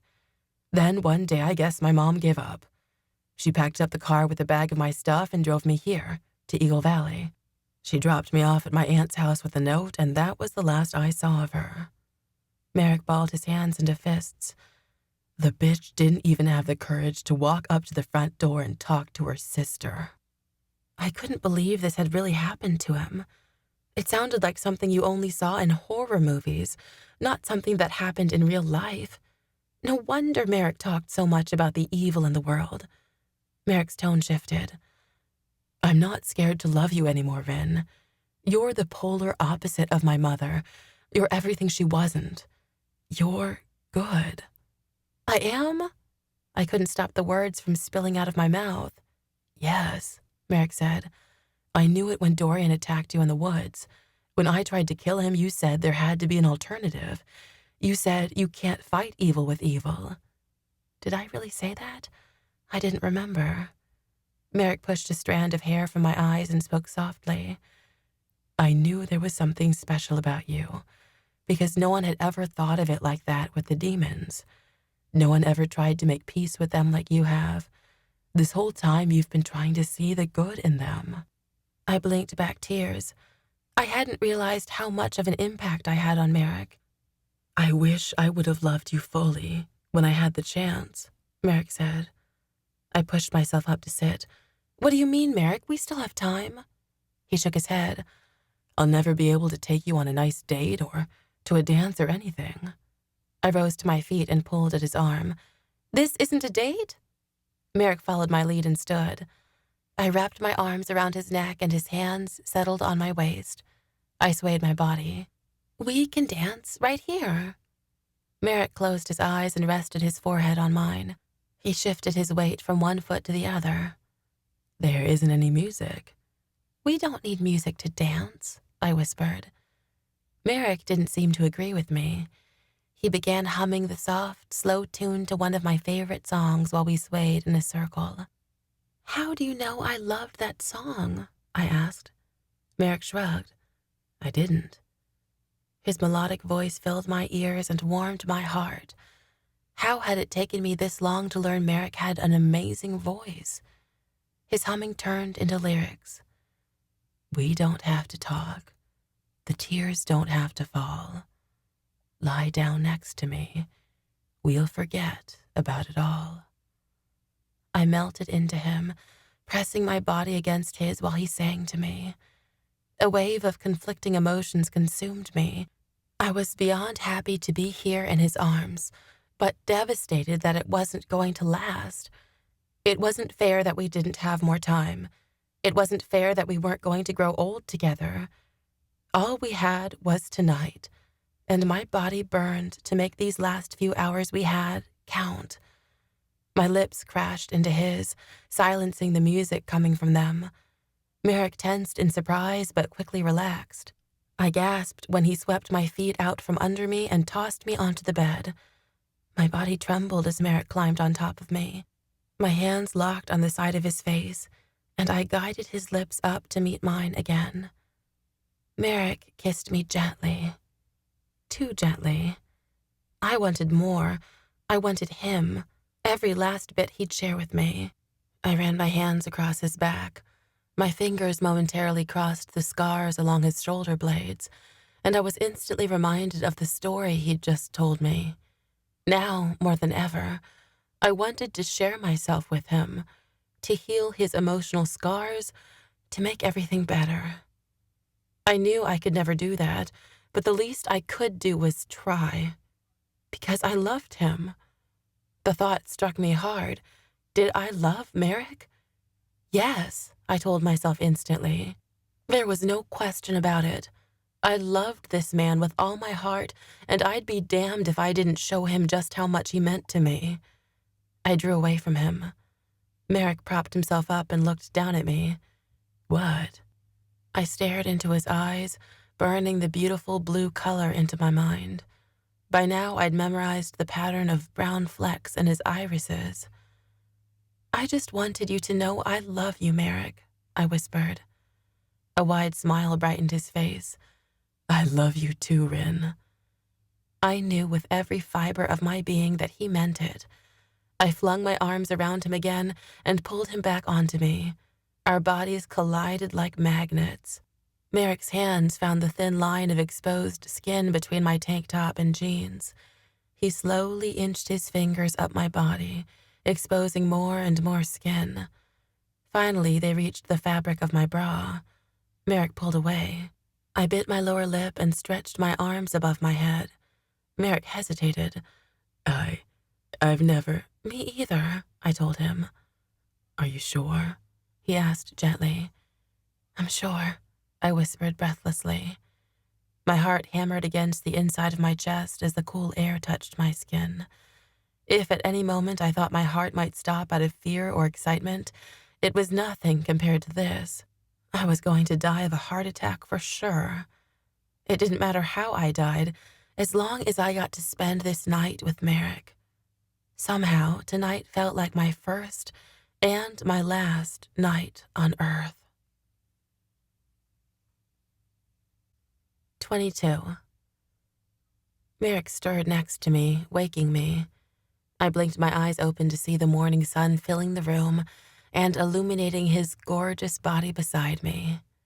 Happiness filled my chest, but it quickly disappeared when reality hit me. My time with Merrick was already over. The smile that had started creeping across my face faded before it had a chance to fully form.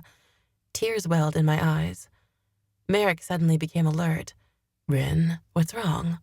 "Nothing," I lied. I sniffled involuntarily. Damn it. Now was not the time to let him see me cry. "I'm just not ready to go home yet." I reluctantly peeled myself away from him and sat up in the bed. The comforter we'd been cuddling under covered my chest. Merrick touched my shoulder. "You don't have to go." I reached for my clothes on the ground and began pulling them on. I didn't look at him. I couldn't bear to right now. "I do have to go," I insisted. "I have to say goodbye to my mom." I stood and reached down to slip my shoes on. Merrick sat up straight. His exposed chest distracted me momentarily, but I forced my gaze back up to his eyes. "Is that all you're going to do?" he asked. "Mm-hmm," I lied again. How did he know me so well? "You're sure?" he pressed. I took a deep breath and forced the tears away. After last night, it didn't seem fair to lie to him. But I knew if I told him the truth, he'd only try to stop me. "Yes." My chest compressed. I was a bad liar. Merrick frowned. He didn't believe me. He pushed back the covers and reached for his jeans. "I'll come with you." "No," I said, almost too quickly. "I'll be fine. I just want to talk to my mom alone." "Okay." It still didn't sound like he was buying it. I bent over the bed to place one last kiss on his lips. I swallowed down the lump in my throat. It took everything I had to keep the tears from spilling over the edge. I didn't want to leave him. My fingers remained on the side of his face a moment too long. I wanted to tell him I'd see him later, but that was one lie I couldn't bring myself to spit out. Instead, I told him the truth. "I love you."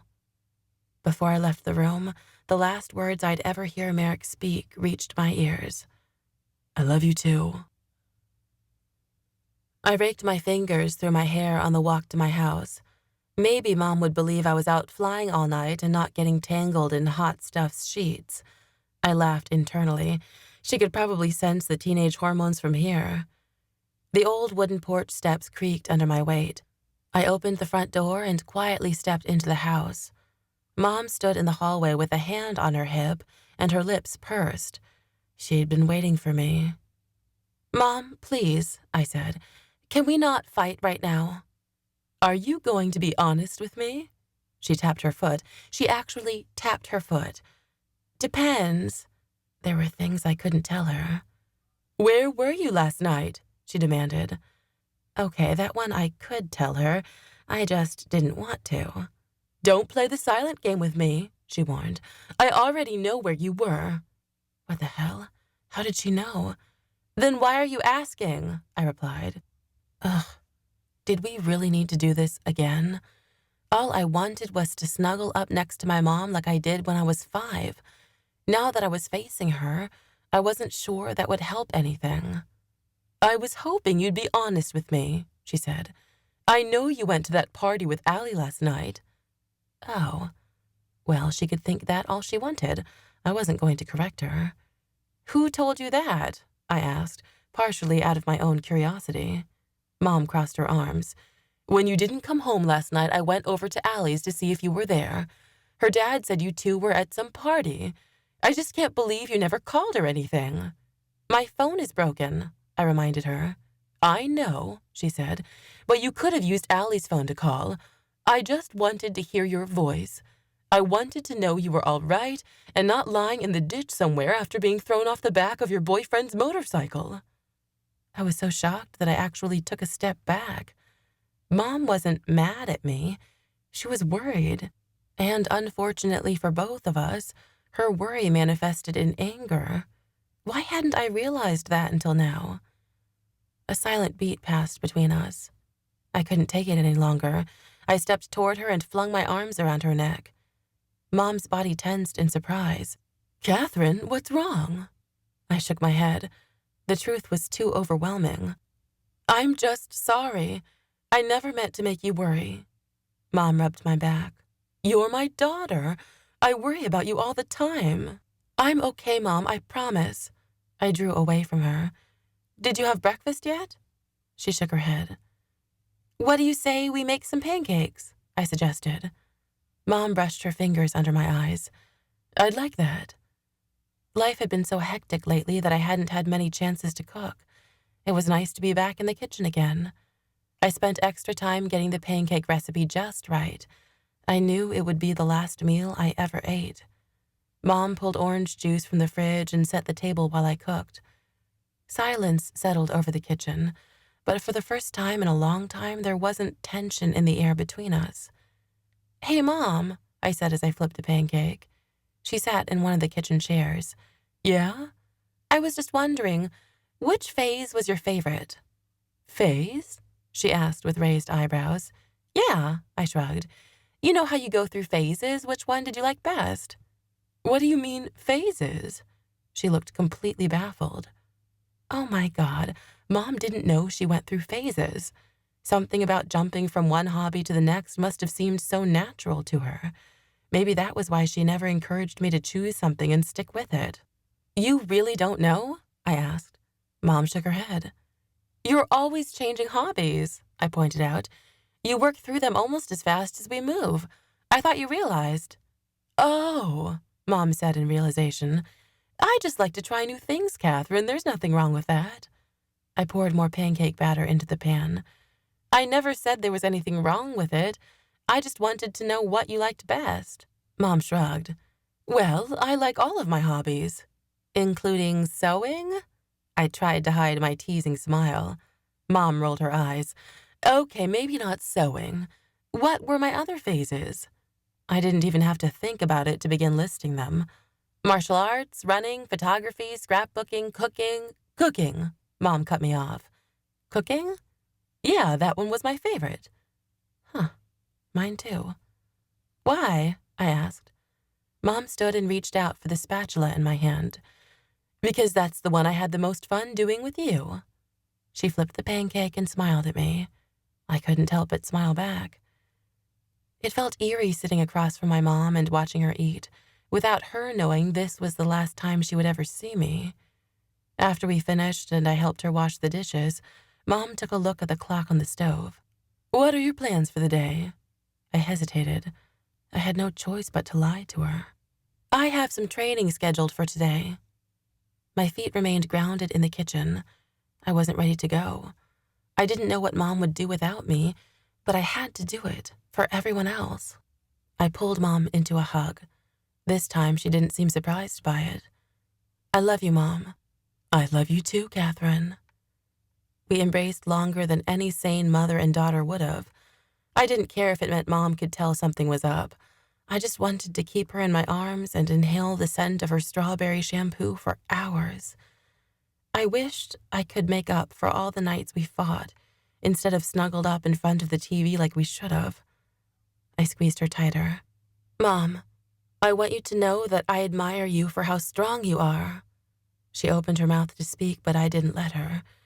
Whatever happens with this Davina stuff, I want you to keep fighting no matter what, I said.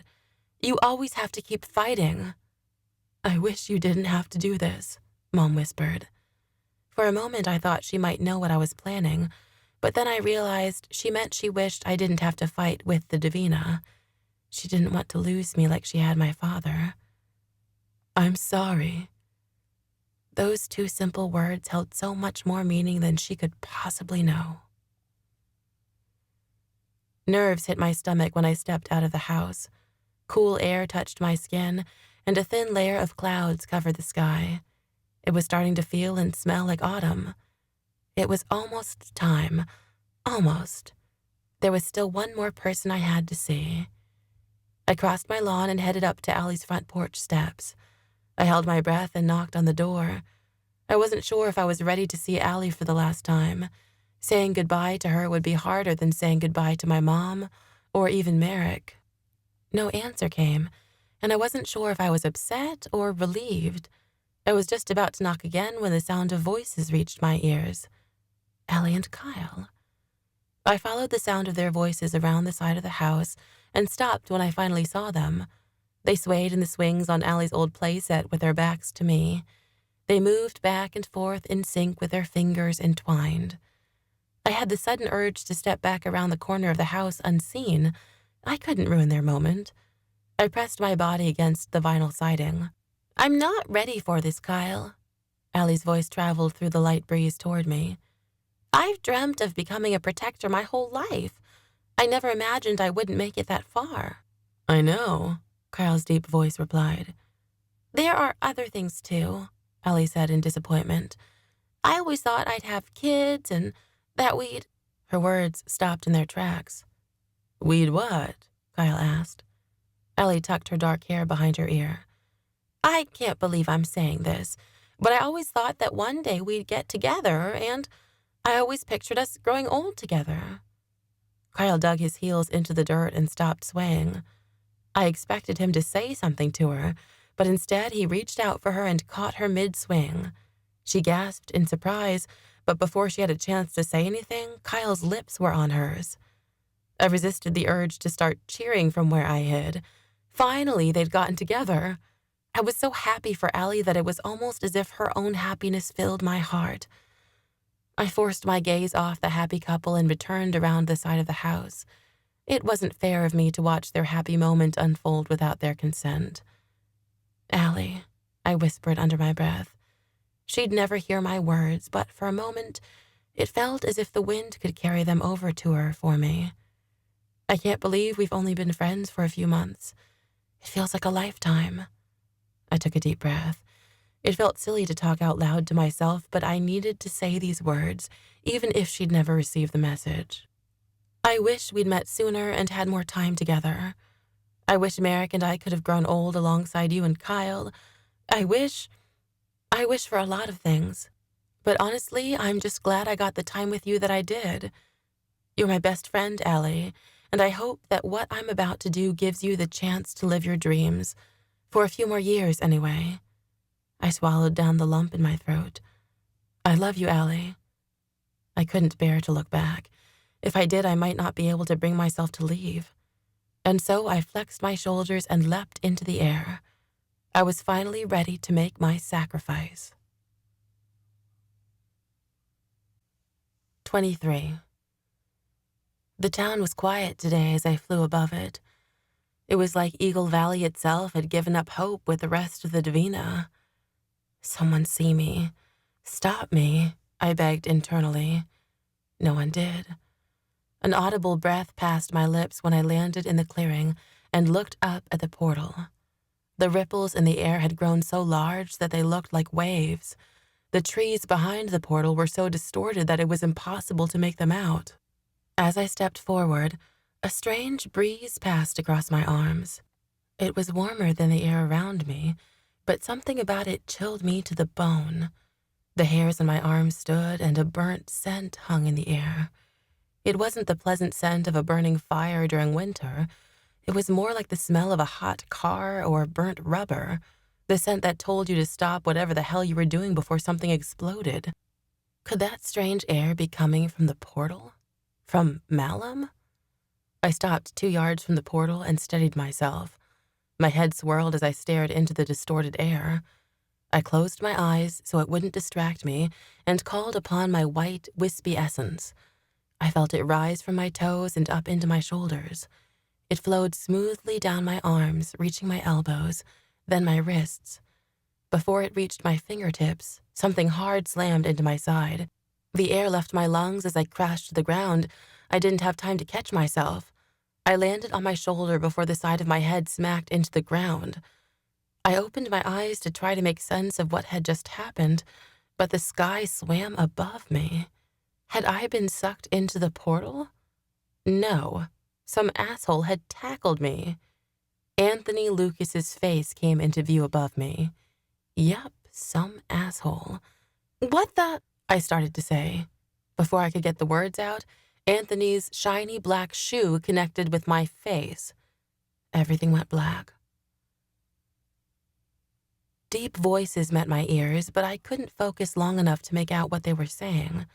My head lolled to the side. Where was I? Was I moving? It felt like my body was bouncing. Over potholes? No, I was being carried, and we were descending a flight of steps. I gathered what strength I had and peeled my eyes open. Wherever I was, it was dark. I could just barely make out Anthony's face above me. We reached the bottom of the steps, and I felt Anthony drop me onto a cold, hard surface. His footsteps retreated and then stopped. The sound of a door swinging shut was like an alarm to my ears. Suddenly, I was alert. I shot up to a sitting position. Bad idea. My head pounded like a bass drum. I blinked several times, and my eyes finally adjusted to the darkness. I looked up to see a flight of wooden stairs above me.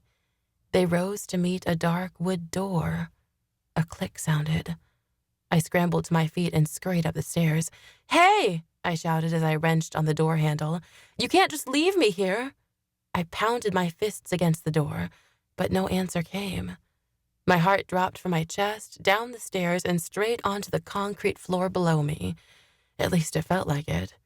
I screamed in frustration as I twisted on the doorknob and kicked the door. My foot throbbed now, and the screaming didn't help my headache. I stopped abruptly and quieted, though my chest continued to heave as I inhaled deep breaths. My eyes scanned the stairwell I stood in.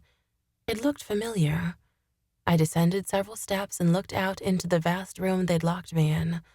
A low ceiling was held up by support pillars, and small windows lining the top of the walls allowed a slight amount of light to filter in. Across the room, I spotted the old foam targets we used for training in the corner. I was in the basement of Galen High School, and somehow the Davina Council had found time to switch the doorknob so it could be locked from the outside. There must be a way out. I had to find it and get back to the portal before it destroyed us all. I went with my first instinct. I turned back to the door and conjured a white fireball, aiming it toward the new doorknob. The fireball smashed into the door and exploded like a firecracker. When I stepped forward to see if it had done any damage, the door looked perfectly fine. I cursed under my breath. "It's no use," a voice said. I jumped back and almost tripped down the stairs. I caught myself and peered across the dark room. "I thought I was alone," I said, like that would explain my madness. "Who's there?" A feminine voice cleared her throat. The last person I expected to see stepped out of the shadows and into the dim light. "Casey?" I asked in surprise. "Of course it's Casey, you dimwit." She stood just feet away from me. I could make out her features clear as day. Bags had settled beneath her eyes and her lips were chapped. Her face was bare of makeup. "How long have you been down here?" I asked. "You look like hell." Casey sighed and sank onto one of the lower steps. "I've been down here since last night." "Why would they? I followed my dad and tried eavesdropping on their council meeting." Casey stared forward into the darkness without looking at me. "Grace wanted the council to surround the portal and keep an eye on it. In other words, Grace didn't want me to try anything. After yesterday's catastrophe, she still believed the world needed to end. So Grace changed her mind again," I said under my breath as I lowered myself beside Casey. "I was going to find you and tell you before they had a chance to get out there. I thought maybe you had an idea to save us." Casey eyed me curiously. "You do have an idea, don't you?" I bit my lip. "I have something worth trying. What happened after you overheard the council?" Casey's expression hardened. "Anthony was there, like right behind me, watching me eavesdrop. He grabbed me by the hair and dragged me down here." I gasped. "That dick. He said he couldn't let me out with all the stuff I heard." I crossed my arms, and not just because it was chilly down here. "So, Grace has them all wrapped around her little finger?" "Obviously." Casey pursed her lips and nodded. "I've spent all night trying to get out of here to warn you they'd be there. I figured you'd try to go back, but nothing I've done has worked." "Lovely," I said flatly. "What are we supposed to do? Just sit around and wait for the realms to collapse?" Casey dropped her gaze. "What other choice do we have? Unless you have your phone on you to call for help. They took mine." I shook my head and got to my feet. "No, I don't, but we can't just give up." Casey chewed on her thumbnail. What are we supposed to do? I don't know, I sighed. The sound of a key in the door reached my ears. My head snapped in the direction of the door. Maybe we can seduce this one to let us out, I whispered under my breath. Casey's eyes fell on the man who opened the door. Sorry, but that's not going to work on him. Mr. Harris took one look at Casey and rushed down the steps. Casey got to her feet just as he reached her. He wrapped her in a hug. A moment later, the door slammed shut, making me jump. I heard the audible click of the lock slipping back into place. Dad, Casey cried, what are you doing here? I thought the Davina Council wouldn't trust you. They don't, he interrupted. I stood there awkwardly watching this family reunion I wasn't a part of. Mr. Harris drew away from Casey. I convinced them to let me visit you. I wanted to stay with you until the end. Casey shook her head. No, Dad, you can't give up. You have to get us out of here. Mr. Harris looked hopeless. I can't. Can't or won't? You still agree with Grace, don't you? Casey stepped away from him as if she'd been betrayed. Mr. Harris rubbed his eyes like this had all become too much for him. Grace has watched the history of the world. She knows things the rest of us don't. And you're just blindly following her? Casey yelled, taking another step away from him. Mr. Harris frowned. I don't understand why you don't have any faith in her. I thought I raised you differently. I inched away into the shadows. This didn't seem like the kind of family fight I should get involved in.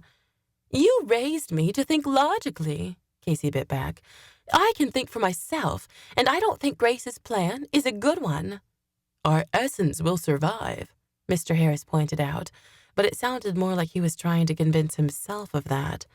Casey shook her head. You don't know that. Our essence lives inside the earth. If it's destroyed— I know, her dad cut her off. He dropped his shoulders and took a long breath before speaking again. I know. Some of the council members have their doubts, but Casey, there's nothing we can do. Then what is Grace protecting the portal from? Casey asked. Mr. Harris stopped mid-breath like he hadn't considered the question until now. Rin has a plan. Casey's eyes traveled over to me. Mr. Harris's gaze followed. I shifted my weight uncomfortably between my feet. Mr. Harris sighed. Even if I wanted to let you go, they locked me down here with you. Then at least help us find a way to escape, Casey begged. Mr. Harris's jaw tensed. There is one thing we can try. Casey and her dad exchanged a look, as if they shared some telepathic conversation I wasn't a part of. What? I asked. How are we going to escape? Just watch, Casey smirked, and be ready to run. She turned back to her dad and erupted in anger. What are you doing here? I don't want to see you. I recoiled in shock. I came because I love you. Mr. Harris's voice rose. Oh, they were putting on a show. Casey screamed again. It's too late for that. You let them throw me down here. I was hungry and thirsty and scared. Okay, maybe it wasn't all for show. Mr. Harris huffed and turned back up the stairs. His fists pounded on the door. Let me out, Harold. I've changed my mind. My daughter is being a brat, and I have better ways to spend my time. No can do, came a voice on the other side of the door. What are you talking about? Mr. Harris demanded. I told you to let me out. Boss said I'm not to open this door for anyone, Harold replied, sounding uncertain. Surely Grace didn't mean me, Mr. Harris snarled. I came down here voluntarily. Harold didn't answer. Harold, Mr. Harris shouted with a tone of authority. The world is ending, and I have better people to say goodbye to than an ungrateful teenager. I leaned over and whispered to Casey. Does he really think you're ungrateful? She shrugged. Probably, but if he saves our lives, he can apologize later. She raised her voice and projected it up the stairwell. Seriously, Harold, let my dad go. I'd rather die down here alone. She threw in a couple of heavy sobs for show. Damn, what was this girl doing training to become a protector? She should have been training to become an actress. Where are the girls? Harold called through the door. At the bottom of the stairs, Mr. Harris answered. Why? Everyone step back, Harold instructed. I want the girls as far away from the door as possible." Mr. Harris winked over his shoulder. "Okay," he answered. "You can open the door now." My knees shook in anticipation. I heard the lock on the other side of the door click. Slowly, the door handle twisted. Mr. Harris sprung into action. He rammed his shoulder into the door, knocking the guy on the other side of it down. Mr. Harris shot 2 fireballs straight into Harold's chest. Harold crumpled to the ground. Ouch. "Come on," Mr. Harris hissed, gesturing for us to follow him. Casey and I rushed up the stairs side by side. Her dad placed his index finger over his lips and stepped over Harold's still body. We followed behind him, careful not to make too much noise. "This way," he whispered, leading us to the back of the building. His eyes darted around the hall. My heart slammed against my ribcage. They're going to catch us. There's no time. We're not going to make it out of here alive. Mr. Harris carefully looked around the corner before gesturing that it was safe. The sound I'd been dreading reached my ears when we turned down the hall. A door creaked open and then, "Hey!" someone shouted. "What are you—" My heart leapt to my chest. Mr. Harris turned around, almost ramming into us. "Go! I'll hold them off." Casey's feet moved under her, but she hesitated. "But, Dad—" "No arguing," he roared. "Run!" 24. 2, 3, 5. I couldn't keep track of how many pairs of footsteps followed behind us. Shouts echoed down the hall as more Davina Council members joined in on the chase. What are they all doing here? I thought. They should be saying goodbye to their loved ones, not hanging out at the school. Maybe they didn't have loved ones. That or their duty to Grace came first. I wasn't interested in sticking around to find out which it was. I heard the familiar sound of essence exploding against the ground, but I didn't look back to see what was going on. Casey and I turned down another hall, and I instantly felt my body being jerked to the side. "In here," Casey hissed as she dragged me along behind her.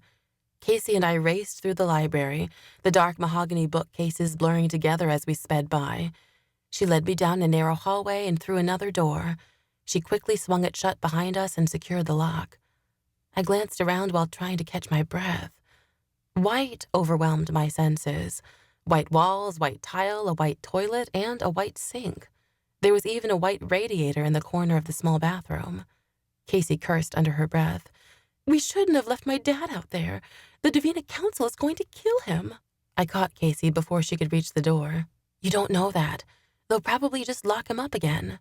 Casey struggled out of my grasp. "Stop it!" I whisper-screamed. "We have no chance of saving him if we get caught too." Casey relaxed slightly. "Then we have to get out of here before they find us." She quickly crossed the bathroom and reached for the lock on the window. She grunted as she tried to push it open. I hurried over to help her. We pushed up on the window together, but even with all our strength, it didn't slide open. "The damn thing's been painted shut." Casey turned away from it and sank down onto the closed toilet lid. I noticed her knees were visibly shaking. "We'll wait it out for a couple of minutes, just to make sure." I raised my eyebrows. "And if they find us, we'll break the window." She paused for a moment. "So what's your plan?" It felt awkward to open up to Casey, but I knew she was on my side. Still, I struggled to swallow my pride and admit it. I leaned against the windowsill. "I discovered this strange essence. I don't know if I'm the only one who has it, but it seems powerful enough to affect the portal. I already tried it, and it did something, but it wasn't enough." Casey raised her eyebrows like she didn't believe me. "A new kind of essence?" I nodded and held my hand out. I narrowed my eyes at my palm, concentrating hard. It was like the first time I discovered essence and couldn't conjure a basic fireball to save my life. I knew I had it in me, but I couldn't seem to access it at will. I concentrated harder and harder until I thought my head might explode from the tension. Casey must have thought for sure I was talking shit. The tingling sensation in my body grew until finally, white smoke escaped my fingertips and swirled into an orb above my palm. Casey straightened and eyed the essence in wonder. Slowly, she reached out with her index finger, but before she touched it, she jerked away like she'd been shocked. Have you ever seen anything like it? I asked. She shook her head, never taking her eyes off the orb. What is it? I shrugged and let the essence dissipate. Holding it there for that long was draining. I don't know. I could only do it after I woke Grace. Casey never took her eyes off my hand, even though the essence wasn't there anymore. You're sure it's essence? I furrowed my brow. What else would it be? It feels like essence, just different. What do you mean, different? I didn't have a chance to answer. I fell silent the moment male voices met my ears. You go that way, one of them called to the other. Casey and I both held our breaths as footsteps passed by the door we hid behind. We breathed a collective sigh of relief when the footsteps continued down the hall. Casey turned her eyes back to me. What are you going to do with this new essence? I bit my lower lip. I didn't know how it'd sound to admit the rest out loud. Probably crazy. Maybe I was crazy. I took a breath. I thought if I entered the portal and used the essence inside it, it might collapse, even partially, and buy everyone a little more time. No. Casey shook her head in protest. What do you mean, no? The surface of my skin heated involuntarily. I had the urge to throw another fireball at Casey's face when she blatantly dismissed my plan, but I had to remind myself that we were on the same side. It was still weird to me. You're talking about killing yourself, Casey hissed. Her words should have tore at my heart. I should have felt sick to my stomach and begged her to talk me out of it. Instead, I felt a strange sense of peace wash over me. Yes, I am, I answered. You can't, she objected under her breath. I raised an eyebrow. Do you have a better plan? Her shoulders fell. No. But even if your plan worked, you can't exactly go sacrificing yourself when the Davina Council is watching the portal. Maybe you can distract them, I suggested. She looked at me with an unamused expression. How? I don't know, I shrugged. Strip naked and run around the clearing? Casey rolled her eyes. It's the end of the world, I pointed out. There's no time to be modest. You just want to watch me make a fool out of myself, she said lightheartedly. I smirked. Maybe. Casey turned serious again. Let's just take a breath and we'll figure something else out. I shook my head. We don't have time. We don't know how much time we have, Casey pointed out. It could be days or hours, I finished for her. Let's get out of here and then we'll figure out how to distract the Davina Council. Casey frowned. You're going to do this with or without my help, aren't you? I nodded. Casey hesitated, but eventually rose to her feet. Slowly, she unlocked the door and peered out into the hall. It's clear, she whispered. We slipped out of the library unnoticed, but my footsteps sounded like cannons going off. I was sure I'd alert the Davina Council. The back door of the school stood at the end of the hall. We were so close, but it felt like a mile away. Almost there. Someone was going to jump out and get us. I knew it. Except, by some miracle, we reached the end of the hall and broke out into the cool autumn air without being spotted. Rin! A voice shouted my name. Shit. I spoke too soon. Wait, no, I knew that voice. I stopped and Casey skidded to a halt beside me. Merrick jogged down the steps behind the school to catch up with us. Allie and Kyle followed behind him. Merrick, Where have you been? Concern was etched into his tone. He reached for my hands and inspected my arms and then my face, searching for signs of injury. You said you'd be back. We've been searching everywhere for you. I inhaled a heavy breath. Merrick, I'm sorry. We don't have time for this, Casey said in a rush. I followed her gaze to see 2 Davina Council members in one of the windows pointing across the lawn at us. They quickly turned away from the window and rushed out of the room. They're coming, Casey cried. Merrick glanced over his shoulder. Who? Allie demanded. What's going on? I didn't have time to explain. We need to get out of here, now. Casey spread her wings beside me, and I quickly followed. I heard Merrick's, Allie's, and Kyle's wings flapping behind me. I pumped my wings harder and pushed ahead of Casey. I wasn't sure where I was going until I spotted a rocky hilltop and dove for it. I landed on the granite without stumbling. Finally, someone saw me land like a proper Davina. I paced along the top of the hill. I wasn't sure why I brought everyone here. This was mine and Merrick's hilltop. Merrick landed next to me, and without thinking, I fell into his arms. Merrick squeezed me, but drew away far too soon. Rin, what's happening? I tried to, the Davina Council. I couldn't manage to choke out the words. Take a deep breath, Kyle suggested. He looked genuinely concerned for me. Maybe you should sit down, Allie said. I gladly complied with her invitation and sank to the ground. Merrick knelt beside me. Casey placed her hands on her hips and tried to catch her breath. The Davina Council locked Rin and me in the basement. They don't want anyone trying anything with the portal. Merrick's head snapped in Casey's direction. What were you trying to do with the portal? Casey huffed. It wasn't me, it was Rin. Casey, don't, I started, but the words were already flying out of her mouth. She's going to sacrifice herself to buy us time. No, Merrick objected. At the same time, Allie's hands shot over her mouth. Kyle stared at me speechlessly from beside her. Casey's lying, Merrick accused. She frowned. I wish I was. You can't, Merrick roared. He shot to his feet and paced in front of me.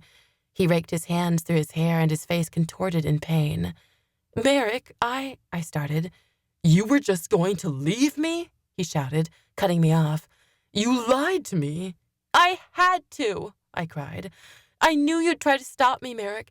If I don't do this, everyone will die. The least I can do is give the rest of you a chance. If you do this, you'll die, Merrick growled. I dropped my gaze. My voice came out as only a whisper. I know that, and... Merrick stopped pacing and lowered himself to sit beside me on the ground. His fingers grazed the side of my face, and I was forced to look at him. His tone softened. If you're going to die, we're going to die together. He doesn't mean that, I told myself. I spoke softly.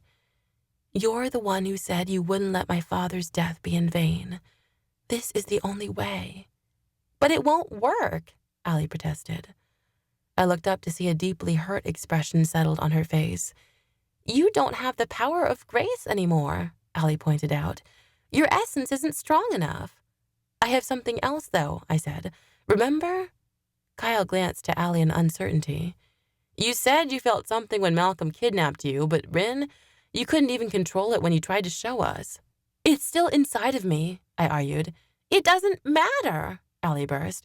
You can't sacrifice yourself. Why not? I asked.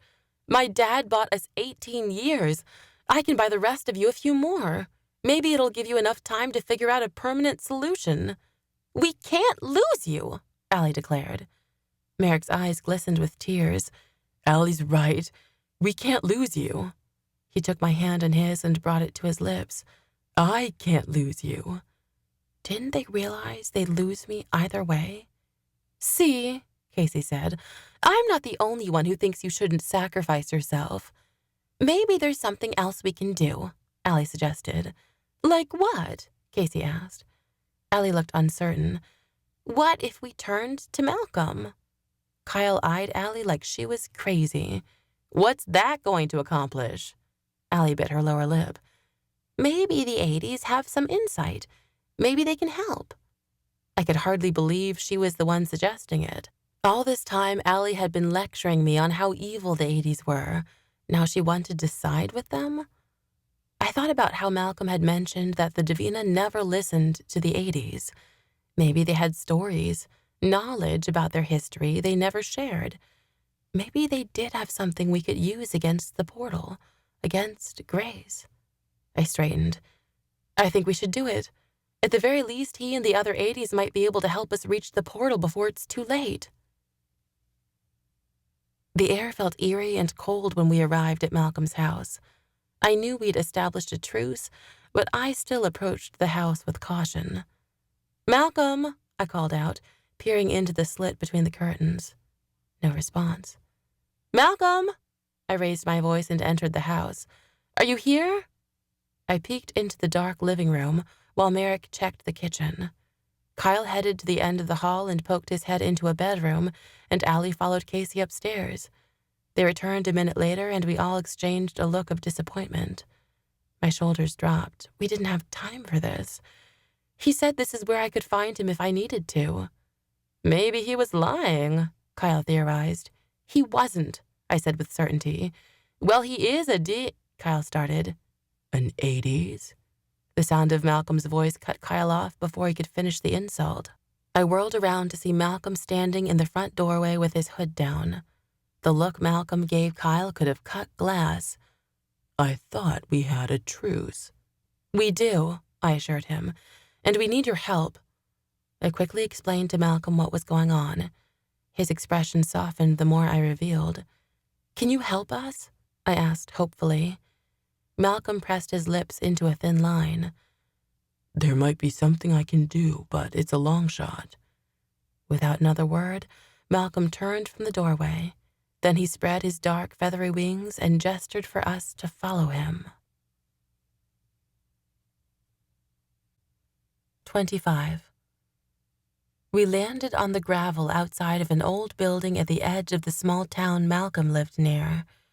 Trees surrounded the property, but I noticed a cluster of run-down houses up the road. The building in front of us was at least 6 times bigger than my house, and most of the white paint had chipped away.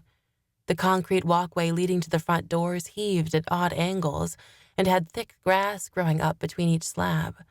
The sidewalk twisted around the side of the building and ended at a small cemetery. I lifted my gaze to view the bell tower above us. I noted how strange it was that demons were taking refuge in an old church, except they weren't demons any more than we were angels. I took a cautious step forward. Malcolm approached the church like he was completely comfortable here, but the twisted trees above my head and the cemetery just a stone's throw away gave me the creeps. Come on, Malcolm hissed. I quickened my pace and followed behind him. He didn't stop at the front doors like I expected him to. Instead, he headed around the side of the church. We settled here after the last attack, Malcolm explained. We needed somewhere the Davina couldn't see us from the sky, and this seemed like the least likely place you'd look for us. It's been abandoned for decades. There's a broken window in the back you can get through. Tall windows lined the side of the building. Most had been covered by wood from the inside. Malcolm stopped at the one on the end and gestured for us to follow. He phased straight through the wall as if he were a ghost. The window had been broken in the lower right-hand corner, but the opening was hardly enough to crawl through. Merrick apparently thought the same thing. Stand back, he warned. I jumped aside just in time for him to swing a fistful of rock at the remaining half of the window, shattering it. We all stared at him in shock. Merrick shrugged. It was already broken. He turned back to the window and hoisted himself up and through it. I followed behind him. Careful, Merrick's voice came through the darkness. I stepped onto a wooden floor in a large room with a high, vaulted ceiling. I expected to find rows of pews lined up throughout the chapel, but they'd all been removed. Glass crunched under my feet, and a pile of beer bottles and cigarette butts lay just a few feet away. Then there were the eyes. Hundreds of pairs of 80s eyes stared back at us. They all had their hoods down, like they always wore them like this in private. Despite their thin, pale features, I felt like I was looking into the faces of humans, not the evil creatures the Davina made them out to be. Silence fell over the church. The only sound I heard was the brush of Kyle's jeans against the window frame as he crawled into the chapel. Davina, one of the closest 80s hissed through clenched teeth. As soon as he said it, 3 of the 80s lunged for Merrick and me. I instinctively yelped and jumped backward. Malcolm raised a hand, stopping the 80s in their tracks. Please don't alarm our guests. Guests? The first 80s snarled. Malcolm nodded. Yes, Rob. These Davina are my guests. And you've shown them where we're hiding, Rob yelled back. Malcolm shook his head but replied calmly. I already told you. We've negotiated peace with a small group of Davina. These are the Davina seeking an alliance with us, and they've come to ask for our help. They're just kids, someone shouted. Why would we help them? Someone else asked at the same time. Quiet, Malcolm roared. His voice was so commanding that I stumbled backward into Allie's feet. There was a reason these people respected him. Just listen to them, Malcolm instructed. Malcolm looked at me, and I realized it was my turn to speak. I warily stepped forward, making sure to keep enough distance between myself and the closest 80s in case anyone felt like attacking me. Look, my voice came out stronger than I felt. I know you want to see the portal open. Malcolm told me that you'd like to return to Malum, but it's not possible. Whispers traveled around the room. Shut it, Malcolm snapped. The church fell silent again. There's a reason the Davina closed the portals long ago, I explained. It's because the realms are a threat to one another. If the portal opens all the way, the realms will collide. They'll destroy each other. It's why the Davina sealed off the portals in the first place. She's lying, someone accused. I don't think she is, Malcolm replied. Several curious gazes met mine, but most 80s narrowed their black eyes at me like they didn't believe me. The Davina no longer have the power to close the portal and protect our realm, I concluded. We've come to ask if the 80s have any ideas how to stop this. How would we know? Rob snarled. I tried to keep an even tone without snapping back at him. Now was not the time to get into an argument. We thought maybe you'd heard stories that the Davina hadn't. Why should we listen to her? A woman asked Malcolm. We should get to the portal and cross over to Malum as soon as possible. Echoes of agreement spread throughout the church. There's no guarantee you'd survive, I argued. The realms could destroy each other before the portal opened enough to allow you to pass through. I know it's hard to view the earth as your home when you've been treated the way you have your whole life, but my hope is to help you make a home here if we survive this together. But you're a Davina, Rob pointed out.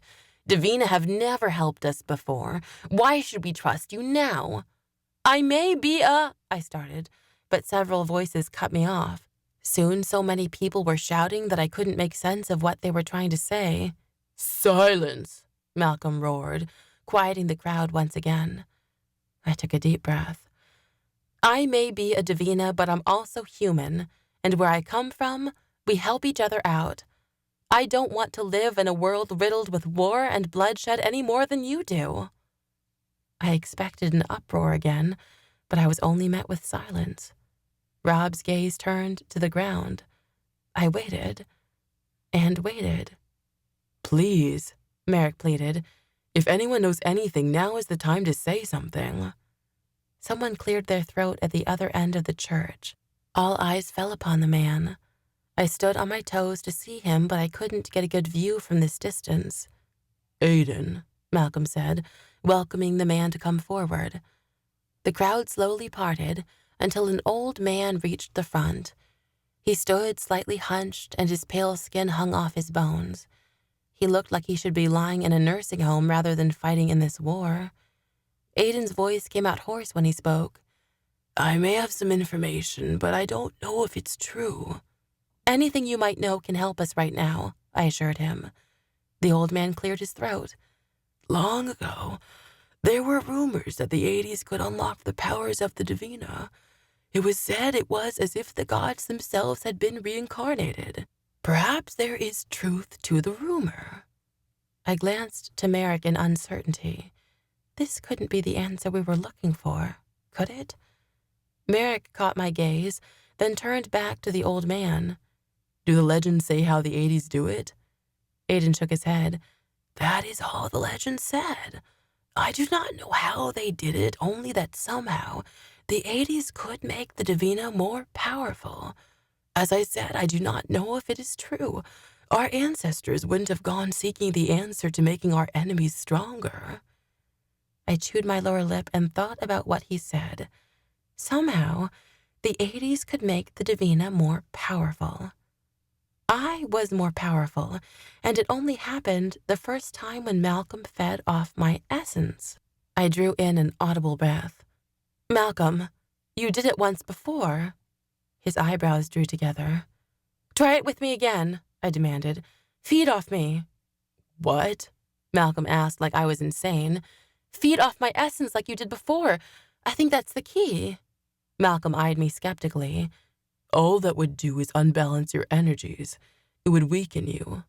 I insist, I told him. Malcolm smirked and placed his hands on my shoulders. His eyes widened and he inhaled a deep breath. My skin chilled as fear overcame me. It was like I was in his house again, back to that moment when I thought this might be the end. Then, suddenly, a warm and comforting sensation consumed me.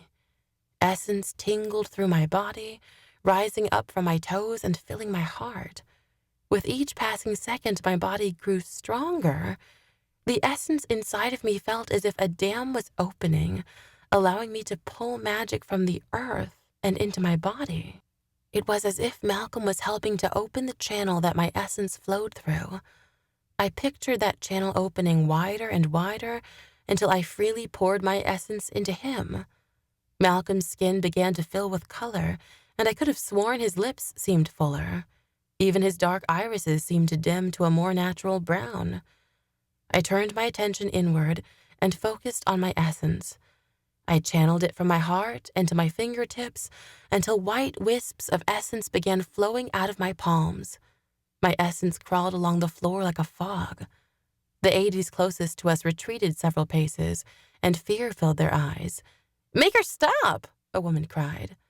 I pulled the essence back to keep from scaring them and let it fill the space around Malcolm and me. We locked eyes and exchanged a smile. Malcolm's grip relaxed and he turned to the crowd of 80s. It appears there is some truth to the rumors. Davina who share themselves with us grow stronger with us. And yet I wasn't sure this was enough. I wasn't sure I was enough. "Let my friends try," I requested. Merrick and Casey looked eager to give it a shot, but Allie and Kyle shrank away in uncertainty. "We need as much power as we can get to close the portal, and I need my friends' help," I said. Malcolm nodded in agreement. "I'll go first," Merrick offered. Rob was beside him a moment later. "I want to try." Merrick and Rob faced each other. I didn't know how Rob channeled essence from one person into himself. There were no visual cues apart from the look on both of their faces. I witnessed Merrick shiver and knew he must have felt the chill rise to his skin. Then I saw the wonder in his eyes and knew he must be feeling that channel open wider. Without warning, a fireball shot from his hand. It was a real fireball this time, with red flames and everything.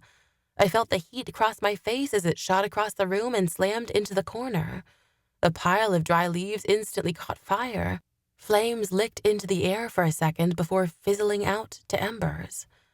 I heard Allie's audible intake of breath and Kyle's curse of surprise. Casey exhaled slowly, like she wanted to say something but couldn't find the words. Merrick's eyes widened. He looked more shocked than the rest of us. "What was that?" Casey asked. Merrick held out his palm, and red flames rose into the air. "Does it hurt?" I asked. Merrick shook his head. It looked like the flames should be burning the flesh off his bones, but his skin remained unharmed. "Let us try," Allie said, intrigued to give it a shot. Malcolm gestured for another 380s to come forward. He paired each of them with one of my friends. Allie shivered when the first 80s accessed her essence. She held out her palm and narrowed her eyes in concentration. I expected a fireball or fog to rise out of her hand, but nothing came. Maybe it only works for some, Davina, I thought out loud. Allie's face fell in disappointment. Just as she dropped her hand, a gust of wind passed through the room. Her eyes lit up. "Was that me? Did I do that?" I couldn't find the words to respond. Had Allie just controlled air? She concentrated and swiped her hand through the air again. Another gust of wind passed by me. Allie was shaping the air to her will. Allie jumped up and down in excitement. "Let's see what Kyle can do." Casey and Kyle tried at the same time. Casey paired up with a tall, muscular 80s with long, dark hair, and her power manifested almost immediately. She willed the rock Merrick had used into her hand. Slowly, dirt across the floor rose around us as if someone had flipped off the switch to gravity. Casey had the power to control Earth. Kyle took the longest to discover what his essence was capable of. After trying to control fire, air, and earth, he'd almost given up. Outside, the clouds began to darken with his mood.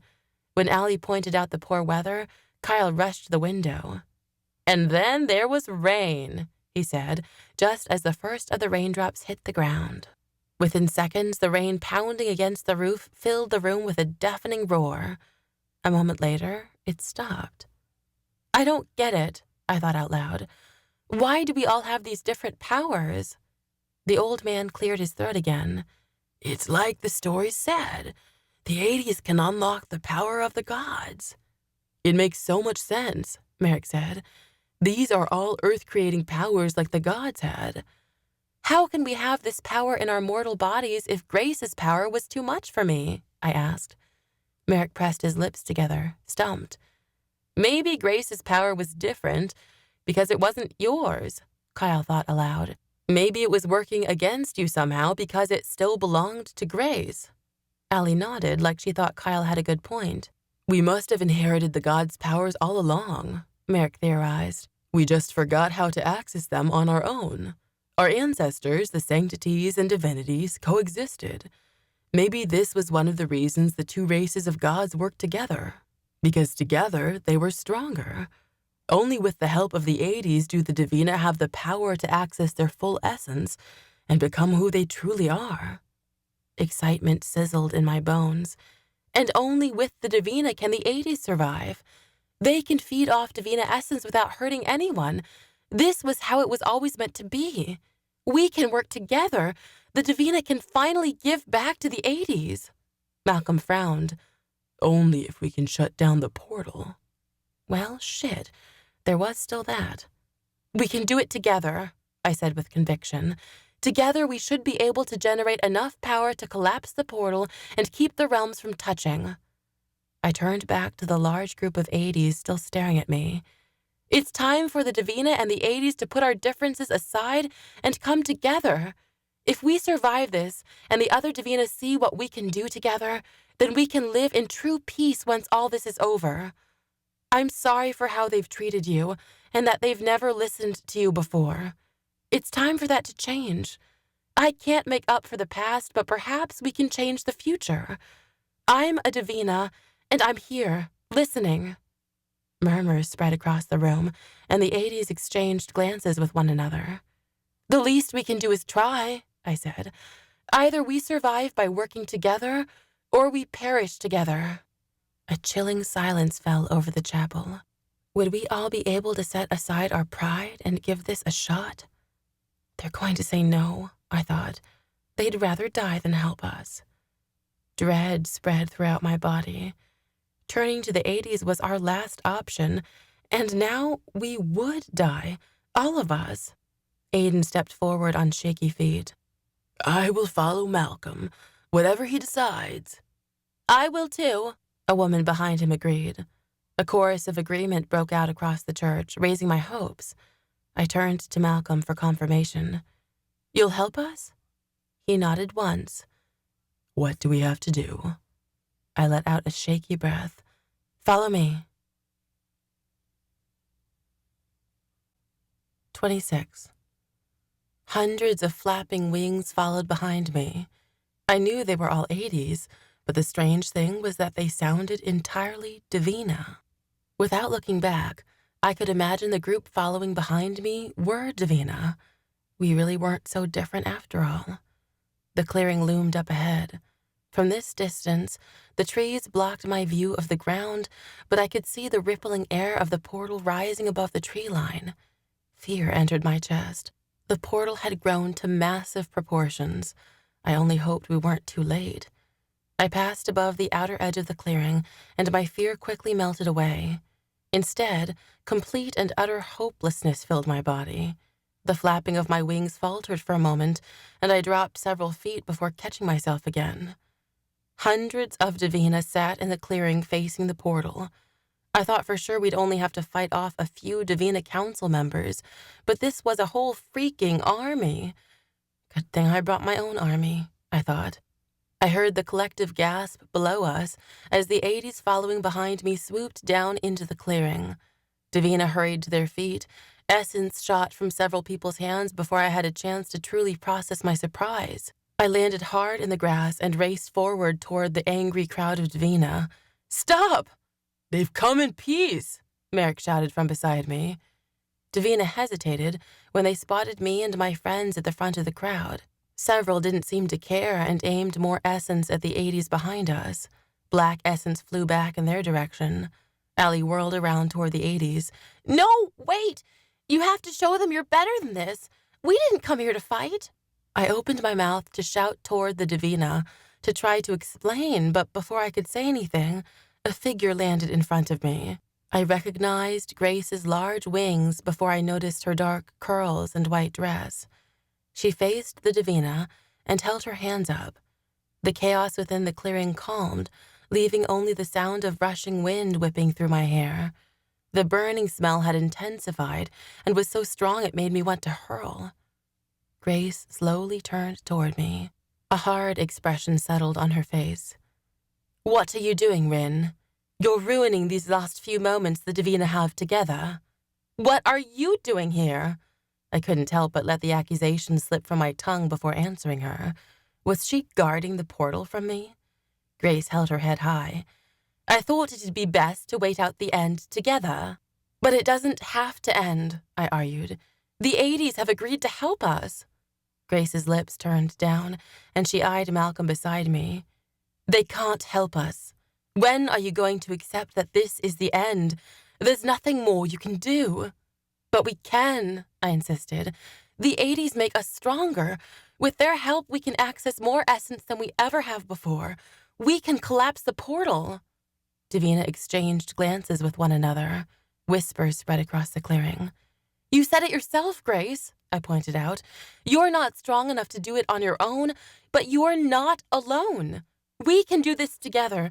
The 80s and Davina are meant to be together."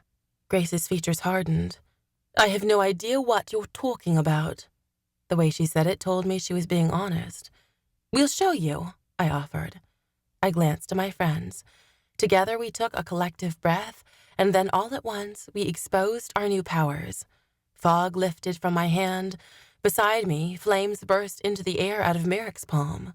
Kyle directed his hands toward the sky, and the clouds began to darken above him. Dirt rose from the ground in front of Casey and gathered into her hand. Allie produced a small whirlwind, causing the grass below her to blow out in all directions. The entire crowd of Davina gasped and took a step back. Even Grace stepped away from us. "What?" "Join our fight," I called out above the wind. "Share yourself with the 80s, and together we can save our world." "No," Grace shouted. "This is insane. Rin and her friends don't believe in our new world."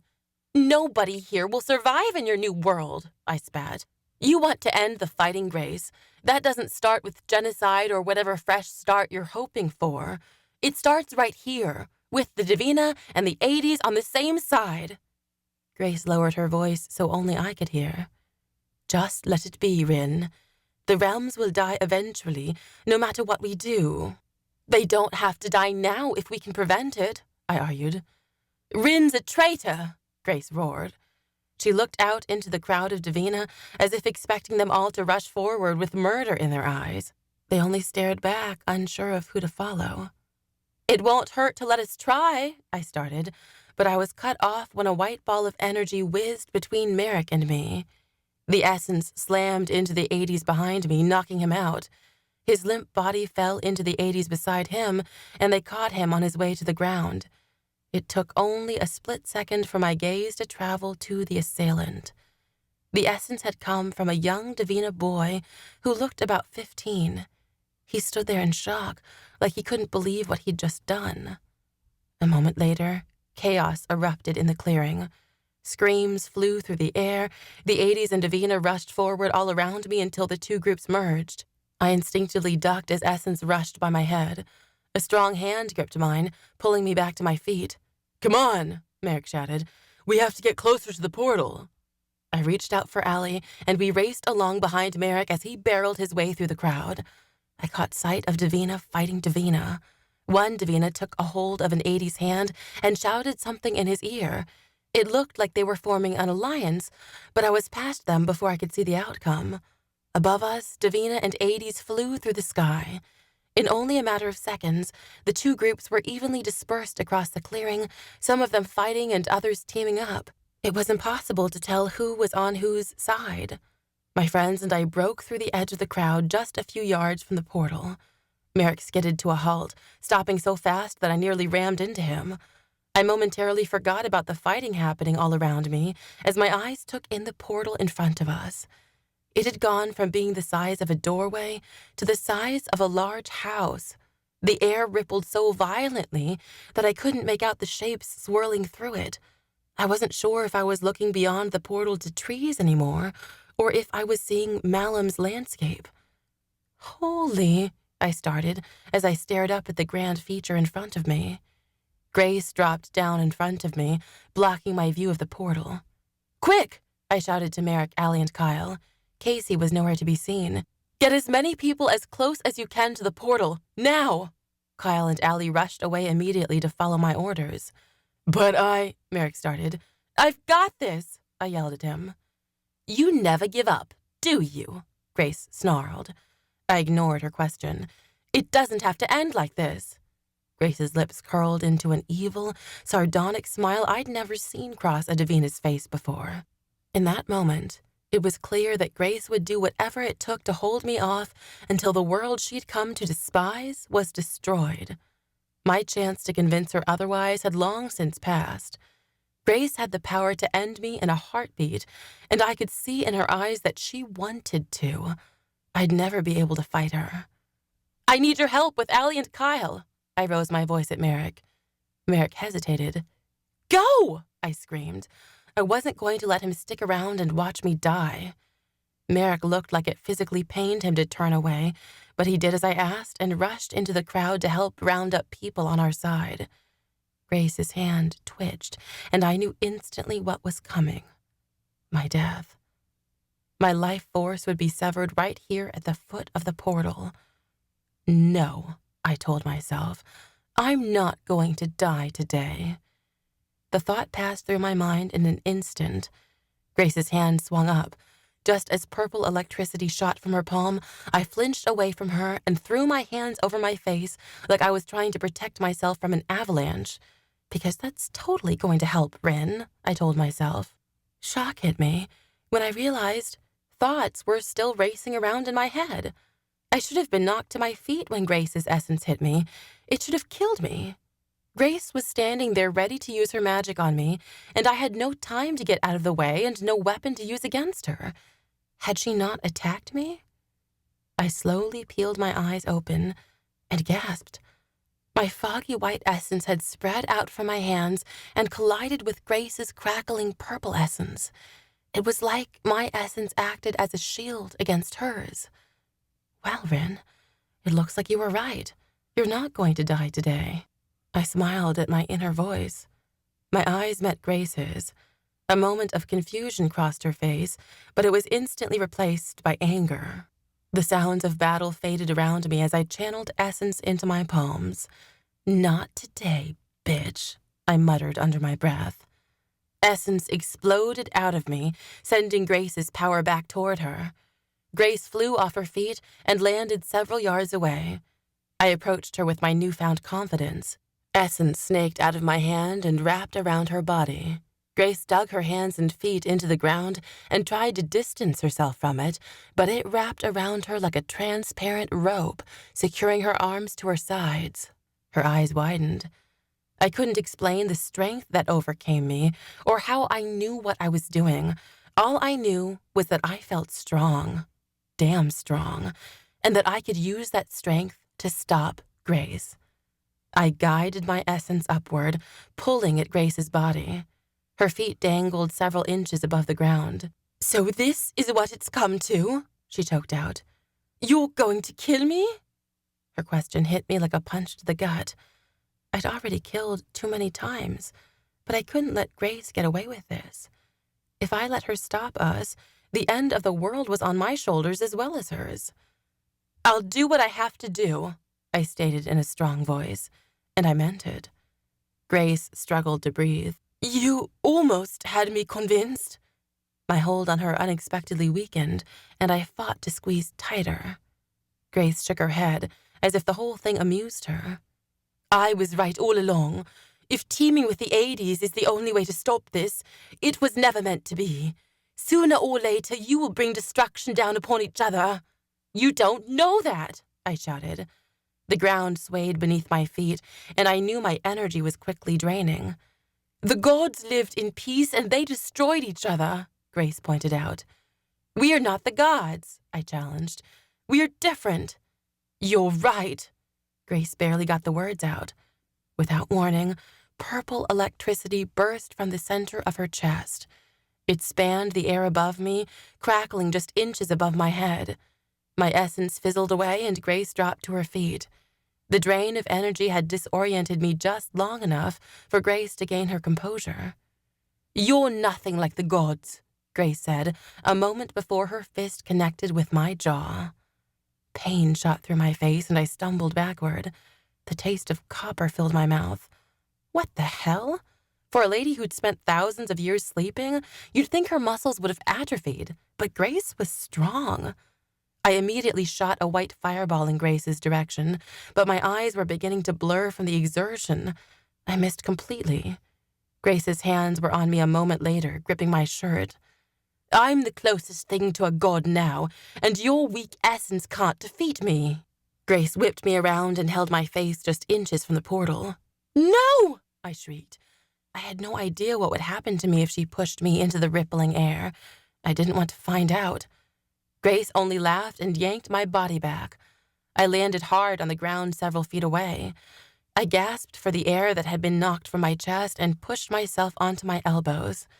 My shoulders shook, but I forced my voice to remain strong.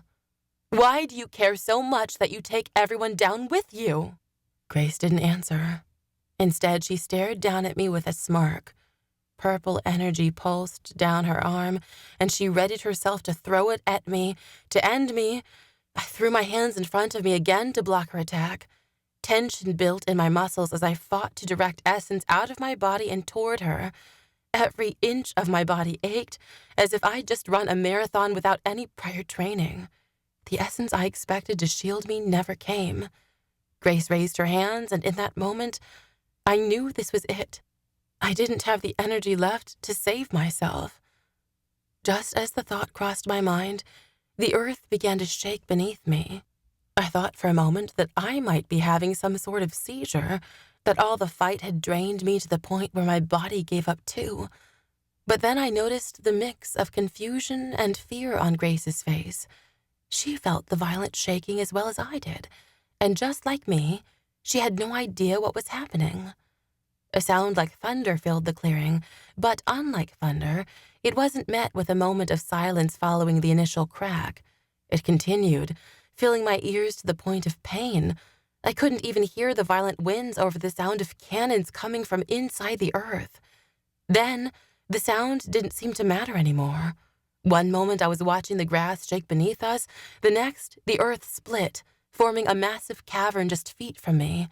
I scurried backward and tried to get to my feet, but every time my hands left the ground, the intense shaking of the earth knocked me down again. I dared to glance back. The cavern was expanding, growing wider and wider by the second. Grace had fallen to the ground on the other side, and she stared at it in horror. The cavern stretched along the length of the clearing and stopped at the portal. I drew in a sharp breath when I looked up to see what the portal had become. The air was no longer rippling in the center. Instead, a massive image of a new landscape formed. It was as if someone had punched a hole straight through the air. Dry, cracked sand and dark skies stretched as far as the eye could see. Sheer terror ripped through my body. This was Malum, and it was going to destroy us. 27. Grace's eyes darted to the portal, then back to me. Fear melted from her face, and a calm expression took over. It was the look of someone who'd found their peace. "Merrick!" I screamed, but I could hardly hear my own voice over the sound of the earth shattering around me. His eyes met mine through the crowd. He raced toward me, pushing past people to get to me as fast as he could. "We have to finish this! Now!" I shouted. Merrick reached me and pulled me to my feet. We stumbled as the earth continued rumbling beneath us, but I managed to stay upright without his support. "We have to throw everything we've got into the portal," I instructed. Allie and Kyle stumbled forward, trying to stay on 2 feet as they made their way toward us. Casey dropped out of the sky and landed next to me. "Now!" I shouted. Red flames shot from Merrick's hands and into the portal, while Casey concentrated on trying to steady the earth. Color drained from her face as she strained to help. Allie and Kyle reached us and immediately began using their powers on the portal. Kyle summoned the power of the weather, and lightning struck down in front of us. Allie pushed the wind coming from the portal backward, using its energy against itself. Fletcher landed beside Allie and focused on the grass beneath us. It grew and shaped to his will, tangling into the portal. I gritted my teeth and fought to direct my essence toward Malum. Wisps escaped my hands in bursts, but it was nothing compared to the essence I used before. I glanced behind me quickly. Hordes of 80s and Davina flocked away from the portal, but others still fought like they had nothing left to lose. "Malcolm!" I shrieked. Essence shot out of his palm and hit a Davina in the chest. His eyes met mine. "We need help!" I yelled. Malcolm gestured to a group of 80s nearby for them to follow him. Moments later, he was beside me. "I'm running out of energy," I shouted over the deafening noises around us. "We all are. We need to access more." All around me, Davina and 80s paired up. I noticed Gabe and Mr. Harris among the willing Davina. 80s shot dark essence at the portal, while Davina used their new powers. "No! Stop!" Grace shouted. Malcolm gestured to another group of 80s, and they took flight and dove toward Grace. Her scream ripped through the air as 2 of them grabbed her arms and dragged her into the sky away from the portal. "Take my essence, Malcolm," I demanded. "There's only one way to do this, and that's together." Malcolm held his chin up. He didn't look scared at all. He looked brave. He nodded once, and then his strong hands were on my shoulders, pointing me back in the direction of the portal. A chill spread across my skin, and I knew he was channeling my essence into him. The more he drew it out, the wider I felt the channel open. My body stopped shaking despite the ground moving beneath my feet, and I sensed my strength slowly return. Essence fell from my fingertips and drew toward the portal in a stream. All around me, powers grew. Merrick's flaming fireballs turned to a stream of fire, as if there was some sort of fuel suspended in the air for him to burn through. Kyle's lightning bolts hit one after the other, sending thunder echoing throughout the clearing. 80's essence continued to shoot into the portal. But all our essence did was distort the image of the landscape on the other side. The ground continued to shake, and the portal continued to widen. "It's not working," Merrick shouted. "I can see that," I wanted to yell back, but I couldn't break my concentration. My essence hit the portal and expanded inside of it, swirling as if it had hit a wall. Every muscle inside my body tensed as I willed it to do something, anything. I bit down on my lower lip until I tasted blood. Why wasn't this working? We were collectively stronger than Grace, weren't we? Surely, together, we had more power than the 16 originals had when they destroyed the portals the last time. Maybe the portals weren't this strong. Maybe they did something different. Doubts raced through my mind. Any moment now, the earth would crack in half and destroy us all. 80's essence crossed my path, slamming into my stream of magic. My essence flickered from white to black and then back to white again. An electric tingle traveled along my skin. A sharp breath passed my lips as a moment of clarity struck. The only way to do this is together, I reminded myself. Though we were working together as allies, we weren't working together as one, and that was the only way we'd survive. I was the answer. I was the only one who could bring these people together. I had the power in me all along. I pulled my essence from the portal and directed it into a large globe above us. My foggy essence spread out like a force field, and it only continued to grow. "Stop aiming at the portal," I instructed as loud as I could. "Fire at my essence instead." A confused expression crossed Merrick's face, but he didn't waste a moment to comply. He shot his fire into the opening I'd left for him. It bounced around inside the giant orb, unable to escape. Several people down the line took notice and followed suit.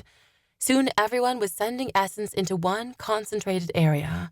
Fire, wind, lightning, and more whirled together. My force field expanded to the size of the school as power grew and sizzled inside of it. It was hundreds of times stronger and more electric than I'd ever felt from Grace's power. I sealed off the force field, locking the collective magic inside of it, and then I squeezed, pulling all that magic together. The massive, powerful globe hovering above us glowed every color of the rainbow as the various types of essence bounced around inside, struggling to escape, begging to explode. And they would, together. A piercing cry ripped out of my lungs as I aimed my essence at the portal. It took everything I had to manipulate it, so much that I thought the exertion might tear me apart. A moment later, I felt the tethers of my magic break away from me, and then came the blinding light and the deafening boom of a crumbling realm. My ears were ringing. Why were my ears ringing? I should be dead. Ears don't ring when you're dead. Rin. That voice. That beautiful angel's voice. Angels didn't exist in death. What was one doing here? Rin! Oh, shit. Please don't be dead. I hate to break it to you. Merrick! Another voice said softly. Merrick? Suddenly, everything that had happened to me since moving to Eagle Valley came rushing back in a blur.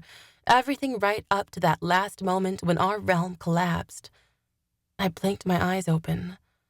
Warm sunlight caressed my face, almost blinding me. "She's okay!" a female voice shrieked. A strong force wrapped around my body and squeezed me tight. I struggled to breathe. The faint scent of leather hit my nose. It was so familiar. It was... Merrick! I cried as my eyes finally focused. He pulled me into him tighter, burying his face into my tangled hair. He drew away from me only to place kiss after kiss on my lips. "I thought I'd lost you, but you're okay. You're okay." I finally had a chance to look around. Allie, Kyle, Casey, Malcolm, and Fletcher stood in a circle, surrounding me. Beyond them spanned a stretch of thick grass and then a forest of trees. We were still in the clearing, but the roar of the wind and the shaking of the earth were gone. The large cavern remained, like a scar carved into the earth, but the portal was nowhere to be seen. "What happened?" I asked. "It worked!" Allie cried in excitement. "Your plan worked, Rin. We collapsed the portal." "So you're safe?" I asked, barely able to believe it. "And the war?" Fletcher and Malcolm exchanged a glance. "I think it's time we declare this war officially over," Fletcher said. "Yes," Malcolm agreed. "I think it's finally time peace is restored." Those words meant everything to me. Malcolm reached out and pulled me to my feet. I was still trying to wrap my head around what we'd accomplished together. All this time, the 80s and Davina had the power to work together as one. This, I realized, was our divine fate. Epilogue. Happiness filled me on our first day back at school over a week later. 80s and Davina alike roamed the halls after class. The school was almost crowded now that 80s were allowed to attend with us, but it was crowded in a good way, like we were all attending an amazing party together. New class schedules had been issued, and we were now training alongside the 80s and learning how to harness our powers together. I turned down a secluded hallway and gently knocked on Mrs. Presley's old office door. "Come in," a male voice called from behind it. I pushed the door open. Mr. Harris sat behind the large desk near the wall, and Malcolm sat in one of the chairs across from him. Malcolm stood when I entered the room. Color filled his skin, and his black irises had faded to brown. It was as if only Davina essence could restore the 80s health. Malcolm wore navy blue pants and a white button-down shirt. It was strange to see him in regular clothes and looking so human. No one knew exactly what happened when we destroyed the portal, but ever since then, the 80s have been able to interact with our world. Fletcher theorized that when we destroyed the portal, we also destroyed Malum. He believed that their second curse, the one that kept them from fully existing here and from the humans being able to see them, was somehow tied to their realm, and that when we destroyed it, we broke their curse. Somehow their first curse remained, the one that marked them with darkness and made their feathery wings black and their essence dark. Luckily, there were already Davina in government positions, which made assimilating the 80s into our society easier than I would have thought. "You wanted to see me?" I asked. Mr. Harris leaned forward in his chair. "Let me start by apologizing." I took a seat beside Malcolm. "You don't have to do that." "I do," Mr. Harris said. "On behalf of the entire Davina Council, I hope you will find it in your heart to forgive us. As you may know, Anthony Lucas has resigned as the head of the Davina Council, and I've been voted in to take his place. However, we have decided to dissolve the Davina Council altogether. A new alliance is forming, and we are inviting members of all races to be a part of it." He smiled cheerfully. "We cannot reveal ourselves to the entire population until a treaty is established. Naturally, humans are a bit wary of us. Our new alliance will need somebody to bring us all together and facilitate peace among our three races. We would like to offer you a position serving as a spokesperson for the alliance." I glanced between Mr. Harris and Malcolm, speechlessly. Was this some sort of joke? I was surprised to find them both smiling back at me. They meant it. They wanted me to be their leader. "Isn't that your job?" I asked Mr. Harris. He smiled. "Yes, but we believe that you would serve us better in that role. The Davina and the 80s found peace through you, and the humans need someone to listen to." I shook my head. "Peace didn't come from me. It came from inside all of you. It was there all along. I just helped you realize it was possible." "See," Malcolm said, "that's why we need you." I should have been jumping for joy at the offer, but I couldn't see myself in the position they saw me in. I was just a teenage girl trying to survive high school. "I'm sorry," I said, "but I think I'm going to have to respectfully decline. Politics aren't my thing." Mr. Harris looked disappointed, but he nodded in understanding. He stood and reached his hand out. "Please let us know if you change your mind." I shook his hand. "I will." Malcolm crossed the room with me and smiled wide when he swung the door open. I never realized how much I took the simple act of opening a door for granted. Malcolm's whole life, he'd watched other people open doors but could never do it himself. It was strange how destroying the 80s chance at a true home had created a home for them here. Malcolm followed me out of the office. "Do you mind if I have a word with you, Rin?" "Sure." I stopped in the middle of the hall. He waited for a freshman to pass by us before speaking again. "I just wanted to know." I held my breath. I could already tell I wasn't going to like his question. "Did he suffer?" I thought I might vomit in response to those 3 words, but I managed to swallow down the lump in my throat and keep my lunch where it belonged. "Malcolm, I'm not trying to blame you again," he interrupted. "I understand that you were only protecting yourself. I know now that Trenton made a sacrifice to create a new and better world. I just want to know if his sacrifice was. I want to know if—" I wasn't sure Malcolm knew what he wanted, but I knew I could help him find his own peace. "Malcolm," I interrupted. His eyes lit up hopefully. "He didn't feel a thing." Malcolm relaxed, and then he reached out his hand. "Thank you." I took his hand in mine and shook it. "I hope our new world ends up being everything you hoped for." "Where have you been?" Kyle asked once I reached the common room. He sat on one of the big cushy chairs in front of the fireplace. Allie sat on his lap with her head rested against his shoulder. Merrick had his legs draped over the armrest of the chair next to him. "Hey," Casey's voice came casually before I could answer Kyle. "Long time no see."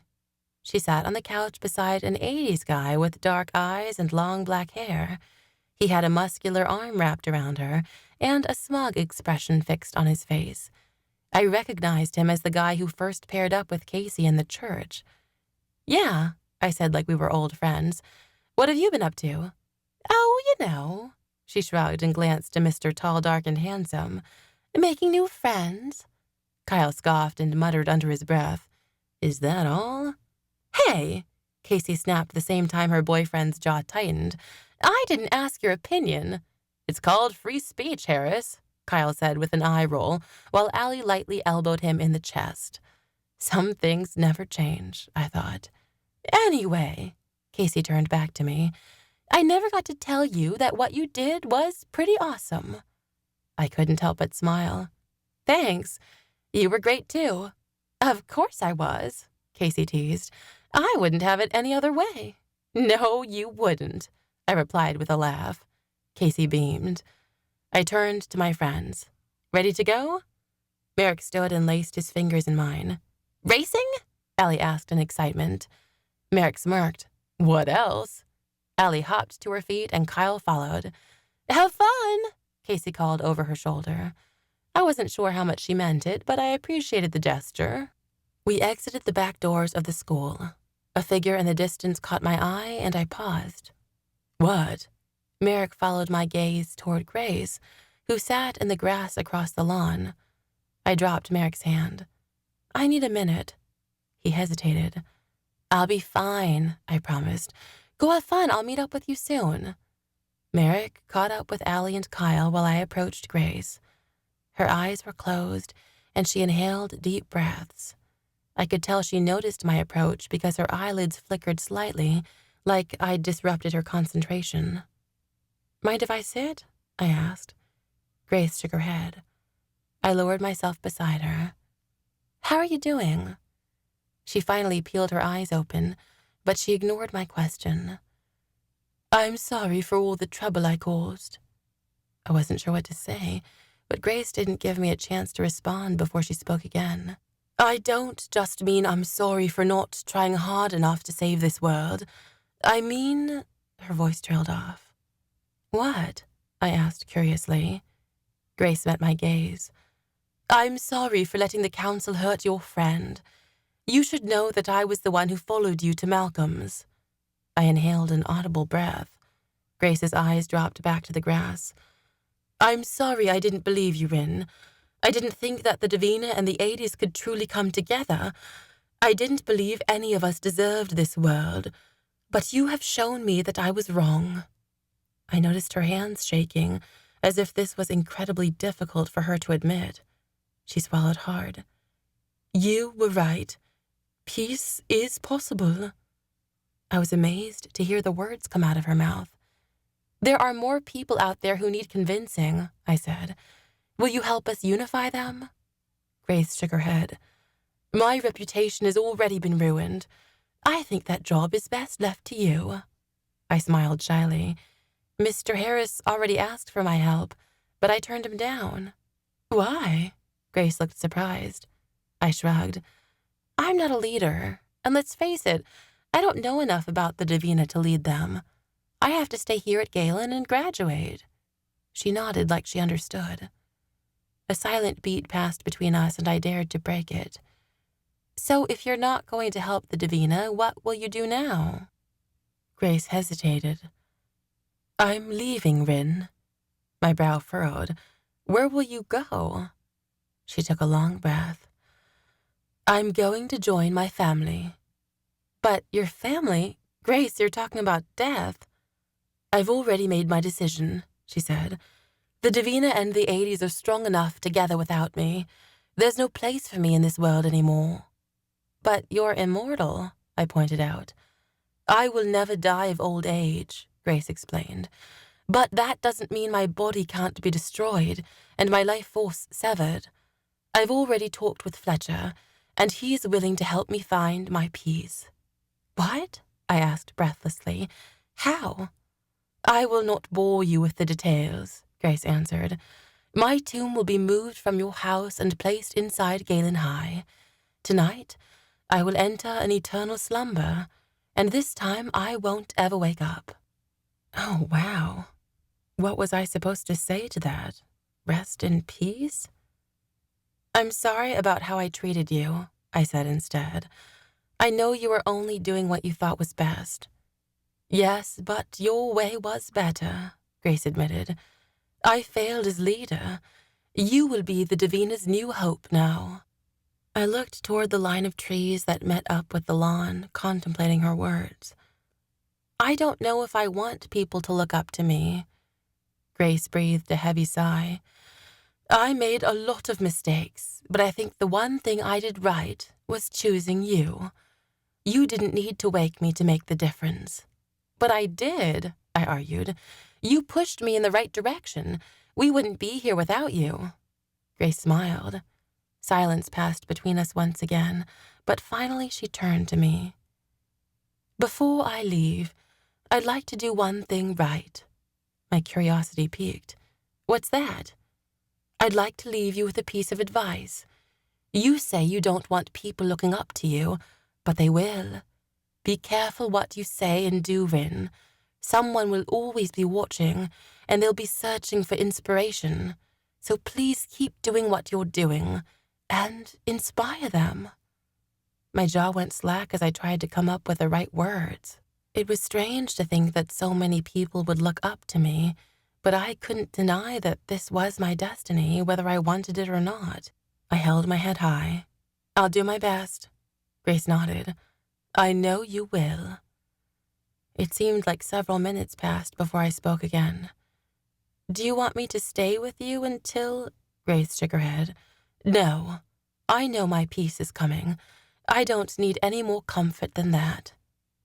I thought for a moment she was only saying that to spare me the trouble, but she looked like she meant it. Grace had finally found her peace. Once Grace said goodbye, I headed down the trail toward the valley. The bright sunlight filtered in through the leaves above my head, casting dancing rays along the forest floor. It was so beautiful that I couldn't believe these woods had once scared me. I broke out of the trees to see black and white wings all throughout the valley. The last time I saw something like this, we were trying to kill each other. Now the 80s and Davina were becoming friends. I jumped back in surprise as Allie streaked past me. She raced laps around the valley with her wings spread wide. Merrick flew by behind her a second later, followed by Kyle. A wide smile spread across my face. I flexed my shoulders and jumped into the air to follow behind them. For the first time since discovering what I was, I felt like a normal Davina. The day grew long as more 80s and Davina joined us in the valley. I lay on my back in the grass with my wings spread out beneath me, staring up at the pink sky. Hey. My heart flipped at the sound of Merrick's voice. I turned my head to see him approaching. He knelt to one knee beside me and held his hand out. Come on, he encouraged. What do you say about one last flight?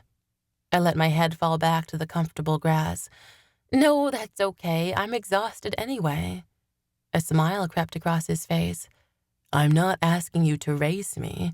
I'm asking you to follow me. I didn't ask any further questions. I took his hand and Merrick pulled me to my feet. The wind whipped through my hair a moment later as I followed along through the sky beside him. We landed at the top of the rocky hill outside of town, our hill. Merrick pulled his wings into him and sat on the ground overlooking town. I joined him and snuggled into his bare chest.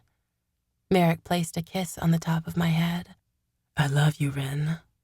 My heart fluttered at the sound of those magical words. I know, Merrick. I love you too. He reached out to touch my chin and pull my gaze to his.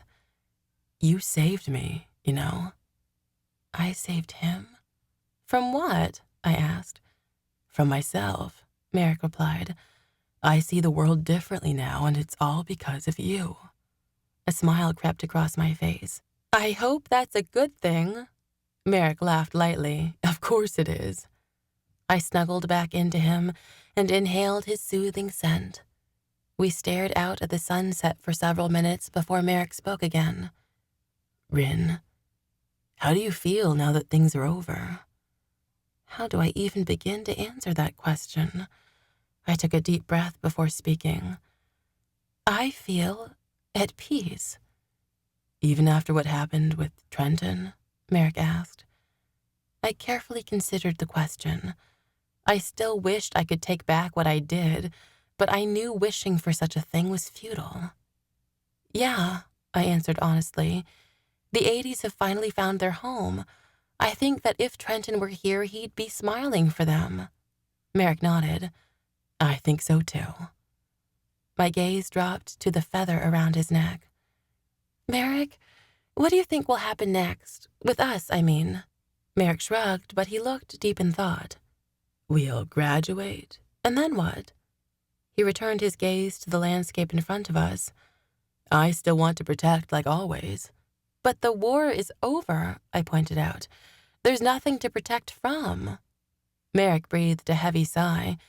We won this war, but there are many other battles to be fought. Does that mean you're going into the armed forces? I asked. Merrick paused as if considering the idea. He rested his head on mine before answering. I was thinking law enforcement, like becoming a police officer. I was so relaxed in his arms that my voice fell to a soft whisper. That sounds perfect. Merrick trailed his fingers across the back of my hand, sending shivers up and down my spine. What about you? Where do you want to go after graduation? I thought about the question for several moments. What did I want? I laced my fingers through his. I think I'd still like to become a chef. I could open my own restaurant. I don't want to be a part of the fighting anymore. I just want to live a quiet, normal life, raising kids and baking cookies. Cookies? Merrick responded with a smile. I beamed back at him. I'll make you cookies any time you want. No matter what happens, I'll follow you anywhere. Merrick squeezed me tightly like those were the exact words he'd hoped to hear. Are you ready to face our future together? Yes, I said without hesitation, because I know that no matter what, we'll be together. I barely finished the sentence before Merrick's lips were on mine, sending a surge of passion throughout my body. For the first time in my life, everything was absolutely perfect. This has been Awakened by Grace, Divine Fate Trilogy Book 3, written by Alicia Radice, narrated by Natalie Naudus. Copyright 2018 by Alicia Radice. Production copyright 2018 by Alicia Radice.